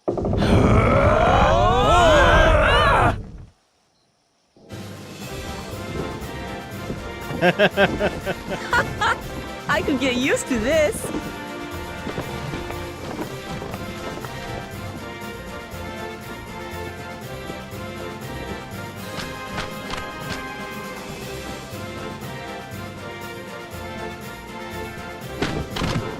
Will empty bellies stop you from joining in the fun? Come and help us carry the float!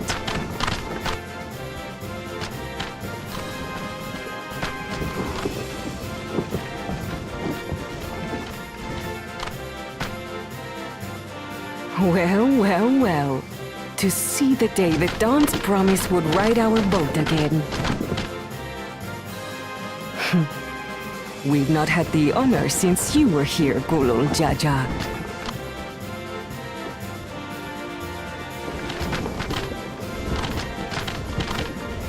Right, we've enough bearers now. Onwards to Kozanuaki!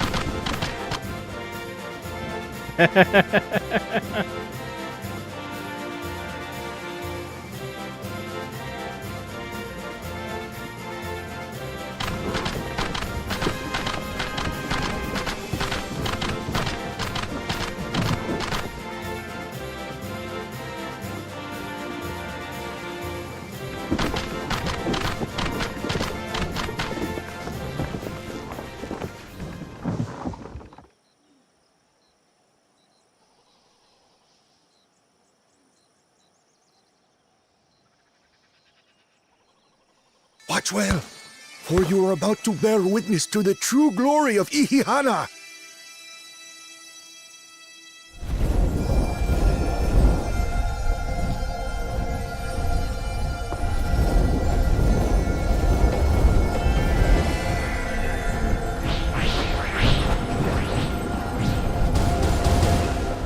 The float draws upon our life force, concentrating and amplifying the energy.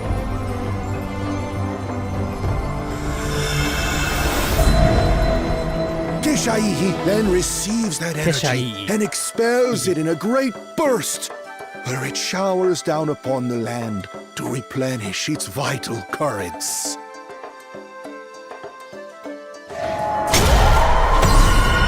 Laser eyes!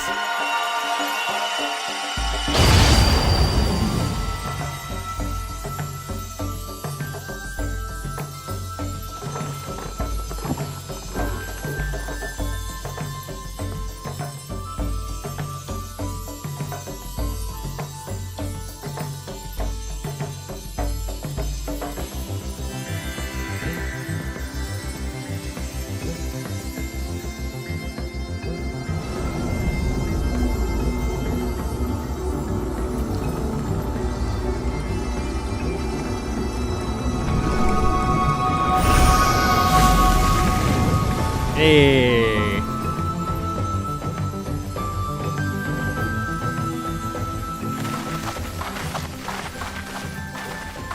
It worked. Like a literal charm. The float really was helping the reeds. That was amazing!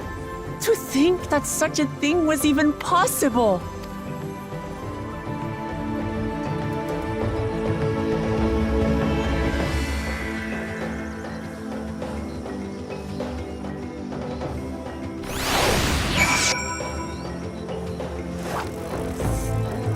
Are you guys fishing here? God damn it. I'd like to take a turn riding the float. It looks like fun. Don't pretend I thought that didn't cost come on. Really did. But the fields rejuvenated, the Hanu too was finally replenished their flagging reserves of Arikar. I was too quick to dismiss the idea that the float had arcane properties. I think I want to believe that no one knew more about Ihihana than me. So it turns out that there are many things I have yet to learn. I wasn't sure what to expect, but the festival was admittedly impressive. I told you, didn't I? Spectacular.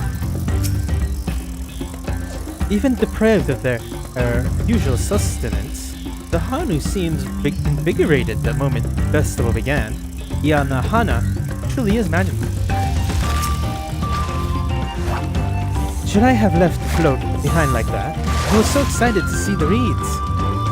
Nothing to worry yourself over. My brethren have been swept up by the festival fever last I saw.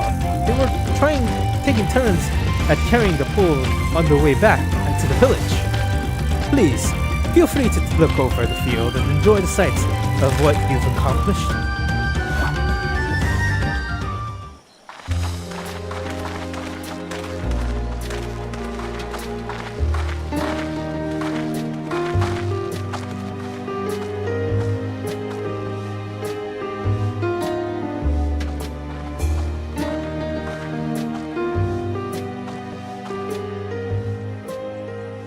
Some of them still look a bit sickly.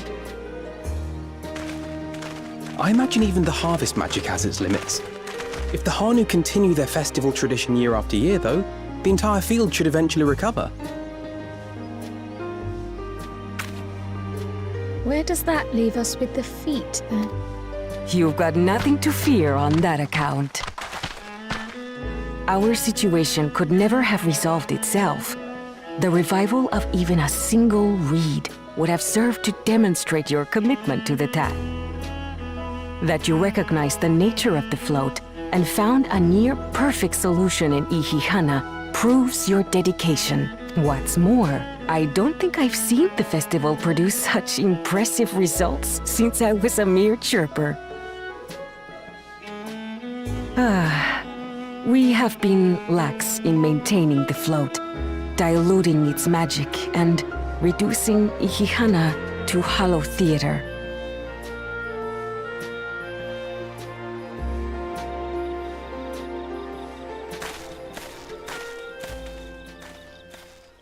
Kona!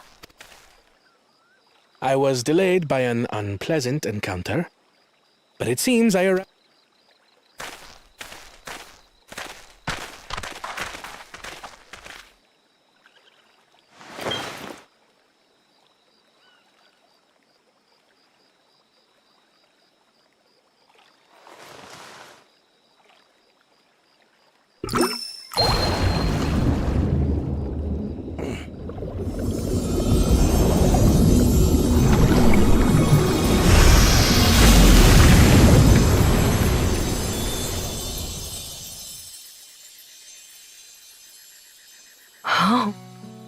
Isn't that...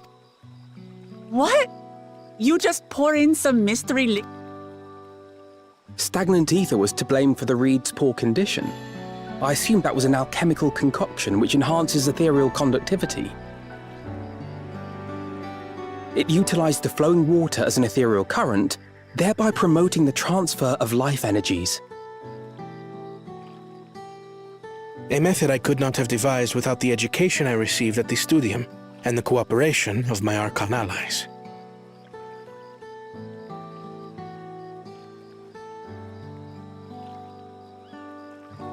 Archon allies?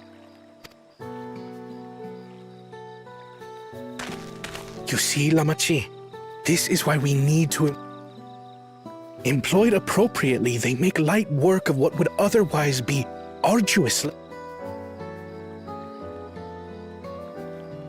Well, Your approach was no less effective, Wuklamat. It achieved... Indeed it did. And you enjoyed the... I did. It was so much fun. Having visited your village before, I thought I knew everything about it. As it turns out, I knew very little about the reeds. With all I've learned this time, I like you even more now.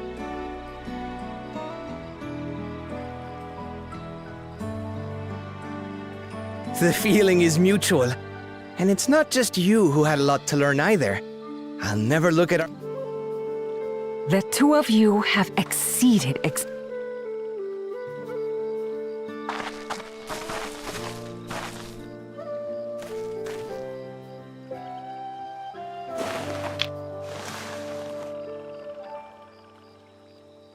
So this is what they look like. Go on.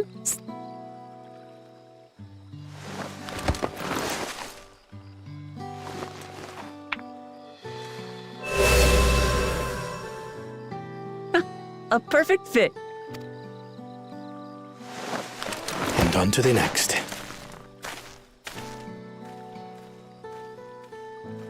Not even a moment of celebration. The third promise? You must join us for as Dawn's servant. Right. It's back to Tulihiola Pretty for sure now. that even if I don't think the two-headed guy Thank you would for ever having win. us. I look. So, this is designed to promote culture.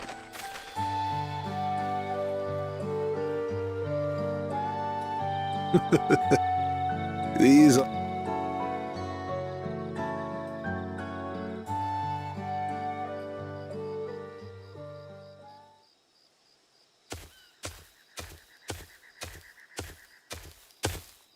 The concoction was brewed by Kona himself. It's a test vial, but it should contain the same reagent.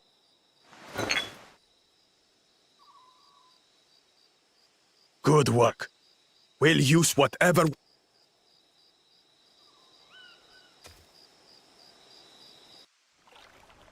I don't think that's how that works.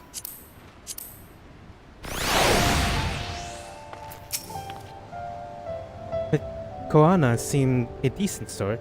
He strikes me as a man who likes to keep others at a distance.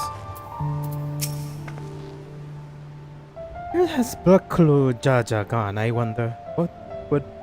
What did his followers mean by the other prosperity? I'm curious as to who these archons Prom mentioned could possibly be.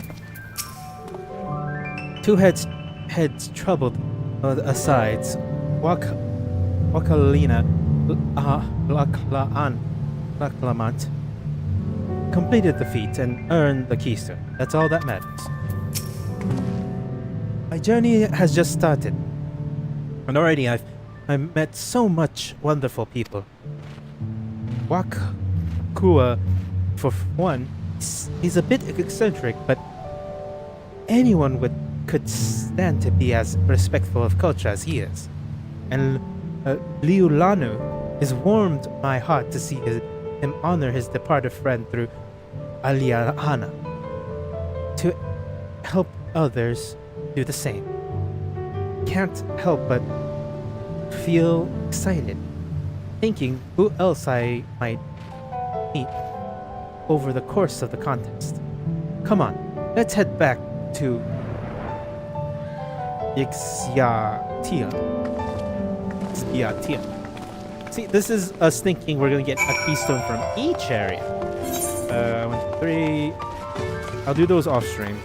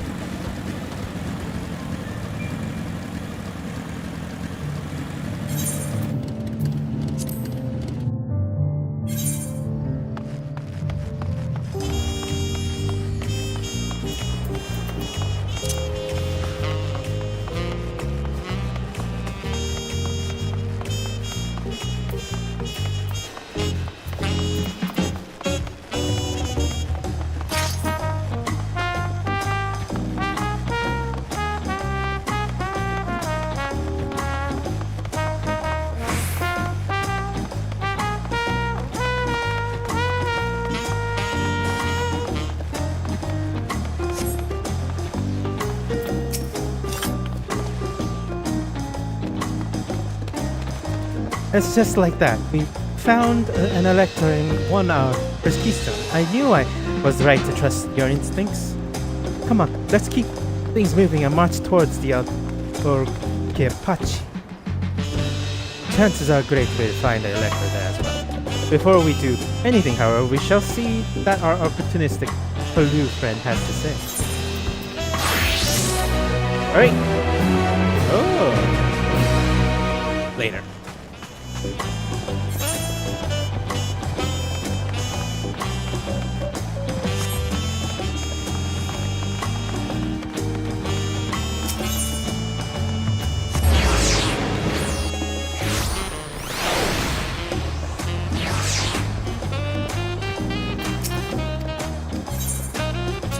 Alright, that'll be it for me for now. I've been streaming for 7 hours. 8 hours. Thank you for watching. Well, thank you for watching, and if you can, like and subscribe. Have a good morning, evening, afternoon, night.